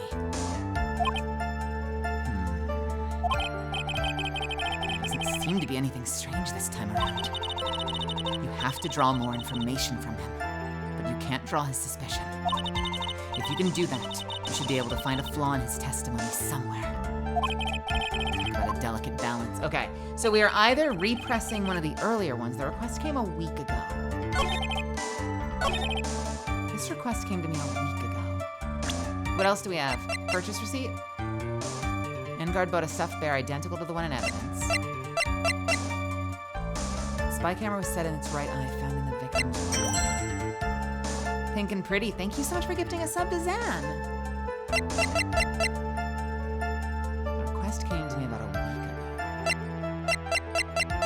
ago. It was a request for my services on the night of the awards ceremony. We met at a certain bar to discuss and finalize a few matters. That is what occurred to me. That is what occurred. I trust my memory, and I believe I've made no mistakes. So maybe we have to present something. But what? What mistakes would you have made?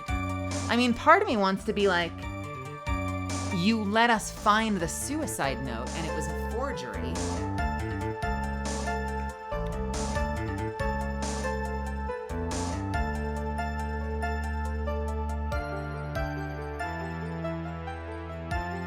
Let's just go through it with this, because I think this is the one that we're presenting. She says we have to press for more evidence, though. I trust I've made no mistakes. That is what occurred in my memory. Do we have a reason? Do we have proof that they didn't meet?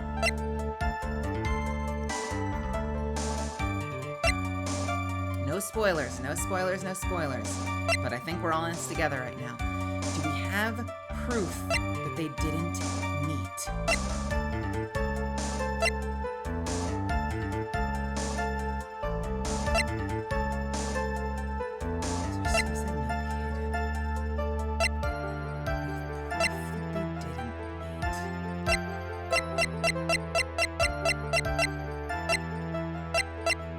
So what we're arguing right now is that he has never taken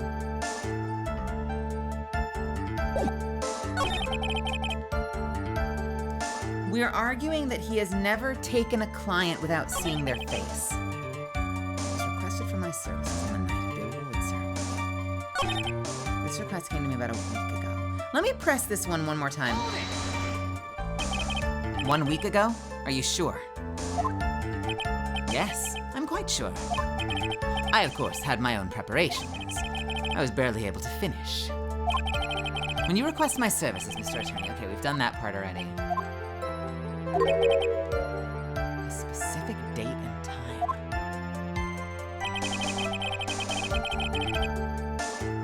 A specific date and time.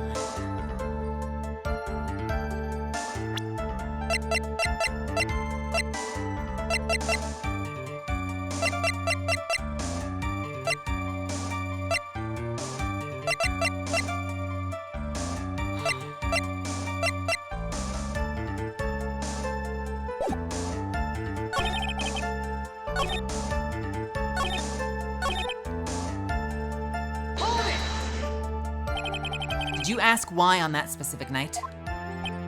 No.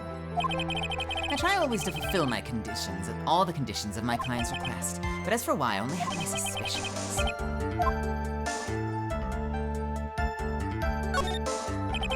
So what are these suspicions you had? Why did your client request that night? I'm sure it was all for the bear. What do we know about the bear?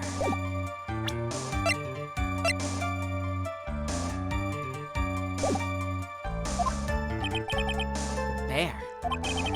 My client spoke of it. I'm sure there will be a bear-shaped figurine in Juan Carita's room. I would like for you to retrieve that item for me. We must be talking about that bear puzzle. Inside that figurine was a suicide note. Actually, the victim brought it with him to his hotel room. He was planning to publicly disclose its contents at that press conference after all. That is correct. And if I'd not done the job that night, I would not have known where that bear figurine was. I see.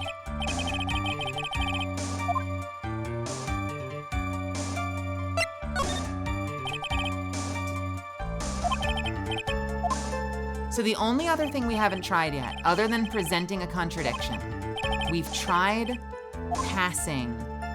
We have not tried passing on the last piece. Let's try passing on the last piece and just see what happens, because there have been some fucky presses this case. So you physically met Adrian Andrews, right? Of course I did. What was that? What was that brief pause? What if I let it go? It's probably just my imagination. I need to find something more definitive to catch this guy on. Can we believe that your testimony up to this point has been reliable? Nope, okay, so we're pressing, that's fine, we'll press.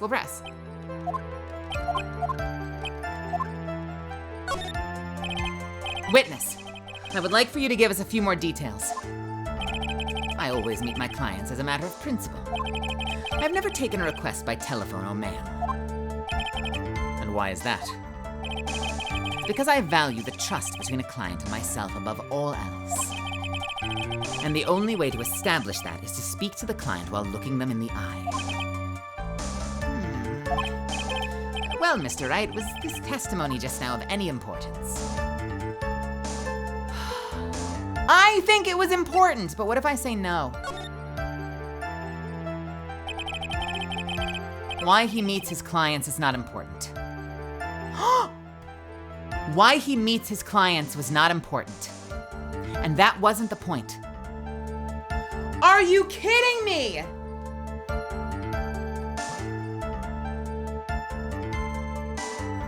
All right, let him cook.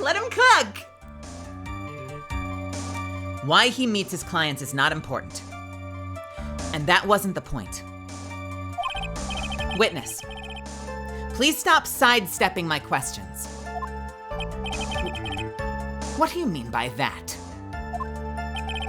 My question was, did you really meet Adrian Andrews in person?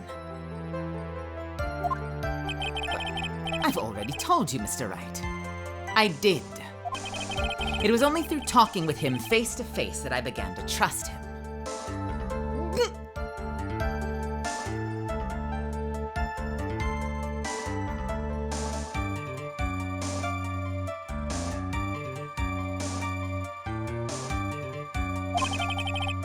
That's when I thought, I can trust this person as a client. It's true what they say about talking face to face. Well, Mr. Wright, was the testimony just now of any importance? If I heard what I think I heard just now, then I think I've got him. Your Honor, I believe the testimony just now of one more time. Your Honor, I believe the testimony just now was of the utmost importance. Huh, really? If that's the case, witness, please include the statement just now in your testimony. Very well. From the moment I saw him, I thought, I can trust this person as a client.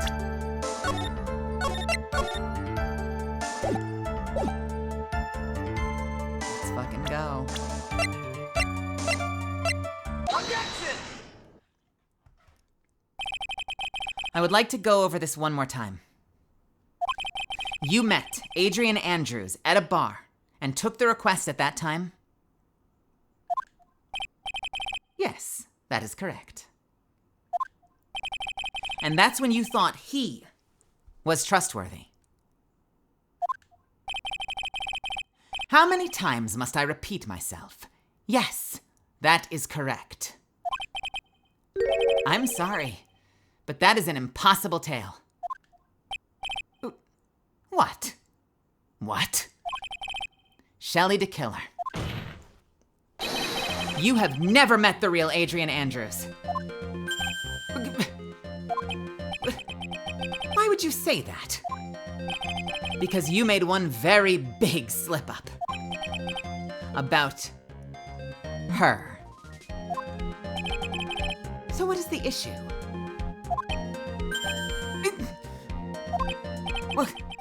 What did you say just now? About her? If you had ever met Adrian Andrews in person, one look at her would have told you that she is a woman.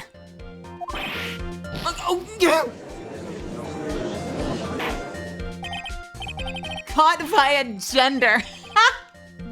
Order! Order in the court! Mr. Wright, what is the meaning of this?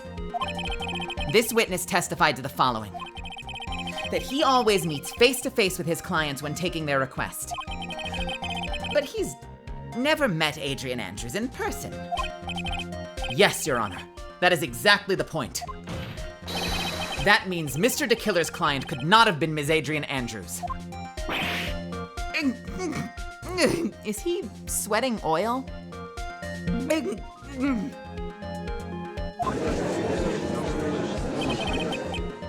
Mr. Edgeworth, I understand your logic on this one.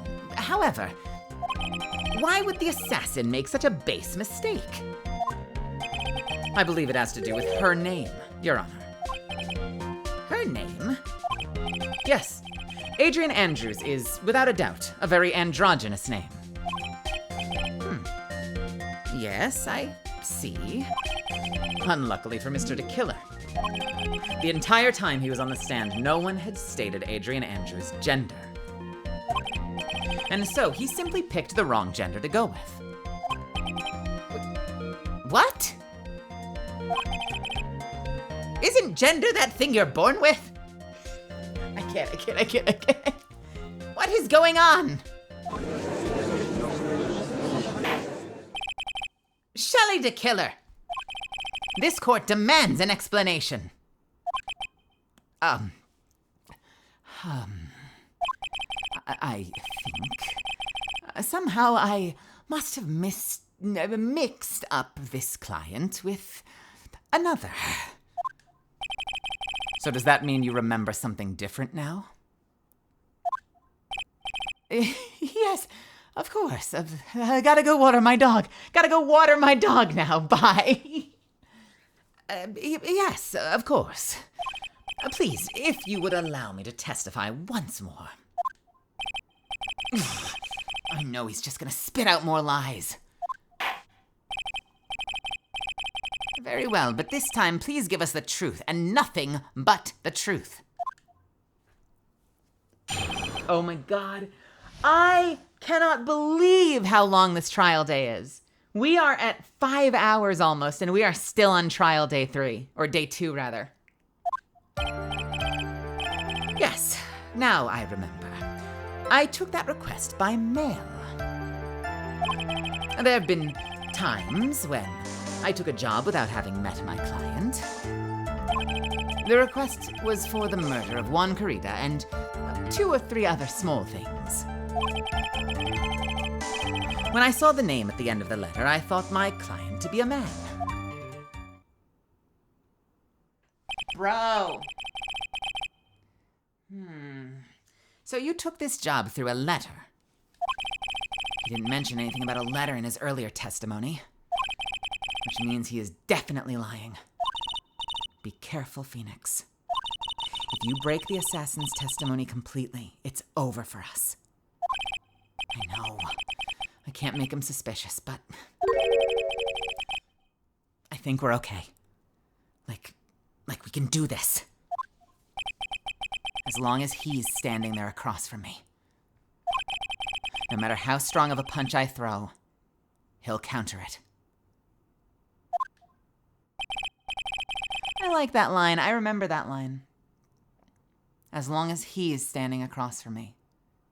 No matter how strong of a punch I throw, he will counter it. Now then, let's begin the cross-examination.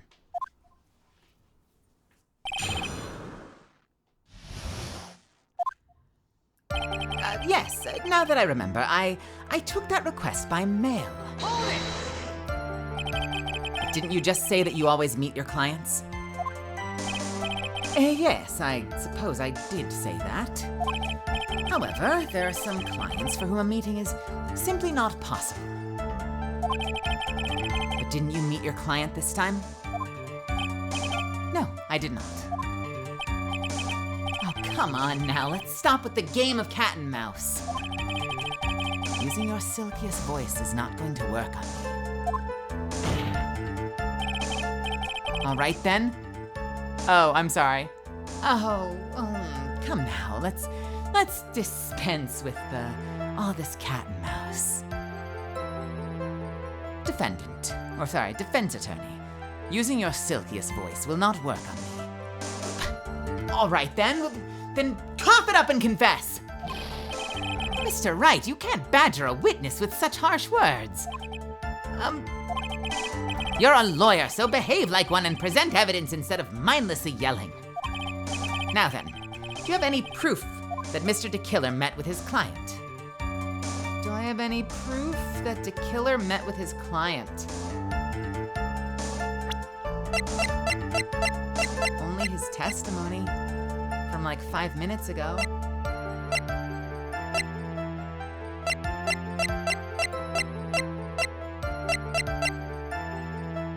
I mean, the bear. Theoretically. Can I present Will Powers? No, because we're talking about Adrian Andrews. We're talking about Adrian Andrews. Do I have any proof that Mr. DeKiller met with his client? The premise is that it's Adrian Andrews. So Will Powers' testimony doesn't count there. Oh, fuck.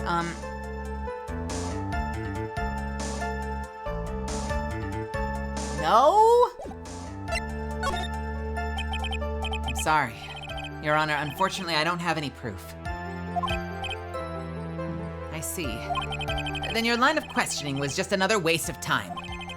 Sadly for us, Your Honor, that is the nature of right and wrong. There have been times when I took a job without having met my client. And why could you not meet certain clients? Recently, I've been receiving more requests. If I met each and every client, I would lose some nice business opportunities. Nice business opportunities? On top of which, the times have changed. It is now the age of information and computers, correct? Well, I've joined the times, and now I take requests via electronic mail. Fuck you, you do. Electronic mail? Do you have to mail that in a special insulated envelope? I'm very sorry. I despise the shortening of words. What I meant by electronic mail is commonly referred to as email. Email? In a contest of mimicry, the judge would be beat. In a contest of mimicry, the judge would beat a parrot hands down. Anyway, so you took this job without having met your client. And? The request was for the murder of Juan Carida and 2 or 3 other small things. 2 or 3 other things? Yes. And what were these other things? A few other things that have nothing to do with this case.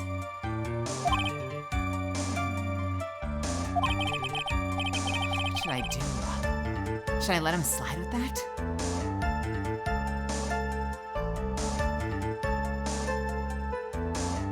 I should do Ace Attorney VA playthroughs on YouTube. I could maybe schedule a simulcast.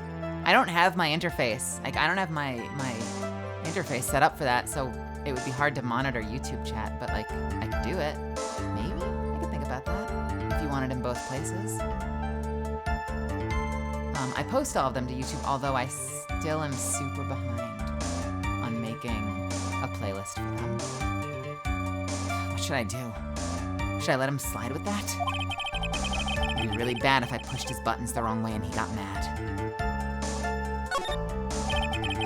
Whether or not they're related to this case is for the court to decide.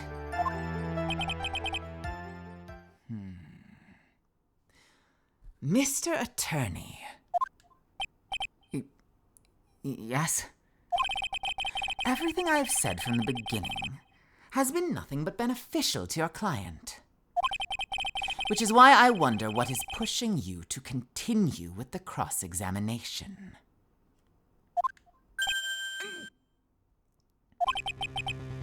Could it be that you are planning to betray your own client?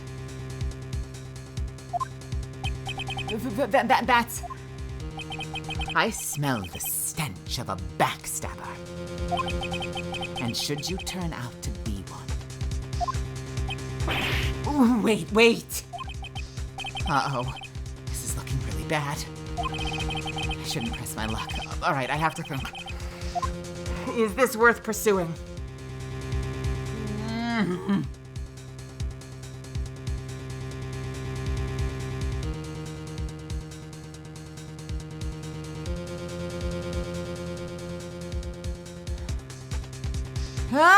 Is it worth pursuing? Is it worth pursuing? Is it worth pursuing? What are the other things?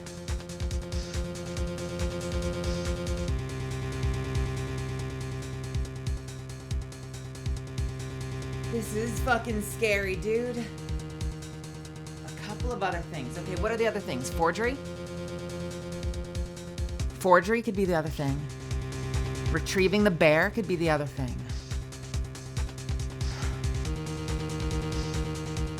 I'm gonna save. Do we full send? I'm gonna do this as a poll.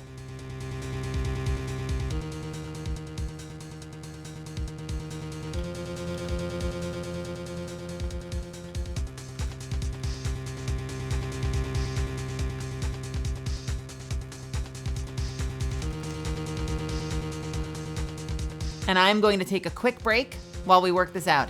This is a 3-minute poll. I have to pee anyway. I will see you right back here in just a few minutes. If you can hear the sound of my voice, I want your opinion on this. Otherwise, after you press the button, go get a snack if you need to, refill your water, stretch your legs, hit the restroom too. When we come back, oh God, let us not fuck this up.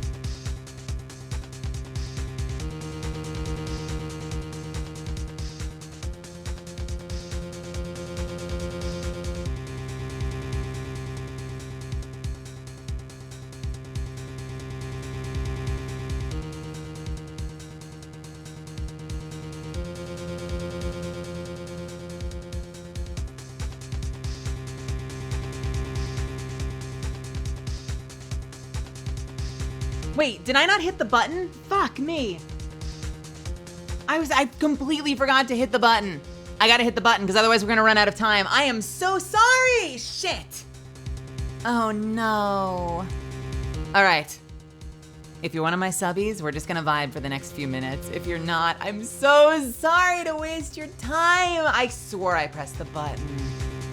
We're gonna run out of time like in the middle of like a critical moment if I don't run the ad.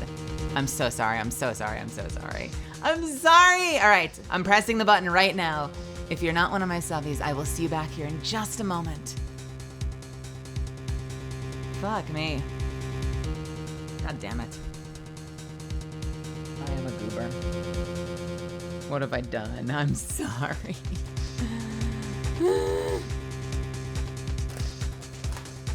I'm gonna have a snack.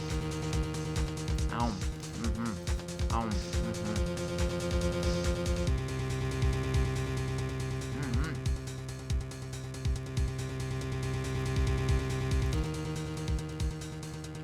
Why can't I see subbies in chat? Do all of you turn off? I mean, some of you may just not have them, but do all of you turn off your subscription badges, or is my OBS just being weird?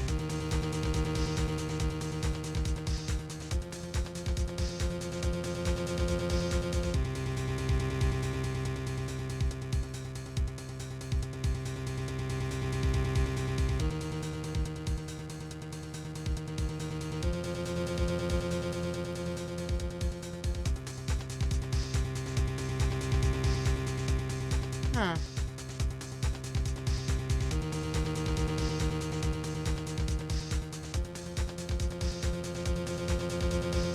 Is the badge, but the badge doesn't mean current sub, does it? Isn't the badge just something you get for having a sub up to that length? So why don't I see the fucking sub badges?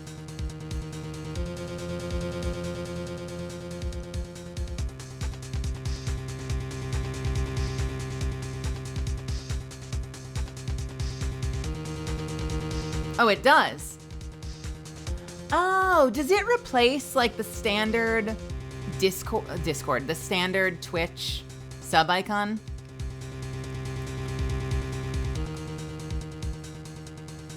Oh, I'm a dumb. Okay, that makes more sense. That makes a lot more sense.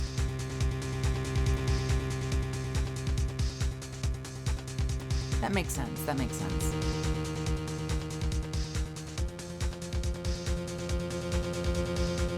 $58 seconds and we'll jump back in.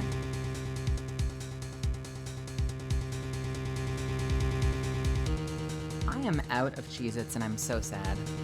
I need to go get more Cheez-Its tomorrow. I've been having these nori rice crackers, but it's not the same. 38 seconds.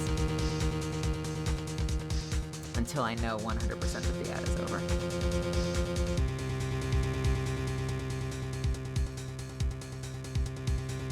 So, we're gonna be full sending, and we're gonna see what happens.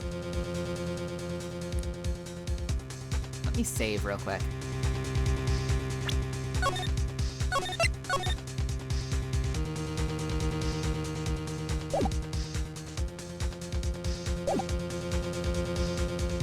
Four, three, two, one. Welcome back, everybody. Well, we did a poll. And the answer was full send.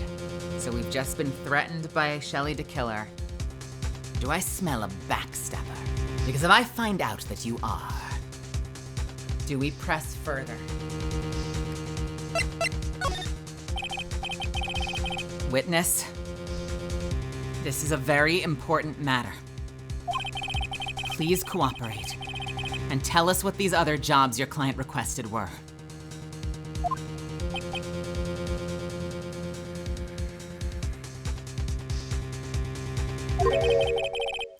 If it is truly that important, I suppose I don't have much of a choice. The bear figurine. The bear figurine? After the assassination of the target, I was to find that figurine. I was told that this job was just as important as the actual killing. And where was that figurine? It was inside Mr. Kurita's suitcase. And then... what did you do next? I handed it over to my client right away.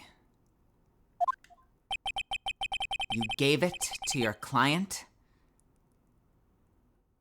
Interesting. This information certainly sounds important to me. Witness, please include that, what you just said in your testimony. As you wish. One of these was to find the bear figurine and give it to Adrian Andrews. But it was found in Engard's house. Why am I presenting this? Objection! Shelley the killer?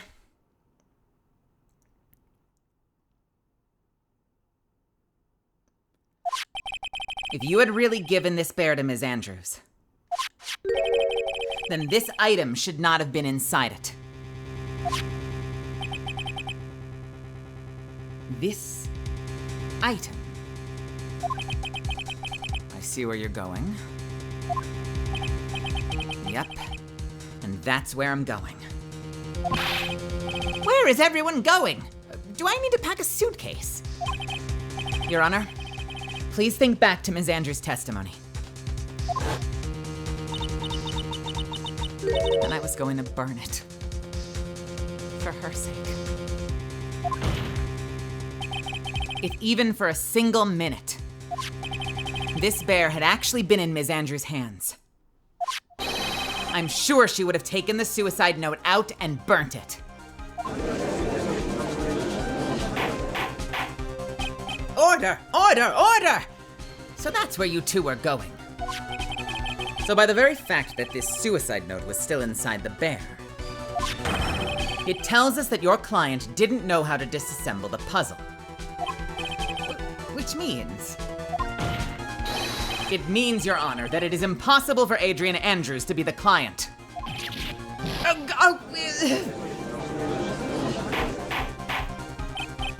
Order! Order! Order!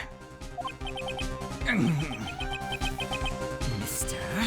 Phoenix Wright?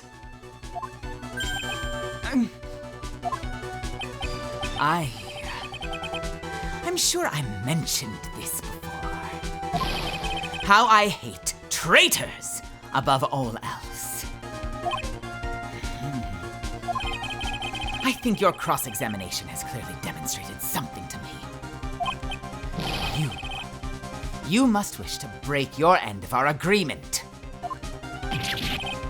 No, that's not. That is enough. If that is your intention, then there is only one thing for me to do. Wait, please! Gentlemen, ladies, please, excuse me. I have a matter that must be attended to. Hold it! No! Please! Not that! Please, wait! Mr. Attorney, bring this trial to a speedy end, and I may stay my hand otherwise.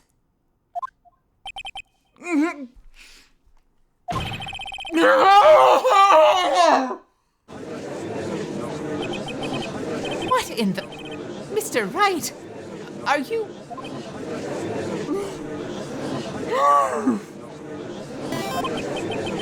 Mr. Edgeworth? Yes, Your Honor. I didn't understand this witness's outburst just now. Do you think there's a need to hear more testimony, or is this enough? Well, we should. Edgeworth, we can't do this. If we keep this up, Maya, she'll...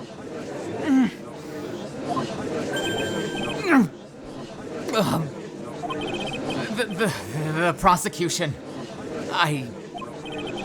What What has come over everyone? Even you are... The prosecution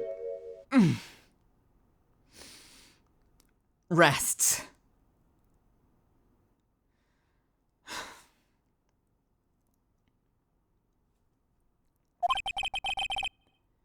What is going on around here?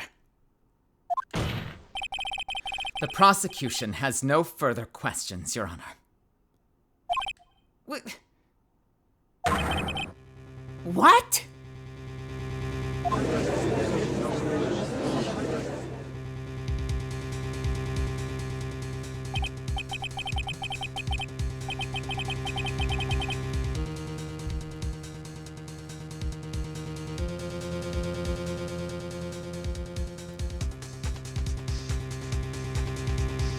Well, I never thought I'd see the day. This is a most unusual situation. If the prosecution rests with no further questions, then the prosecution has failed to uphold its stance.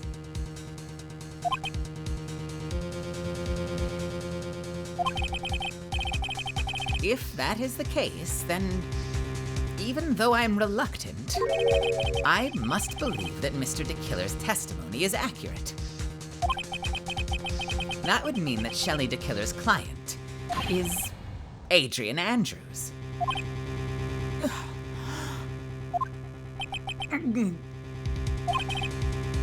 Mr. Wright. Yes, Your Honor. If I end the trial here, right now, then your client, Matt Engard, would be declared innocent. And in his place, Adrian Andrews would be charged with murder. Miss Andrews would be charged with murder.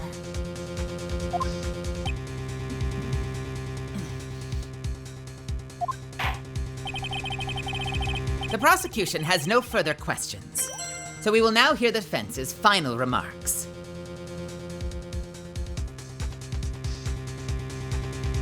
Hardcover, thank you so much for the 11 months. Bailiff, please bring the defendant, Matt Engard, to the stand.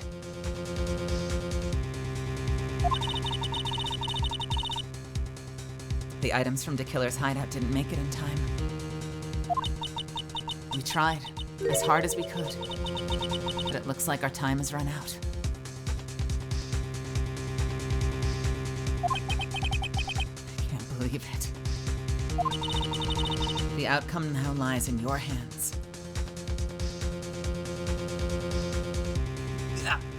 What?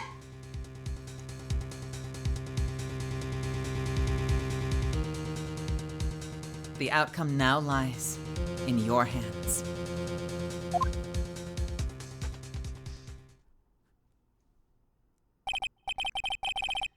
Dude, did the old guy finally decide?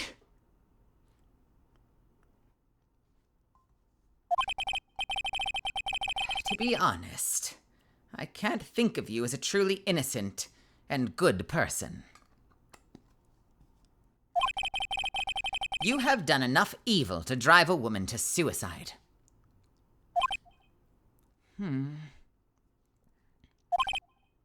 But, at least on the charge of murder, it would appear you are innocent. Huh. Huh.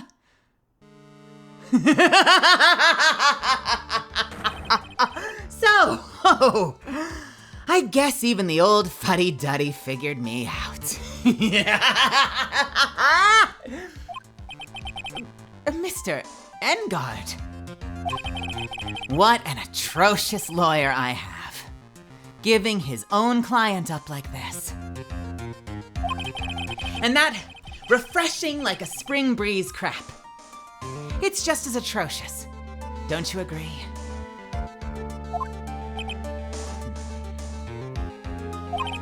Anyway, get on with it and pronounce me innocent already. Right, Mr. Lawyer?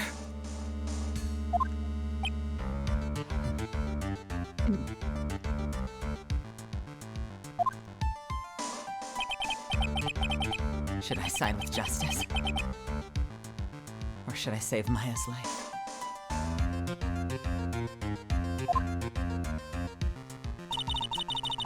You'd better get Engard a guilty sentence, okay? But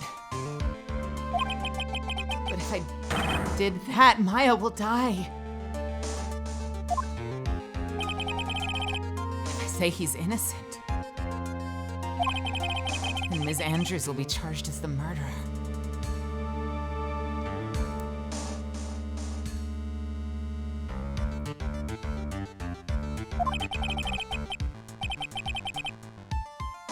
Do I say he's guilty or not guilty? Either choice I make, someone's life is going to end.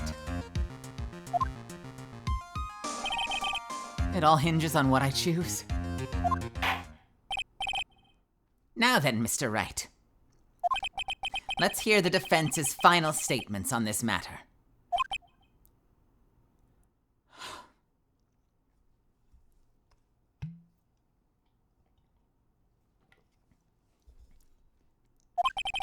If the person who hired the assassin was Adrian Andrews, then your client, Mr. Matt Engard, is innocent. There's no need to ask, old man. After all, my lawyer's gonna say what I want, aren't you? Right.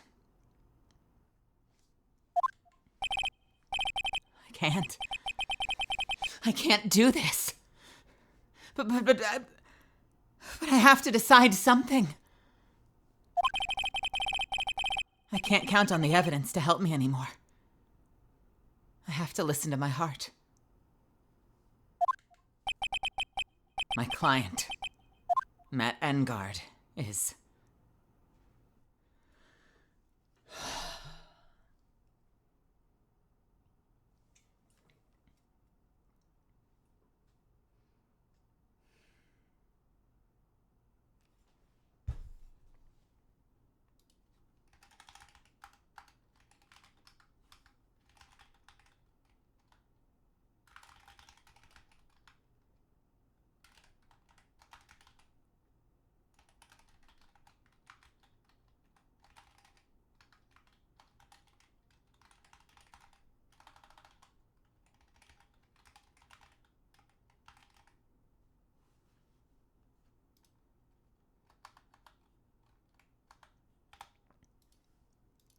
One minute. This is up to you.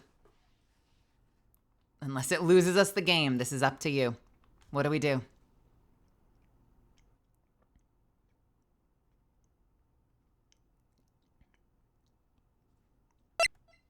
Who's for the chop?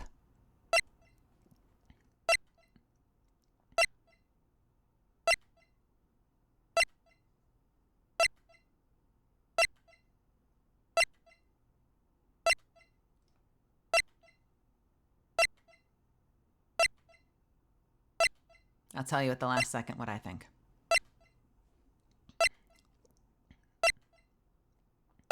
Which I realize just gamed this whole thing.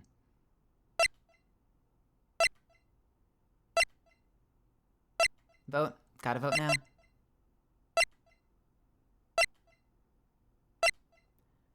I feel like I have to convict him.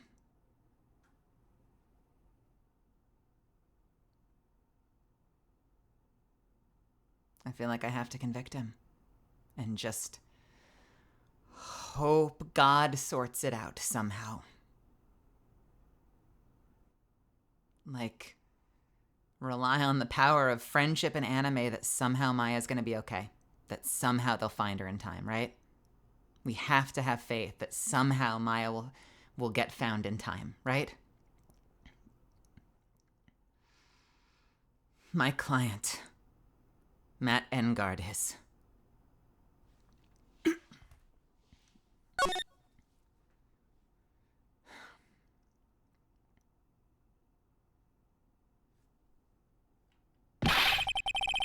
We are waiting for your answer, Mr. Wright. Matt Engard, your client, deserves an answer.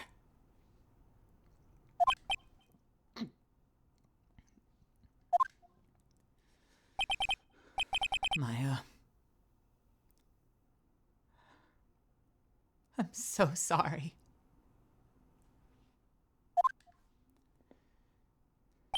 Matt Engard is... Objection! Ow! Francisca Von Karma! Ah! Oh my god!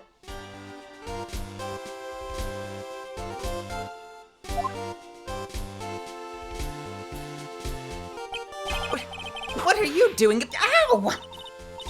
You see now, don't you, Mr. Phoenix Wright? This is exactly why you should never take your eyes off of that scruffy fool. Did you bring them? The final pieces? Do you have them? You should know better than to ask that, Mr. Miles Edgeworth. Von Karma is perfect in every way. The evidence is here in perfect condition.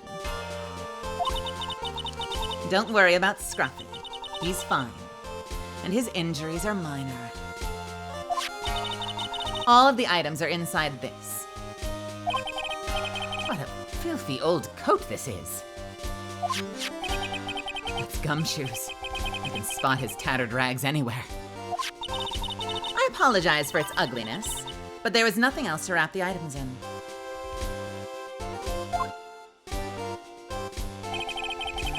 I fought long and hard this whole trial. All for what is inside that raggedy coat.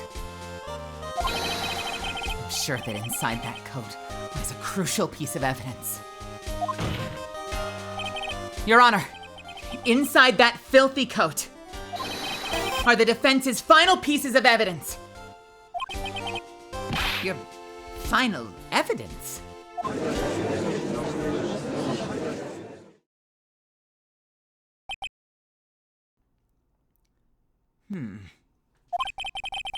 This trial is already over. All that remains is for me to hand down my verdict. I do not believe that any evidence is presented now. Oops, sorry. I do not believe that any evidence presented now would change the outcome of this trial.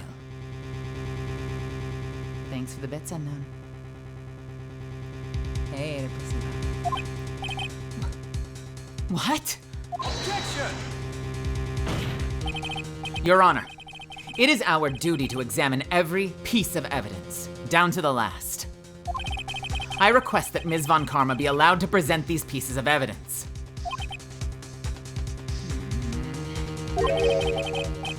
I suppose you are right, Mr. Edgeworth. I grant permission to do so.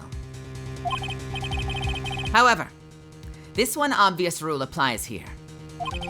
If these items do not bring up any new points, then they will not be accepted by this court.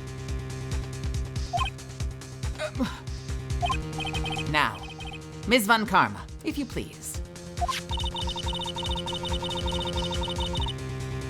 These pieces of evidence are items left by the killer during his escape from the police. He must have been in quite a rush. Yes, Your Honor. The killer left 3 pieces of evidence. Somewhere among the evidence we're about to see. There will be something that will turn this whole situation around. Like a miracle. What do you got for me, Unknown? Hey, final surge.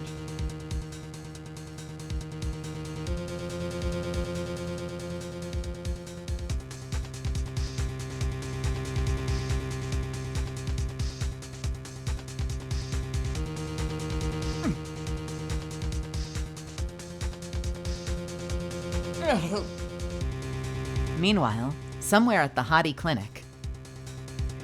Can't stop me now. I'm having such a good time. I'm saving the trial. Can't stop me now. Oh yeah. I'm having such a good time. Having a good time. Edgeworth answered my call. That's what matters. That's what matters.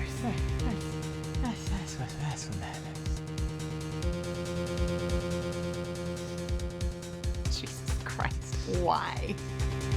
What is wrong with you people? What the fuck? Fucking fuck me. Somewhere in those last 3 pieces of evidence, there will be something that will turn this whole situation around. Like a miracle. I'm sure of it. That is all we can hope for. The first item is a pistol. Okay. Does the killer's pistol have anything to do with this case?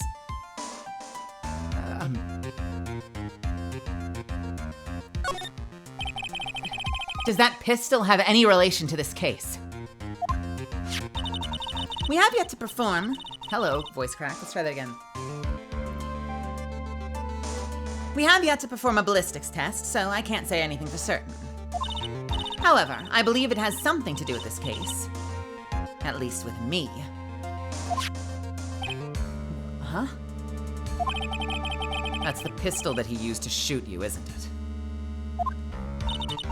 That's what I believe. Yes. Oh. I kept the bullet they removed from my shoulder as a sort of memento. I'm sure it will be an excellent sample for the test. So that's the pistol that was used to shoot Franziska. It's probably not gonna help us very much.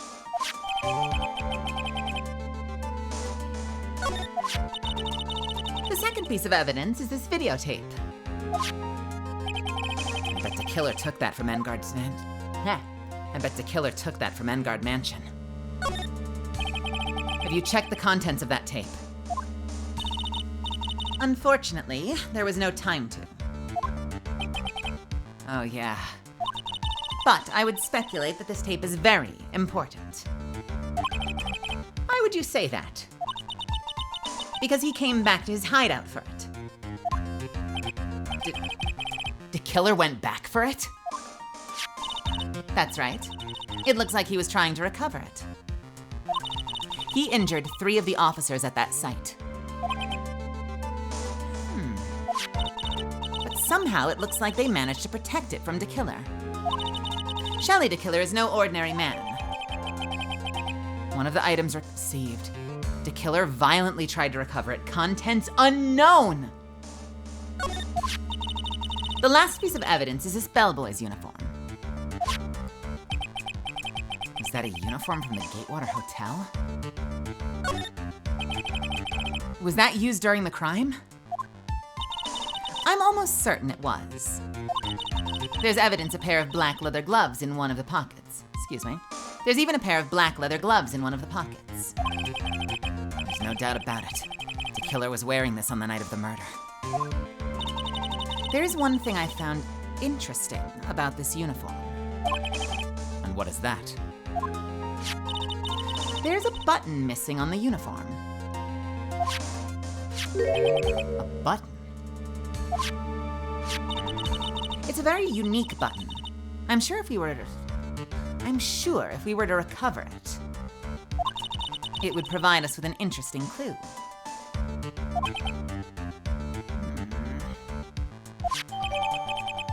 One of its special buttons is missing. Bellboy's uniform added to the court record. That is all I have to present, Your Honor.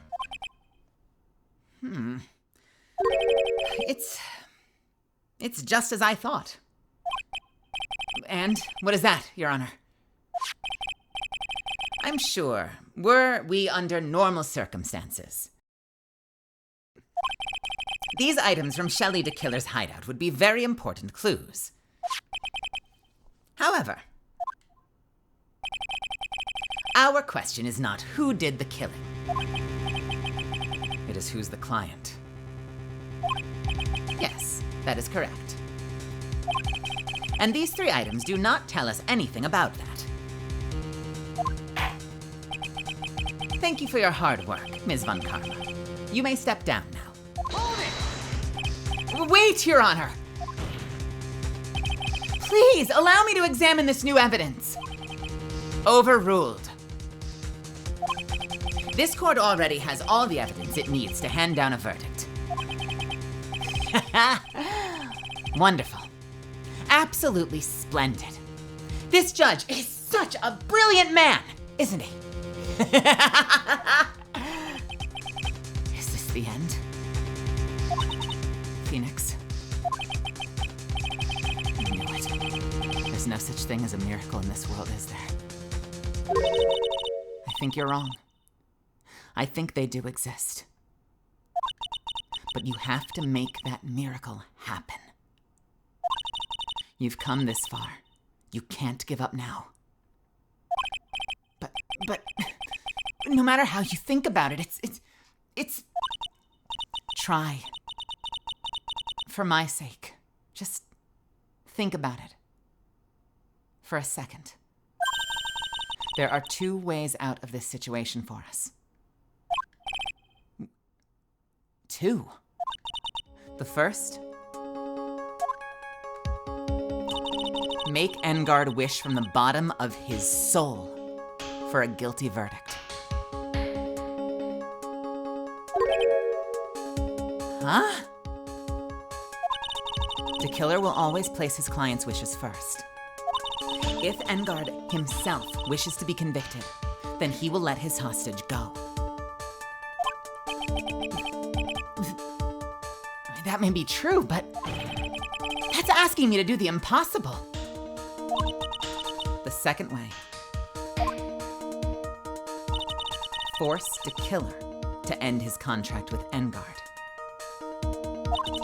If the killer were no longer to think of Engard as his client, then he would let Maya go. Mia, that's even more impossible. He's a man who values his duty towards his clients above all else. I know both of these things seem impossible feats at first. But if you could just make either one happen, it would truly be a miracle. The bigger problem is, the judge has already said he doesn't need any more evidence. The pieces he was just shown, he's not accepting them. Phoenix, think things through from the other side. Isn't that what's always worked for us?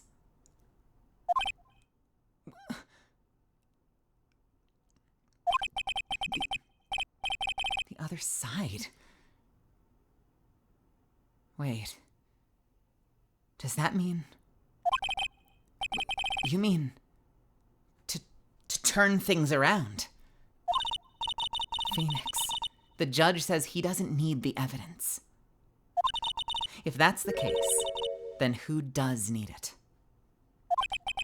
The person who needs the evidence. The defense, prosecution, and the judge.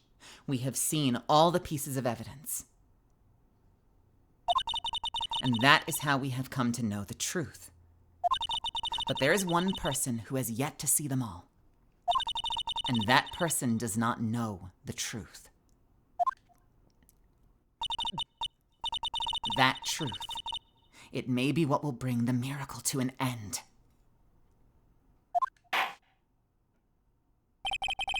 There are no objections this time.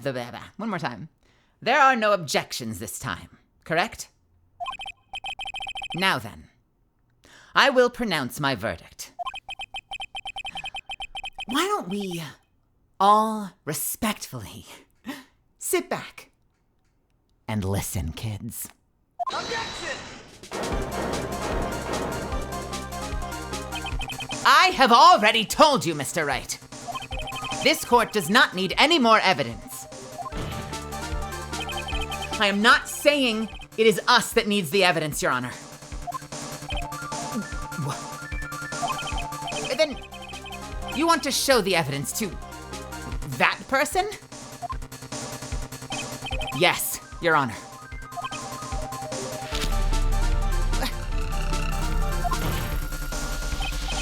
Please, Your Honor. Mr. Wright, for you to ask with such passion, I will grant you one chance. One chance? Please show your evidence to who you think the right person is. Objection! That's impossible. To turn this situation around in one try. One try. That is all I will permit. I have to try to remember. Everything that has happened up to this point. Think, Phoenix. Think. There must be some way to save Maya while taking Engard down at the same time. Hey, Raiders. Welcome, welcome, welcome. Hello, hello. My name is Melisande. You can call me Mel. I'm a professional voice actor. You might know me as Catalyst in Apex Legends. I'm also a friend and castmate of Electras. I'm also a pre-debut VTuber, and we are finishing Farewell My Turnabout in a kind of weird, funky performance stream. So, if you like campy, cheesy, anime as fuck, fun, sit back and relax. Please no spoilers, please no backseating, but I hope you have fun. There must be some way to save Maya while taking Engard down at the same time. Now then, Mr. Wright, let's not waste any more time. I'm gonna save.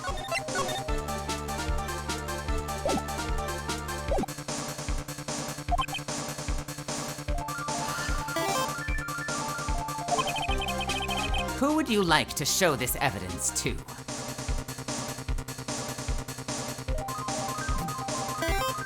There is only one person. There is only one person in this room that hasn't seen the evidence, right? Engard's seen it. Adrian's seen it. Edgeworth's seen it.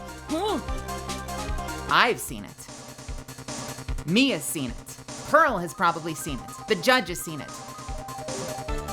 Franziska hasn't seen it, but she doesn't matter. The only person that has not seen the evidence is the killer.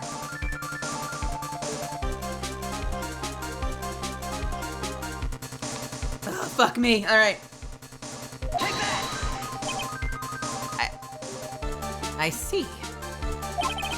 And now, tell this court what one piece of evidence you'd like to show this person. Oh, fuck me. All right. I have an idea. I'm gonna go through every piece of evidence, though. So, let's take this one piece at a time. My badge. No way in hell. The Magatama. That is not permissible in court. A glossy photo of the Nickel Samurai. No. A press conference ticket. Evidence that there was gonna be a press conference after the show. No. Originally from Maya's kidnapper, the transceiver itself doesn't matter. This is the same thing. Hey, we could add the Monka, 7 TVs, by the way. We could add some of the Pepes. Doesn't have to be now, though. Lotta's camera. We've already seen the photos on it. The magazine with the gossip. Doesn't matter. The hotel guide map. Who the fuck cares? The empty guitar case. Who the fuck cares? Wine glass. We've been through it. The photo of the murder scene doesn't fucking matter because he was there. He knows all the details. The button. He knows about the button. The suicide report. Who cares? Celeste's suicide. Doesn't matter. The autopsy report. The knife. He knows about. The picture taken right afterwards proves fucking nothing. His own calling card. Doesn't matter. The spy camera. What does the bear say? The spy camera. The bear. The bear. Or the spy camera. God, I hope it's the same fucking thing. We're presenting this to Shelly the killer. When we first had our big reveal, and Matt Engard revealed himself as the actual villain, he said he had set up the camera to spy on the killer, not on Juan Carita. And he said he did that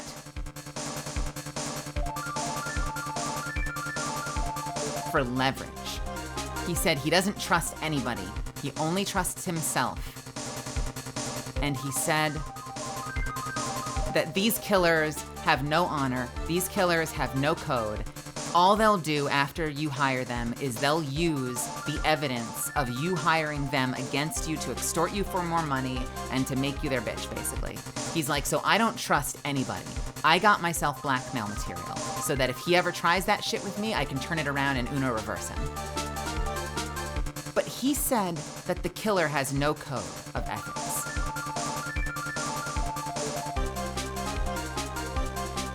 And the killer does. The killer has stated more than once that if someone betrays him, they're dead to him, and they're probably actually dead. So I don't think he'd appreciate knowing he was being spied on for blackmail. Is it the camera? I've saved. Let's try. Let's see what happens.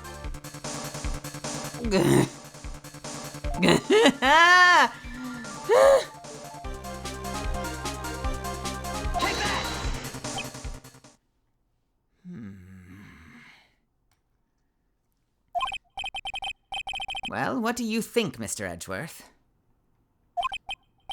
I don't have anything to say to this. Oh God, I hate this. Oh God, I hate this. How about you, Miss Von Karma? Well, I was just shot, so... I'm afraid I cannot allow the defense to continue. What? No one understands what you're talking about anymore. Wait! Please, one more chance! That is enough, Mr. Wright. I will now state my verdict. This court finds the defendant, Matt Engard.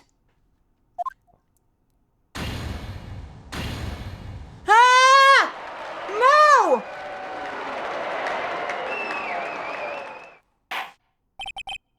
That is all.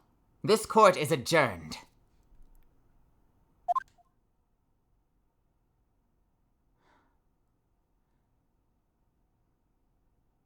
No! And just like that, the court came to an end. I ran away from the courtroom, and I wandered for what seemed like hours. I never saw Maya again. The killer was a man of his word, so I'm sure he released her as promised. I heard the verdict of Ms. Andrews later that day.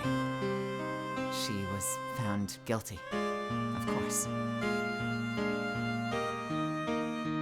The miracle never happened.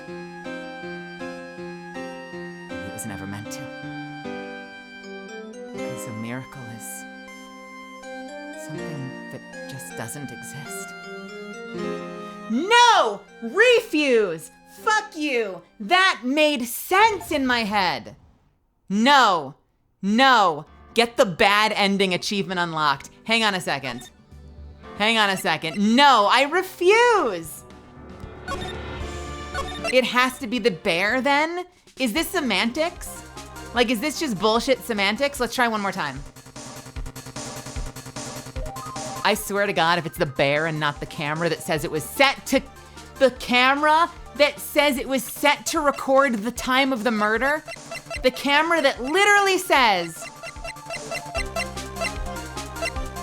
set to record the victim's room from 8 p.m. to 1 hour was running at the time of the murder. Are you serious? Then the bear? I guess it has to be the bear? Because semantics?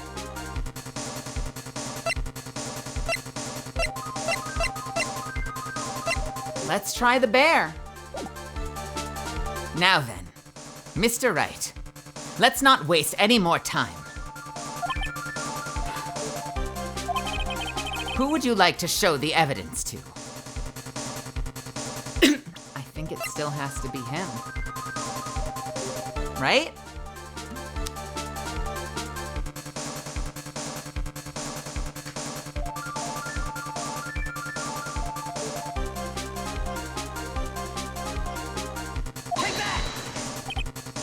I see.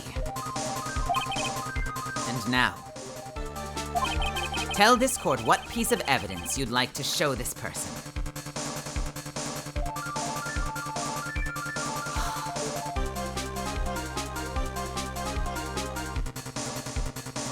I mean, it has to be the bear, right?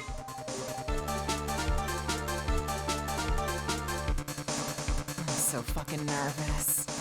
I'm so fucking nervous. Let's try it.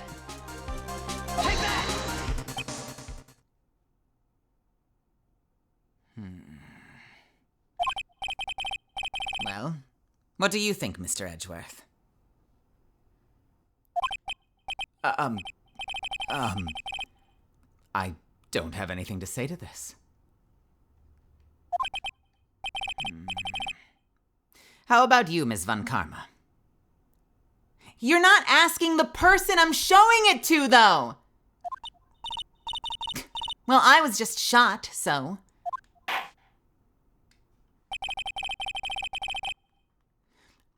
Okay, hang on a second. Hang on a second. The transmitter? I'm so fucking confused. Ugh.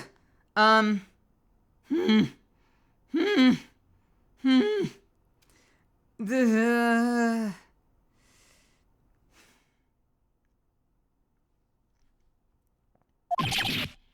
What?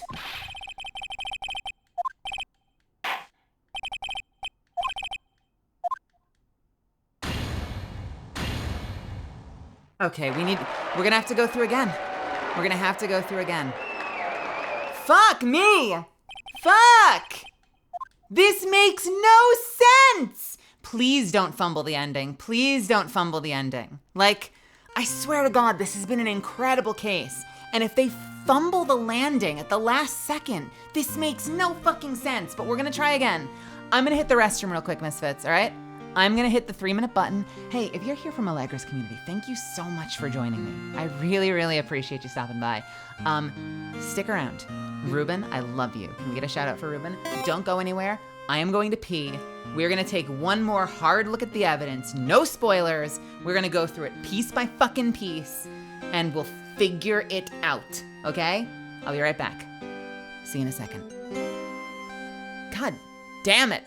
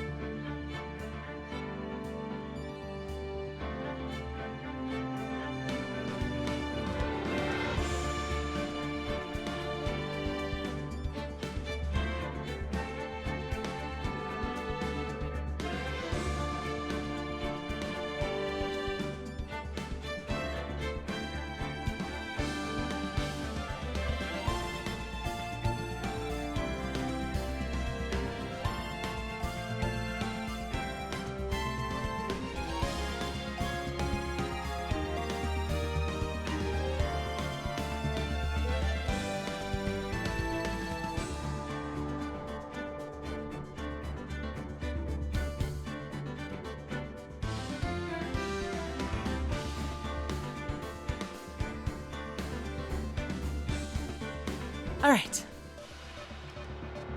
Thank you all for waiting. Thank you so much. All right. We're gonna give it another shot. We're gonna give it another shot. By the way, Allegra's community, what were y'all playing tonight? Were you playing some Honkai, or what were you doing? I didn't actually catch the message.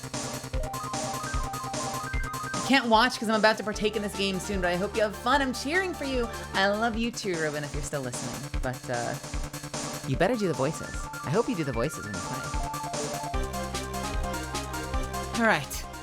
Now then, Mr. Wright, let's not waste any more time. Who would you like to show the evidence to? This has to be the killer. This is the only person that hasn't seen anything. I see. And now, tell this court what one piece of evidence you'd like to show this person. All right, let's go through it one more time, shall we? I'm so worried that this is fumbling the ending. Please don't fumble the ending, game. Please don't fumble the ending. Ace badge, doesn't matter. Magatama, doesn't matter. Photo, ticket, transceiver, doesn't matter. Camera, right, transceiver, no, doesn't matter. Camera, gossip, the map doesn't matter. The fucking guitar case doesn't matter. The wine glass. Mia says we have to make our own miracle. That the only way to create a miracle is to make our own miracle. Phoenix is convinced that one of the final 3 items has to be a miracle. But they all feel irrelevant.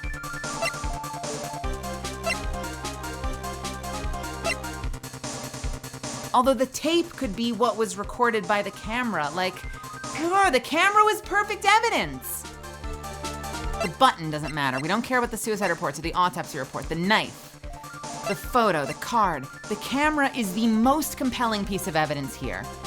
But they didn't care. I sincerely doubt that the transmitter would be the thing. I don't think that's gonna get me anywhere.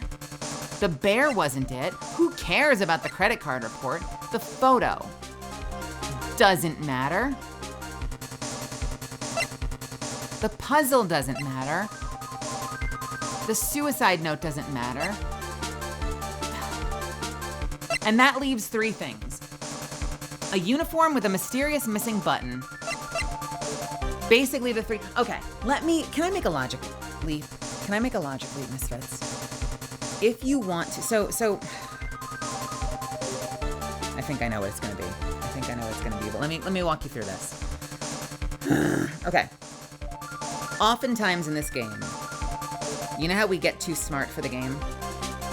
Where we know what the answer is, but we present the evidence early because, like, you can't present it where, like, a logical leap has to happen.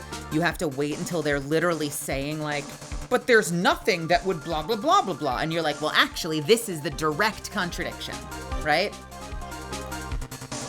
I don't think it's a big leap to say the camera. It literally says it was recording at the time of the murder. The only thing that potentially sabotages this is that the evidence itself does not say that it was used for blackmail to record the killer. We're remembering that. But here's my issue with that. We presented the tomato juice earlier, and that was a huge logic leap. Like, what's the problem with her going into the room? And we're like, well, nothing, but the glass had her fingerprints on it. So if she knew he was gonna get killed, why would she leave her fingerprints at the scene of the crime? But you can even dance around that and be like, she fucked up. People fuck up. She fucked up. And she was covering for it.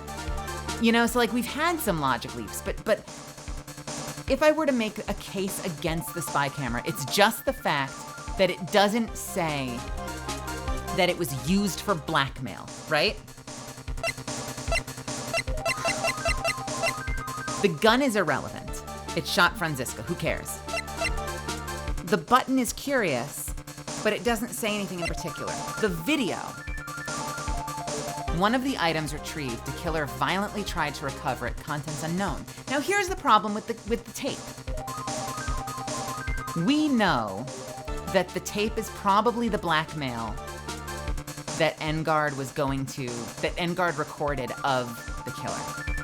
So I suspect, I know, yes, Franziska cares that Francisco is shot.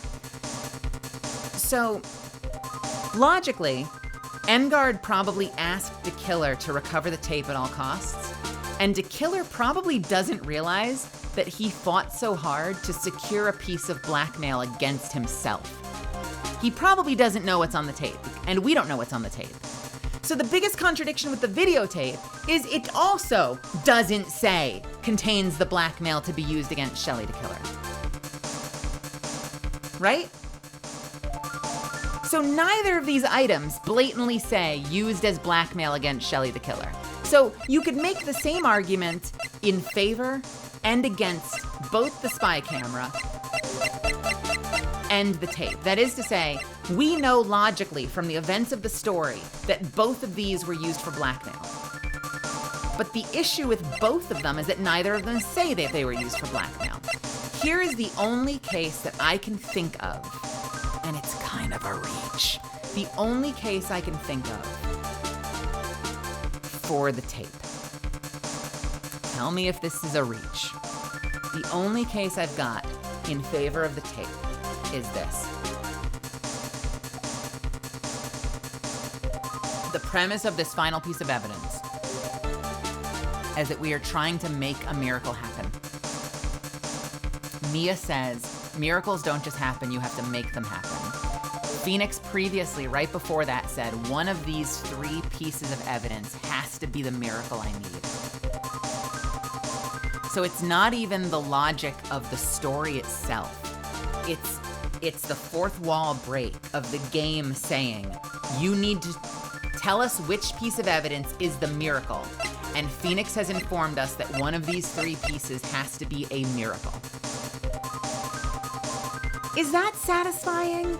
I don't know. That feels like a reach. But that's the case in favor of the tape. Is that, like, from a meta perspective, the game told us we're looking for a miracle and that one of these 3 pieces must be a miracle. That's all I got. That's all I got. And I will say, this case has been fucking amazing. This is a bit of a mark. I don't think it's enough to make me dislike the case, but I do feel like they're fumbling the ending a little bit. But you know what? Let's see if it works. Let's see if the finale makes up for it. I'm so fucking scared right now. Tell this court what one piece of evidence you'd like to show this. One more time. Tell this court what one piece of evidence you'd like to show this person. Take that!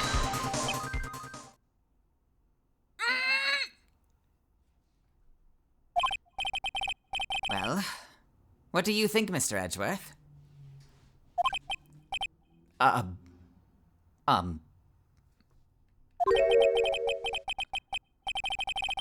think there is some merit in showing this evidence to that witness. Oh, thank God. Thank fucking God.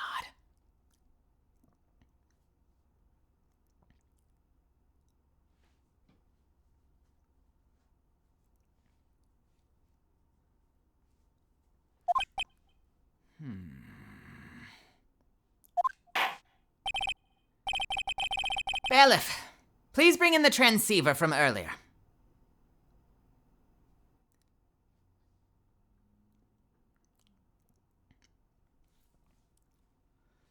Here's the thing, Molten Brown. I think the challenge is that, like, it's all logical deductions, right? And, like, my reasoning for the camera was that Engard himself told us he was recording the killer.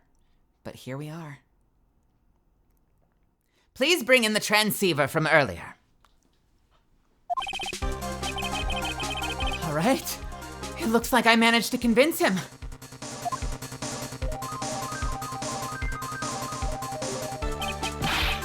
Maya.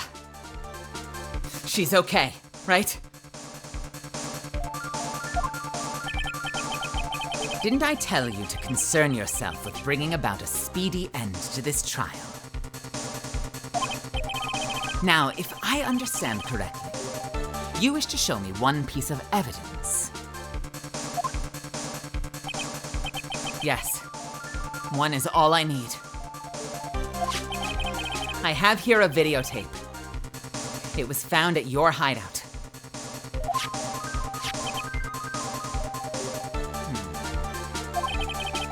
I heard you injured 3 officers in your attempt to get the... Yeah, almost bit my tongue. I heard you injured 3 officers in your attempt to get this back. That was most regrettable. However, it was an order from my client. I was told to protect that videotape. I thought so. I'm afraid I seem to have failed in that regard. Do you know the contents of this tape?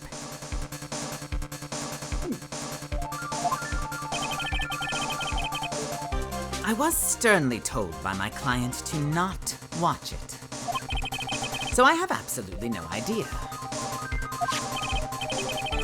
Actually, you're on this tape. Me?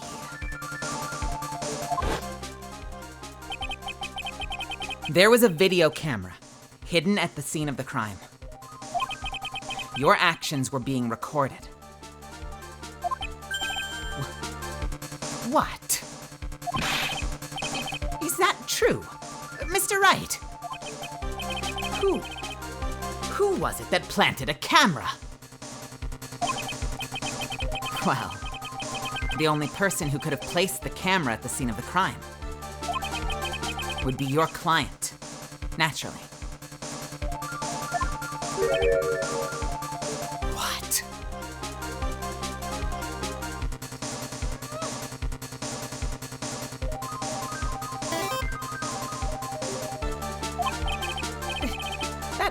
That was Adrian Andrews. Be quiet and listen. Your Honor. Yes, sir. Your client specified a time and place for you. Isn't that right? Yes. That was so that they could film you.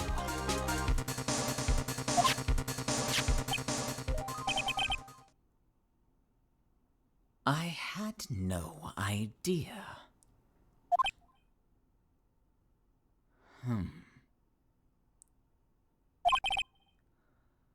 Mr. Wright, why would my client do such a thing?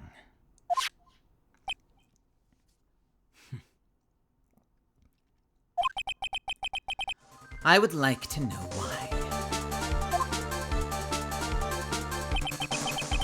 Why did Matt Engard film the crime scene? We are saving!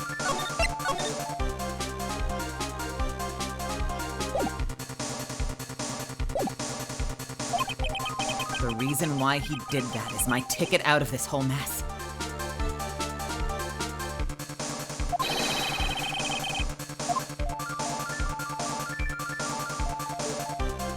There's only one reason why your client would secretly film the crime scene. They.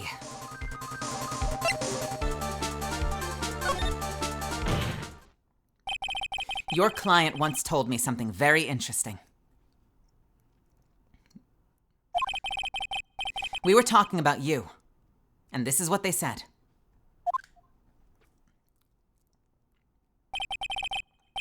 But I'm no weakling. I don't believe anyone, least of all assassins. Oh, come now, Mr. Wright. Assassins aren't above blackmail. Yes, that's where the video comes in.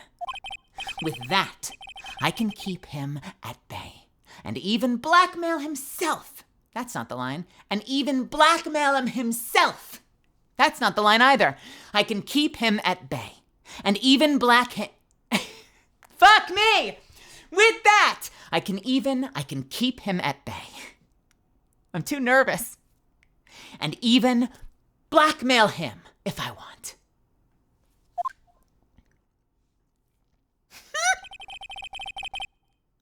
Your client didn't trust you at all. They were thinking of using this video to blackmail you. What do you have to say to that, Shelly the Killer?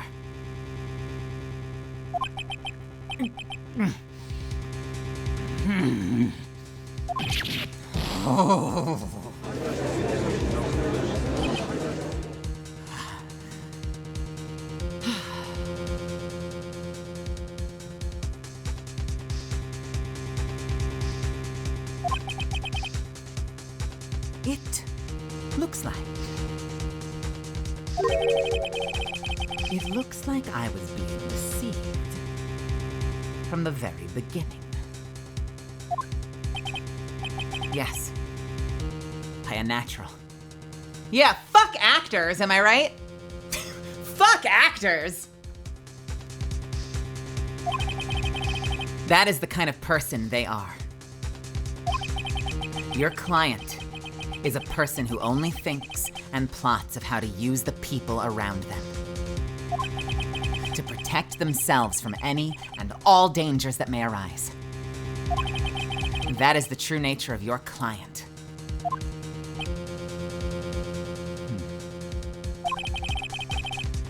I have one question for the witness. Yes. You told us one thing numerable. You told us one thing numerous times during your testimony. You said that you would detest. You said that you detest traitors most of all. Yes. That's right. But what if that traitor was your own client?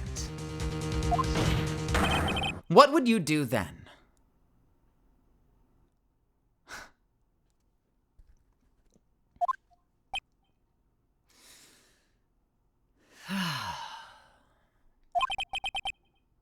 That is obvious.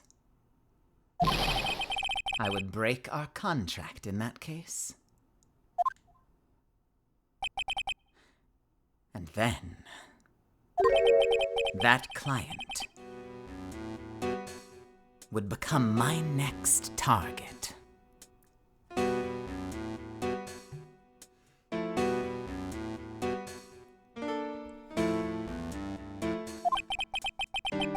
For the honor of the Killer name, even if it takes an eternity, I would follow that person to the ends of the earth to exact my punishment.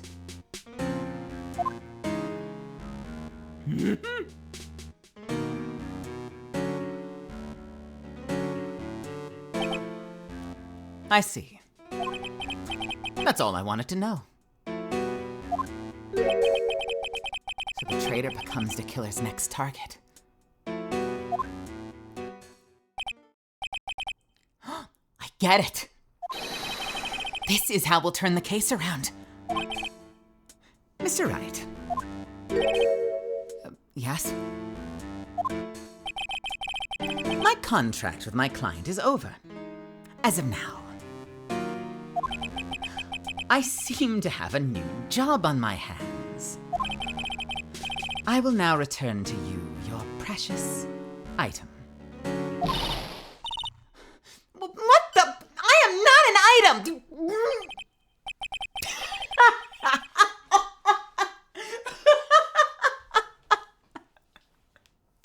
Oh, Maya.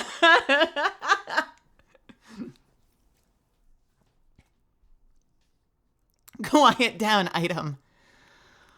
Oh, Maya. I never thought I'd see you again. Oh, thank goodness. Oh, thank goodness.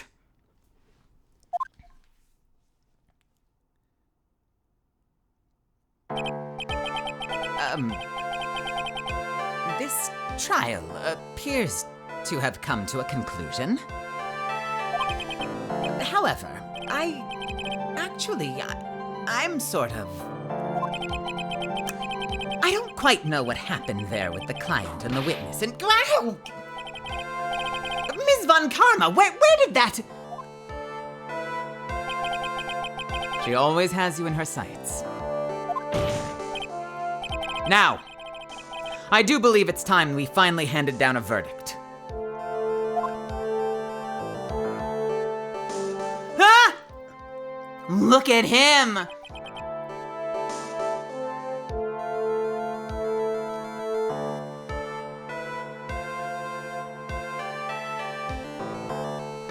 I am bracing myself right now, Misfits. I am bracing myself. Oh God, let me do this at 75% and not 110%. Mr. Engard? It looks like somehow you got what you wanted. You will finally receive the acquittal you wanted so badly.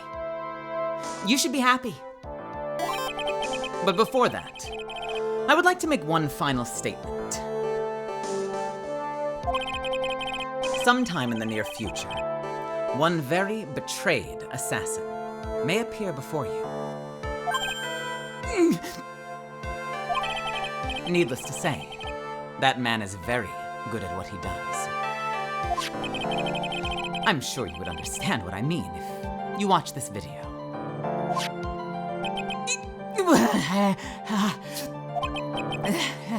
Help me. Help me. Now then, Your Honor, the verdict, if you please. Is this all right with you, Mr. Wright?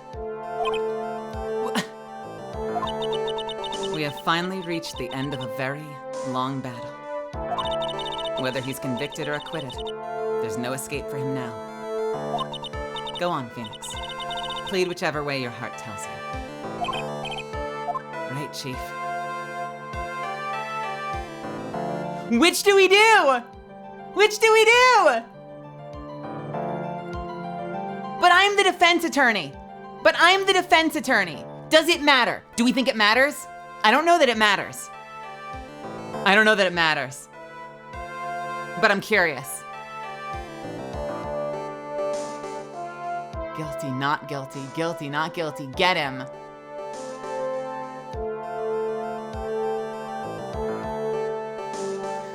This is on you. This is all on you.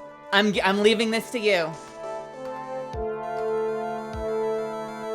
Oh, and I know exactly how I'm going to phrase this.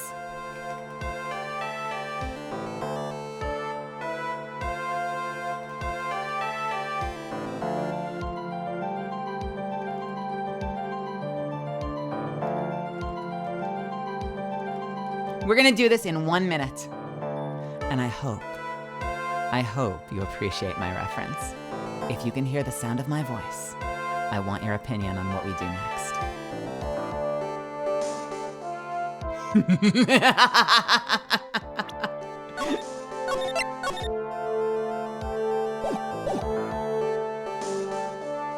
Please understand my reference and appreciate me. Please appreciate me for a second, Misfits. So, how do you want to do this?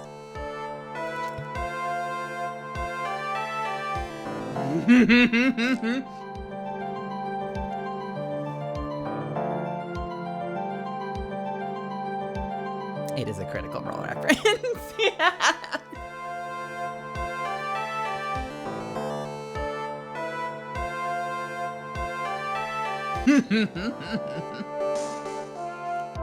I genuinely don't think it matters. But I'm curious to see which way you'll go.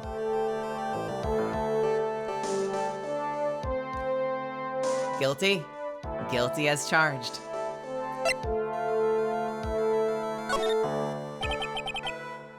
Matt Engard.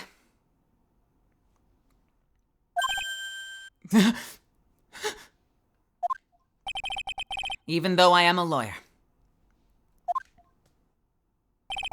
I cannot make your crime disappear. I think a guilty verdict is appropriate here. Me? My wonderful self? Guilty? Even if you got an acquittal, the instant you set foot outside of the detention center, your life would be in danger. No matter which way you look at it. You can't run away from your crime anymore. No! No! No! Guilty! Guilty! Guilty! Guilty!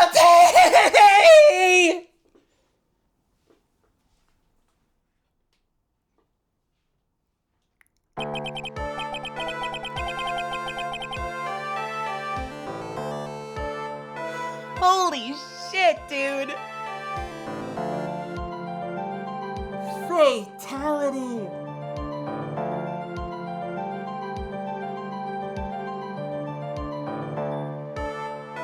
Dude just massacred his own face!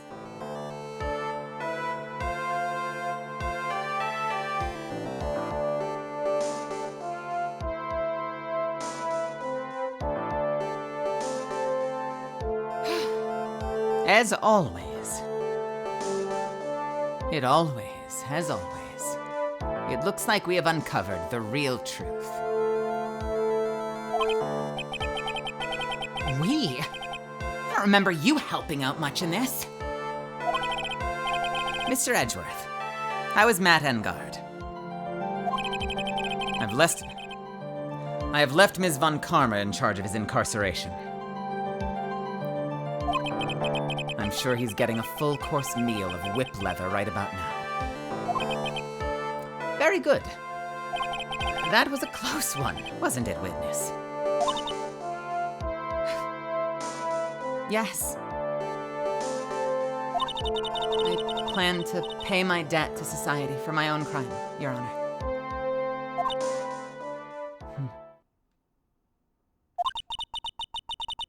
The first time I was called to the witness stand during this trial, all I felt was despair. She must be talking about the time Edgeworth really went after her. I guess she's trying to forgive him for what he did. This witness. How should I put this? She has an illness.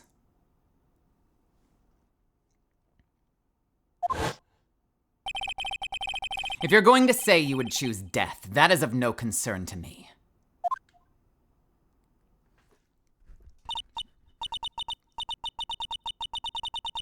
But after that, when I was alone at the detention center, that's the first time I really saw myself for who I am.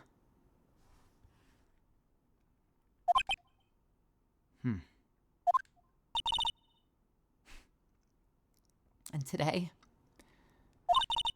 when the two of you used your combined strength to convict Matt, I felt like I'd finally been saved.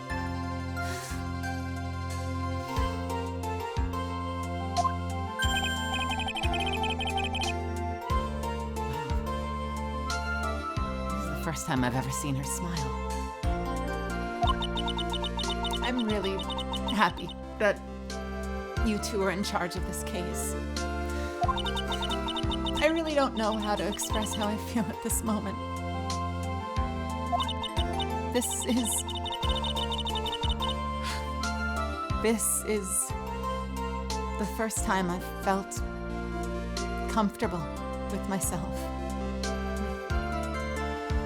with who I am. Thank you so much, everybody.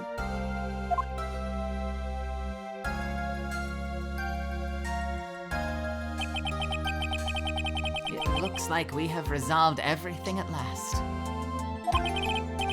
As for myself, there are still a few things I'm confused about. But everyone seems to be in good spirits, and that is good enough for me. That is all. This court is adjourned. Holy shit, you guys. March 23rd, 5:14 p.m., District Court Defendant Lobby number 3. Let me see her, let me see her, let me see her. Please let me see the girl. Please let me see the girl. It has been too long a case, too many weeks. Please let me see the girl. Right fucking meow. March 23rd, 5:14 p.m., District Court Defendant Lobby number 3. You were great out there, Phoenix. What I did out there was right. Wasn't it? This is the first time you've not gotten your client off. You got them a guilty verdict this time. But you have to look past all of that to what's really important. You now realize that there is something more than just getting a not guilty. Right? Yes, I understand now. Phoenix, think back for a second. Think to the moments before Ms. Von Karma arrived with the final pieces of evidence. Think about the incredible decision you had to make.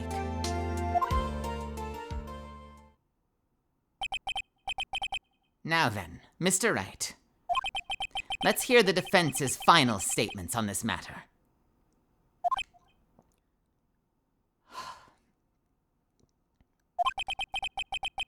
I can't count on the evidence to help me anymore. I have to listen to my heart. Should I side with justice? Or should I save Maya's life? My client, Matt Engard, is...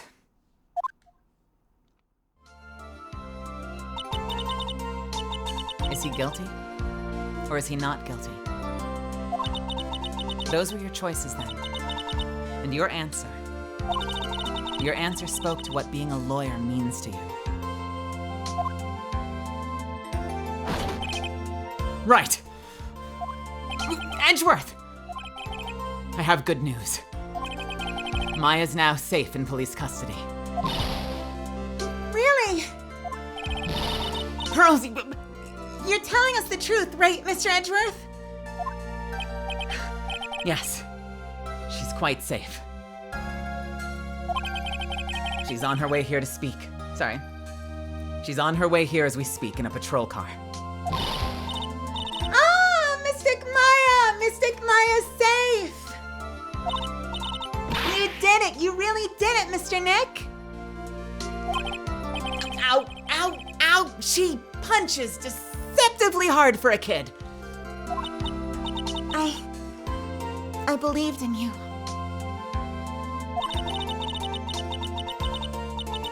I kept saying to myself, Mr. Nick will save her. Mr. Nick will save her.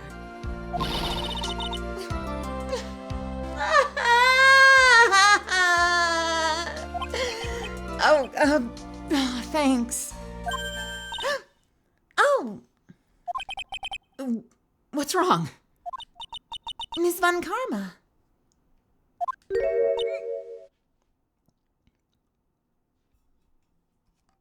Have a good night, girlina.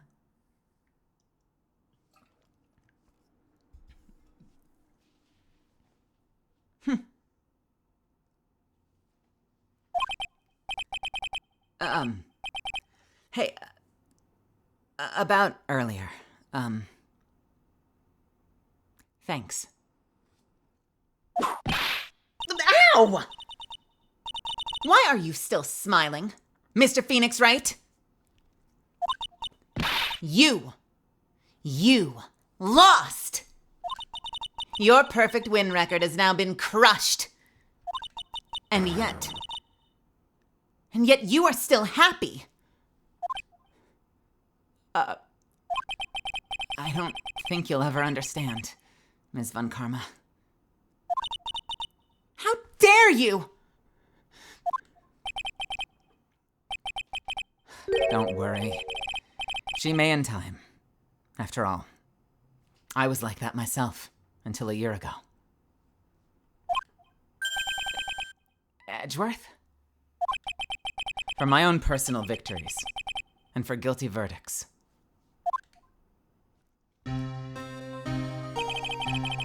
I used every dirty trick in the book, and so my win record remained spotless. But a man appeared and stood fast against that selfish me. I fought him in my usual manner and tasted my first defeat. I felt like I had lost everything because of that.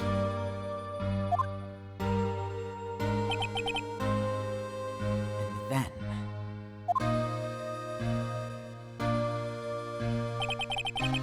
it was my turn to sit in the defendant's chair. And I was saved by that person I'd called my enemy. I couldn't forgive myself for all that had happened. So I left the prosecutor's office. And I left that note. Prosecutor Miles Edgeworth chooses death. As well you should have. A prosecutor who has shamed himself with defeat should crawl into a hole and die. But that was not what happened. After I left the prosecutor's office, I finally came to realize something. And it was in that moment of clarity that everything began to change. What foolish nonsense! We prosecutors use anything we can to attack the defendant. But every time we did so, Objection! no matter how desperate the situation, instead of giving up like most people, that man would hold strong with his undying faith. And then, before I knew it, I began to trust in that man as well.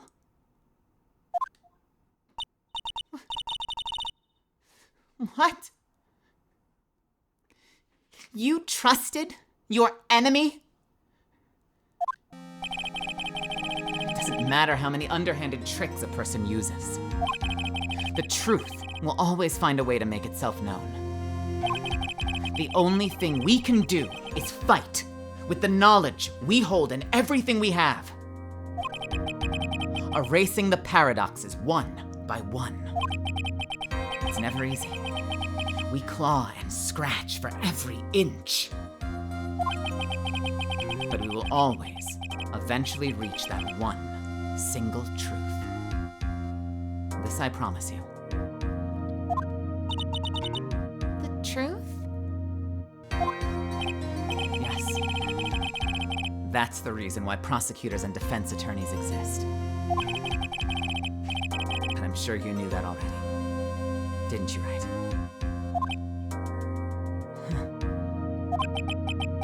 That's why you couldn't forgive me. This man who went into hiding. Isn't that right? This man who only had his sight set on victory. Who ran away into the night.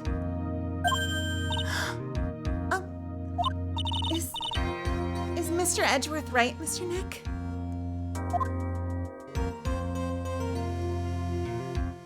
You really let me down. When you disappeared, I felt betrayed. The reason I decided to become a lawyer to begin with was because I believed in the things you said to me all those years ago. And you betrayed your own words. That's why, 1 year ago, I made up my mind. I decided that Miles Edgeworth, the Miles Edgeworth I knew, had died. At least, that's what I told myself. You pathetic fool! Ms. Von Karma. I don't want to hear the wretched whimpering of a disgraced loser. A Von Karma is someone who is destined to be perfect. Miles Edgeworth, you are no longer worthy.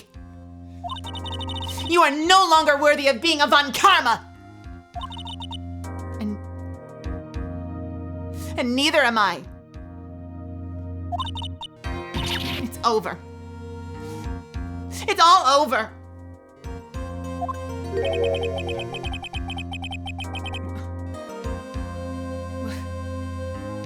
Franziska threw something on the ground just now. Oh wait, this is Phoenix. Franziska threw something on the ground just now. This is an electromagnetic receiver. Isn't that the thing she used to track Detective Gumshoe? Phoenix, isn't that the thing she used to track Detective Gumshoe? I'll return this to the precinct later. There's something else.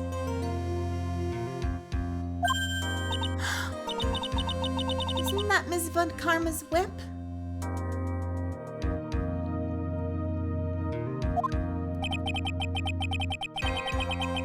Never set foot in another courtroom again. I'm sure that's what she's saying by this action. Huh. You should keep this, right?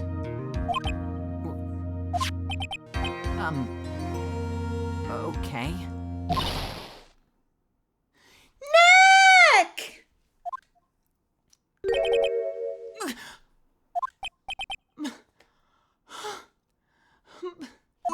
Maya! Mystic Maya! Mystic Maya! Oh, the girl's back. Oh, man!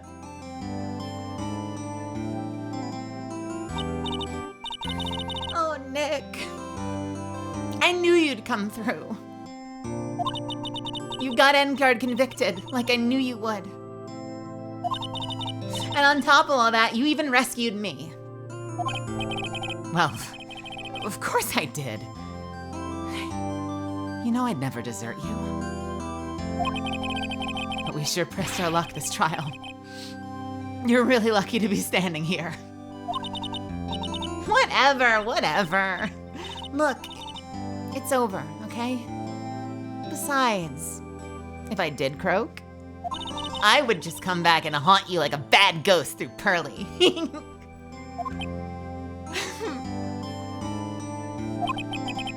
Is it really that easy to do something like that?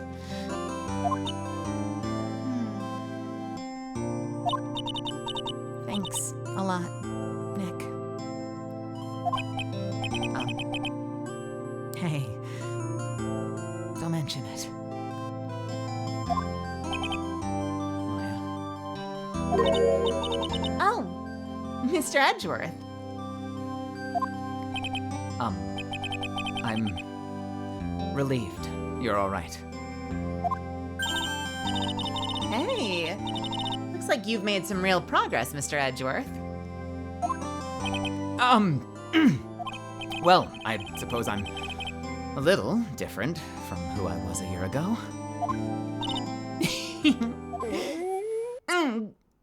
Oh. All right. I think it's time we got out of this depressing place. Huh? Where are we going? Food, Nick! Food! Grub! Chow! I am starved! I am so hungry, even you look like a nice juicy burger on a bun to me, Nick. You think I look like a burger? I am a prime rib at least. Come with us, Mr. Edgeworth, please. If you insist. All right. So how about we hit up our usual burger joint? Don't be silly, Nick. Huh? This case messed up that awesome evening and got in way of my gourmet food. So I've decided that we have to make it up by having another feast. Another feast? Come on, Nick. Food!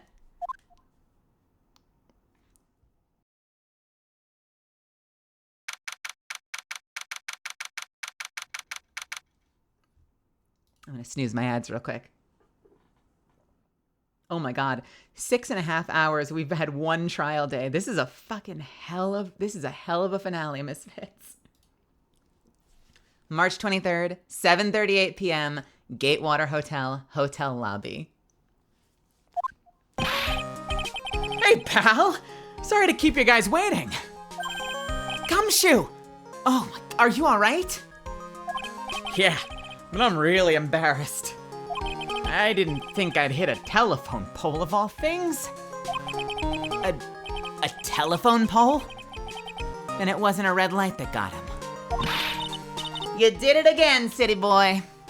I felt like my dear old heart was gonna explode on me. I ain't joking.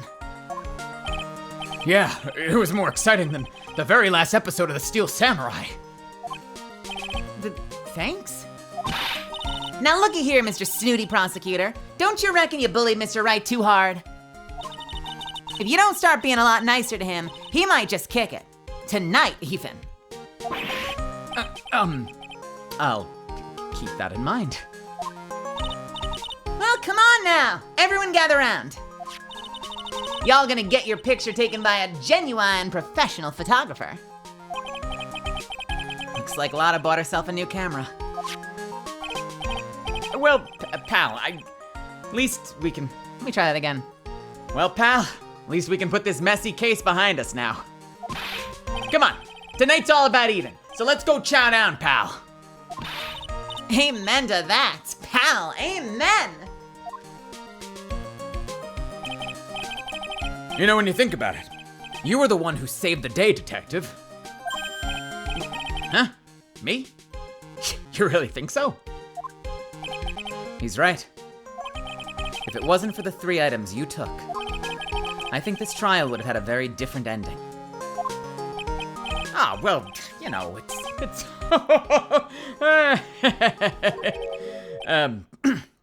huh? Wait. That's odd. And I ran off with the things from the killer's hideout. I was sure I took 4 things in total, sir. What? 4? Yeah. I'm sure I put one of those items in my coat pocket. There was a 4th item? Oh, come on, y'all. It's over. But whoo boy, I tell ya, you really are something else. Between getting accused of murder and getting kidnapped. Never a dull moment with you, huh? You think? Why does she look so happy about that? But being shut away for 2 whole days, weren't you scared? Yeah, it was really scary. I felt so hopeless. So to keep my mind off things, I drew a picture. Sounds like you had it rough, gal. So where's this picture of yours? Yeah, I want to see it. I want to see Mystic Maya's picture. Huh. You know, I don't know where it went. Oh, that's too bad. Well, it's all right. It wasn't anything important anyway. It sure is nice to finally see them both smiling again.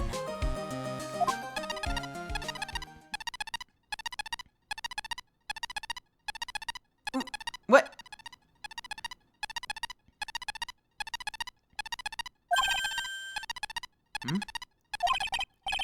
What is it, Edgeworth? This thing is picking something up.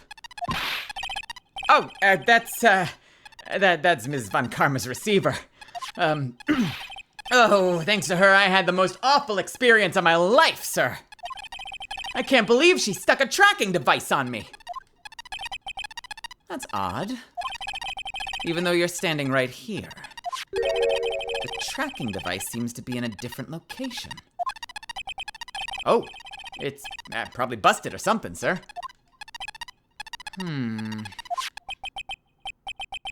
Well, it doesn't matter. I'm afraid it's about time for me to excuse myself. I still have some work to do.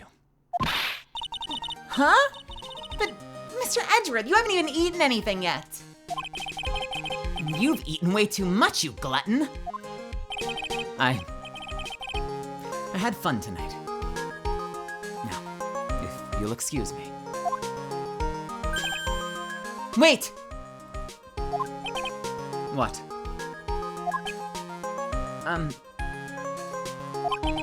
I just want to say thanks, Edgeworth. You really saved me out there. If anyone should be saying thanks, it should be me, right? I feel like words alone aren't enough here. Are we getting a moment? Do I have to present something? I wonder if there's anything I can give him to express how I feel.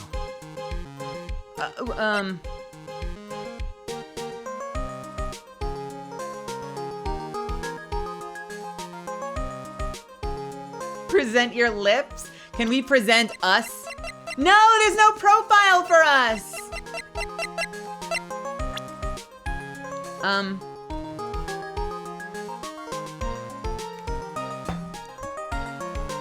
Thrown Away by Franziska von Karma. It has a certain mysterious nostalgia to it.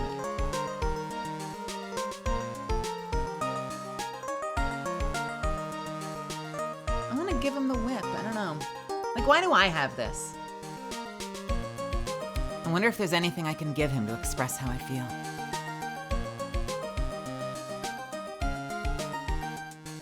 I did save.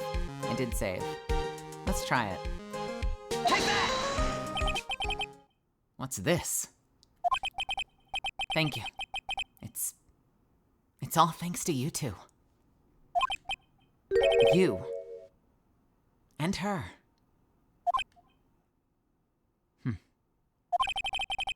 You don't need to thank me. I was only doing my job. It looks like Mr. Edgeworth has left, Mr. Nick. Hey, Mystic Maya! Yes, Pearly? I guess you two can go back to being lovey-dovey, right?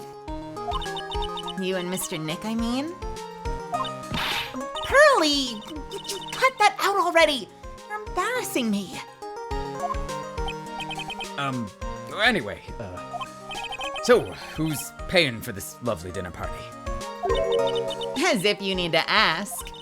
Everyone say, thank you to Nick! Huh? Oh, yeah. I'm kind of at the point where I can't even buy instant noodles, pal. So I kind of already put your name on the bill. What? Huh? Yeah, I got me a situation like that myself. There's this camera shop in this hotel, see? And I just bought myself this good old beauty here. It better be anyhow for $3,000.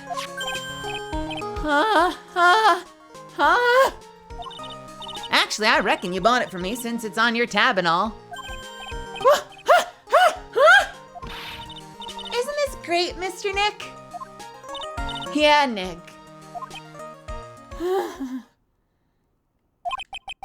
Why do I suddenly feel like screaming? Aw, you don't need to hold back now, you hear? Yeah, pal, time to let it all out. This is gonna be the first time I hear the real you. Go on, it's been a while since I've heard you say it.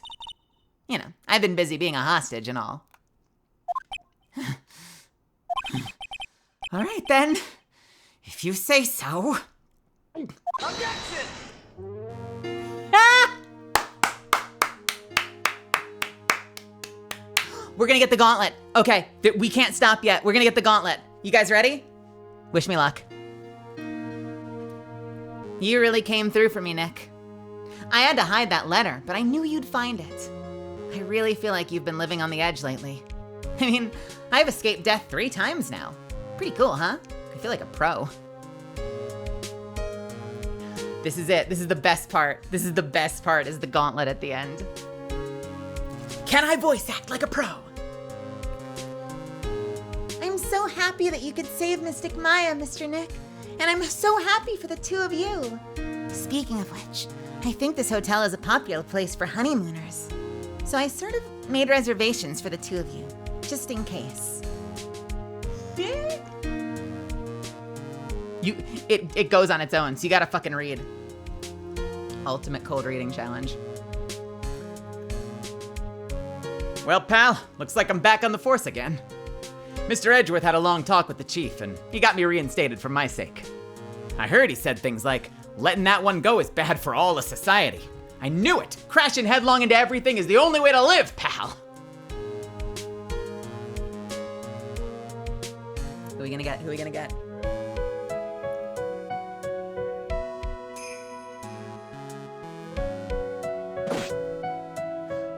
I, Maggie Bird, am retiring this uniform as of today, sir. I'm going to be a waitress from now on. And bring smiles and joy to people who come by the restaurant, sir. I hope you'll stop by it sometime, Mr. Wright. I hope you'll stop by sometime, Mr. Wright.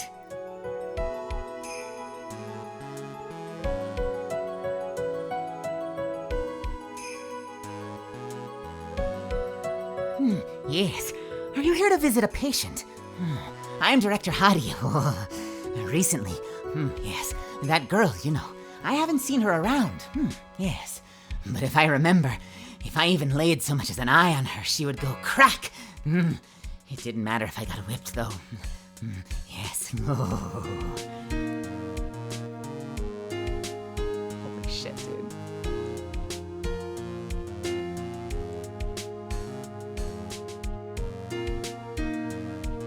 It's time to begin our quest of world circus domination, sweetie. And to let the world know that we are serious, I plan to make a fabulous flight to Zimbabwe. Hey, Max, who do you think Zimbabwe is like? What do you think Zimbabwe is like? Do you think there are castles made of cake and bunnies who can talk? I think if there are any talking bunnies, even they won't laugh at Moe's jokes.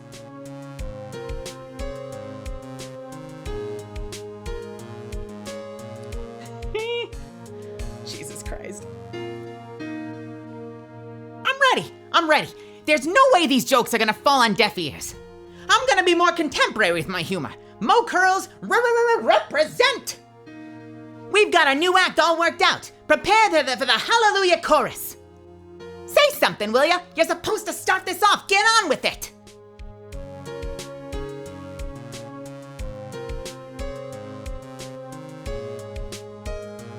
No laugh, sadly.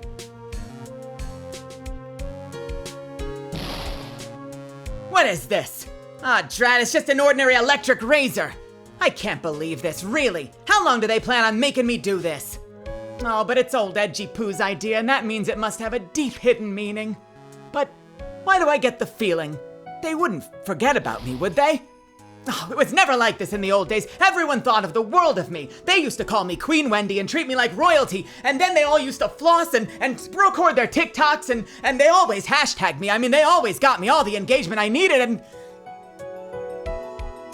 You can't. You just gotta make it up. You just gotta make it up.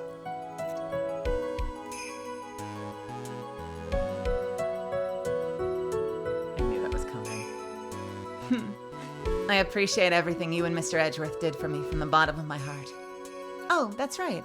I received a letter from Ms. Von Karma. She said that after I get out, I should feel free to consult her about anything at all. I'm really thankful to have met everyone.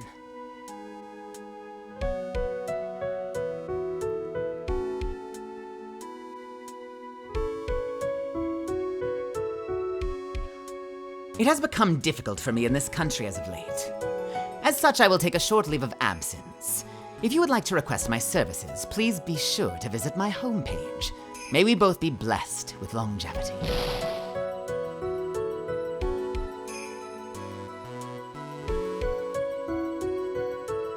He has a website. He truly has entered the modern era.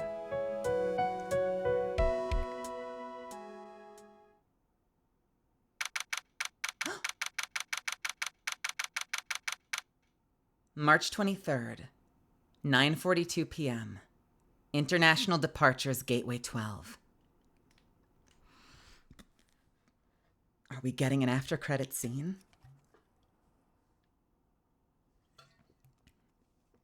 International departures.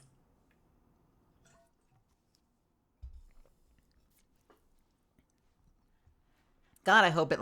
Please let me go at my own pace this time. Please, please. Because I remember last time we had an after-credit scene and I had to stop the whole fucking thing and go find the VOD to do it. Please let me go at my own pace. Ooh. Where are you going, Franziska?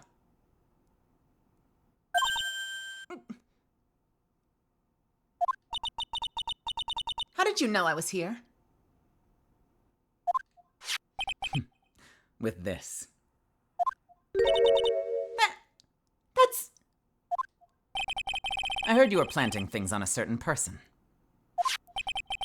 Things like this tracking device in his coat, for example. That's just like you.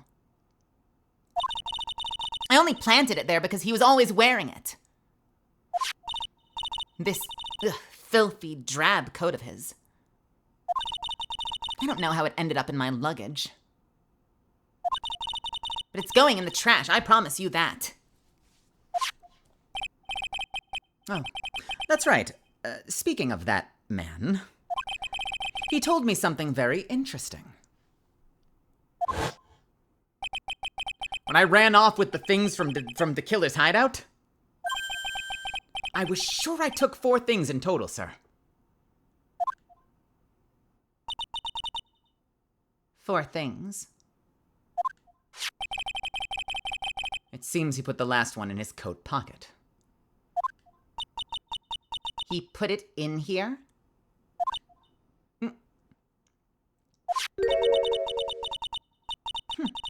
It doesn't matter anymore. This case is already over.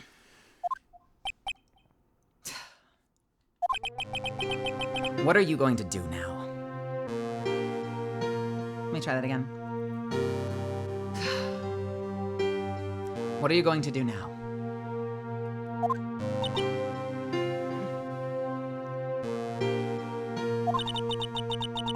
That's none of your business. Are you running away? Shut up! You don't understand a thing. You can't possibly understand what it means to be Manfred von Karma's daughter. Franziska. So many expectations from everyone around me. Expectations I must fulfill. I'm expected to win, no matter what. And failure, such a thing is not an option for me. My father was a genius. There's no doubt about that. But me, I'm no genius. I've always known that.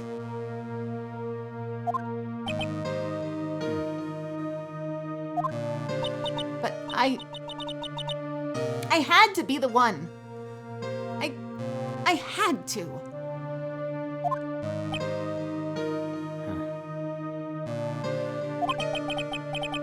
You may not be a genius, like your father. But you are a prosecutor. You have been and always will be.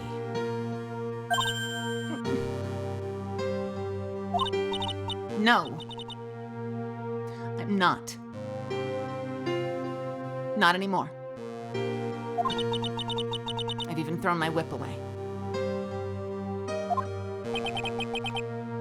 Speaking of that, Wright gave me this to hold on to. Right.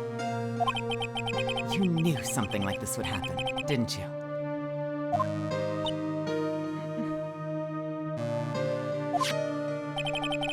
I'm going to say this again. We prosecutors do not fight for personal honor or pride. I hope you'll think deeply. about what you should be striking down with that whip.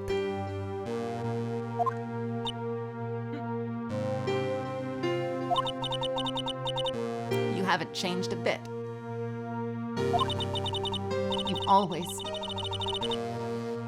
You've always left me alone and walked on ahead without me. Miles Edgeworth. I've always hated you.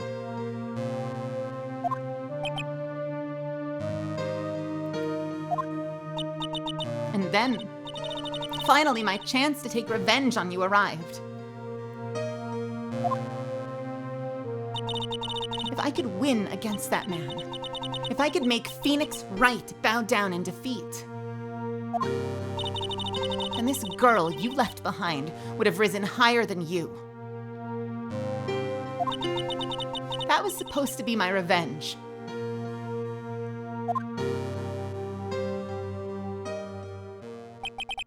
I see.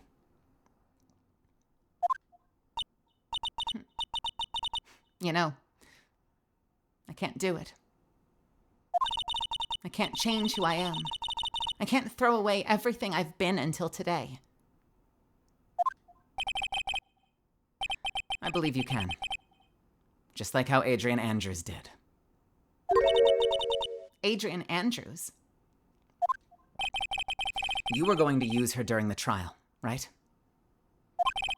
But you were dependent on your father by using his tactics. Isn't that right?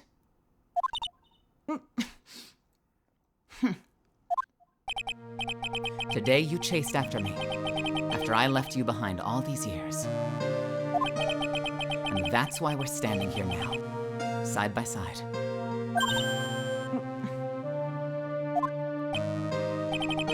But I have no intention of stopping you. If you say you're going to quit your walk down the prosecutor's path, then this is where we part ways, Franziska von Karma.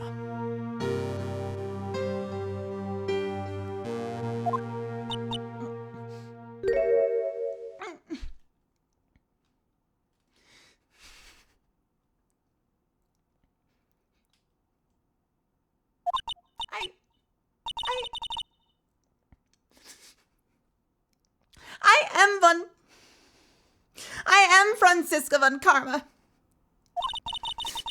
Don't think I'm going to walk in your shadow forever.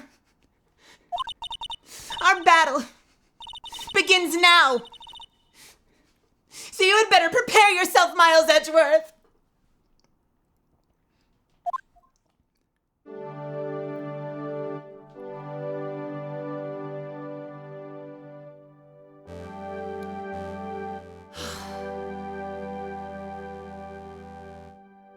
Phoenix Wright. One day, someday, I'm sure we'll meet again in battle. Until then, this last piece of evidence that never made it to you, I'll take good care of this fourth piece, so I can give it to you when at last we meet again.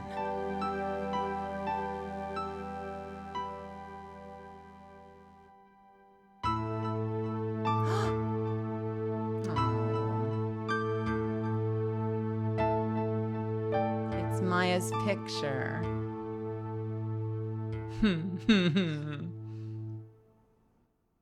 She loves him. She loves him. She wants to kiss him. She wants to smooch him. I think she's got a crush.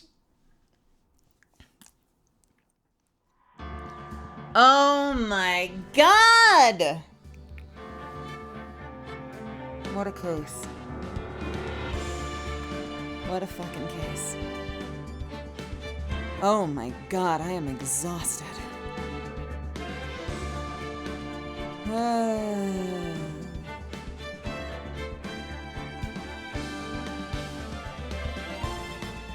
Thank you.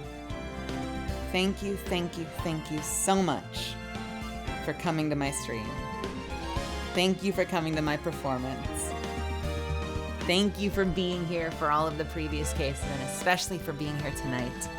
for the final act of Farewell My Turnabout. This is me at the front of the stage bowing. I hope that this was fun for you. I hope that you enjoyed the show. I hope you think that I did the characters justice, and I hope that if you're new to this, whether you're new to this and experiencing it for the first time, or if you've played it a million times and you just wanted to see how I would do it, I hope that you found it compelling and that you had a great time. So thank you so much again.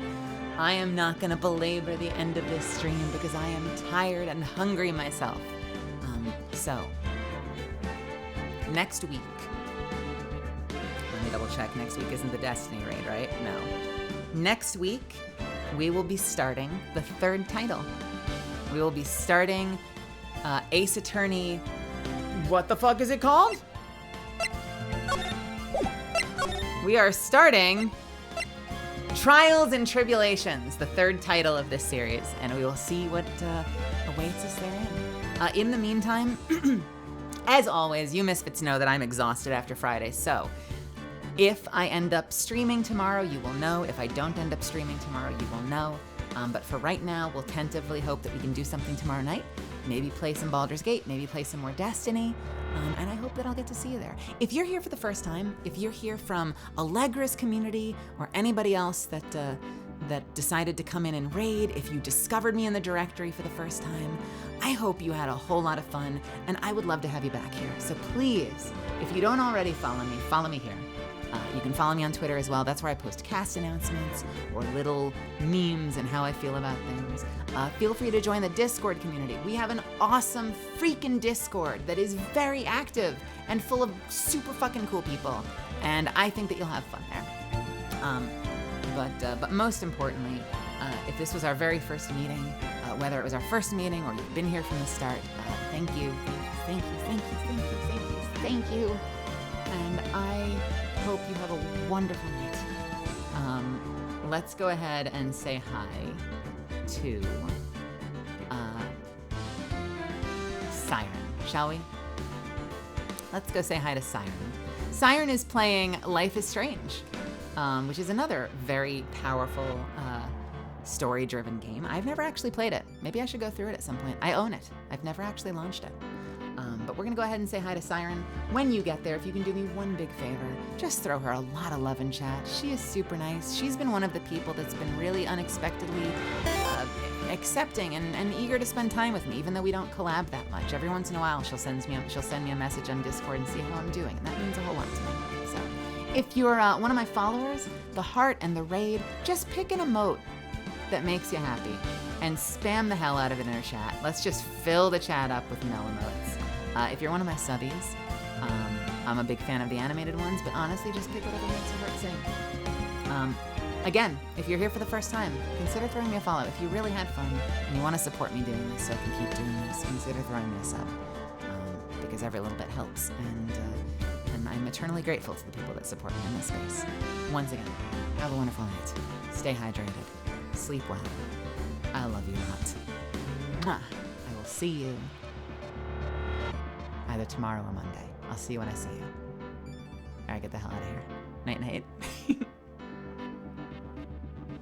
night, good night, good night, good night, good night.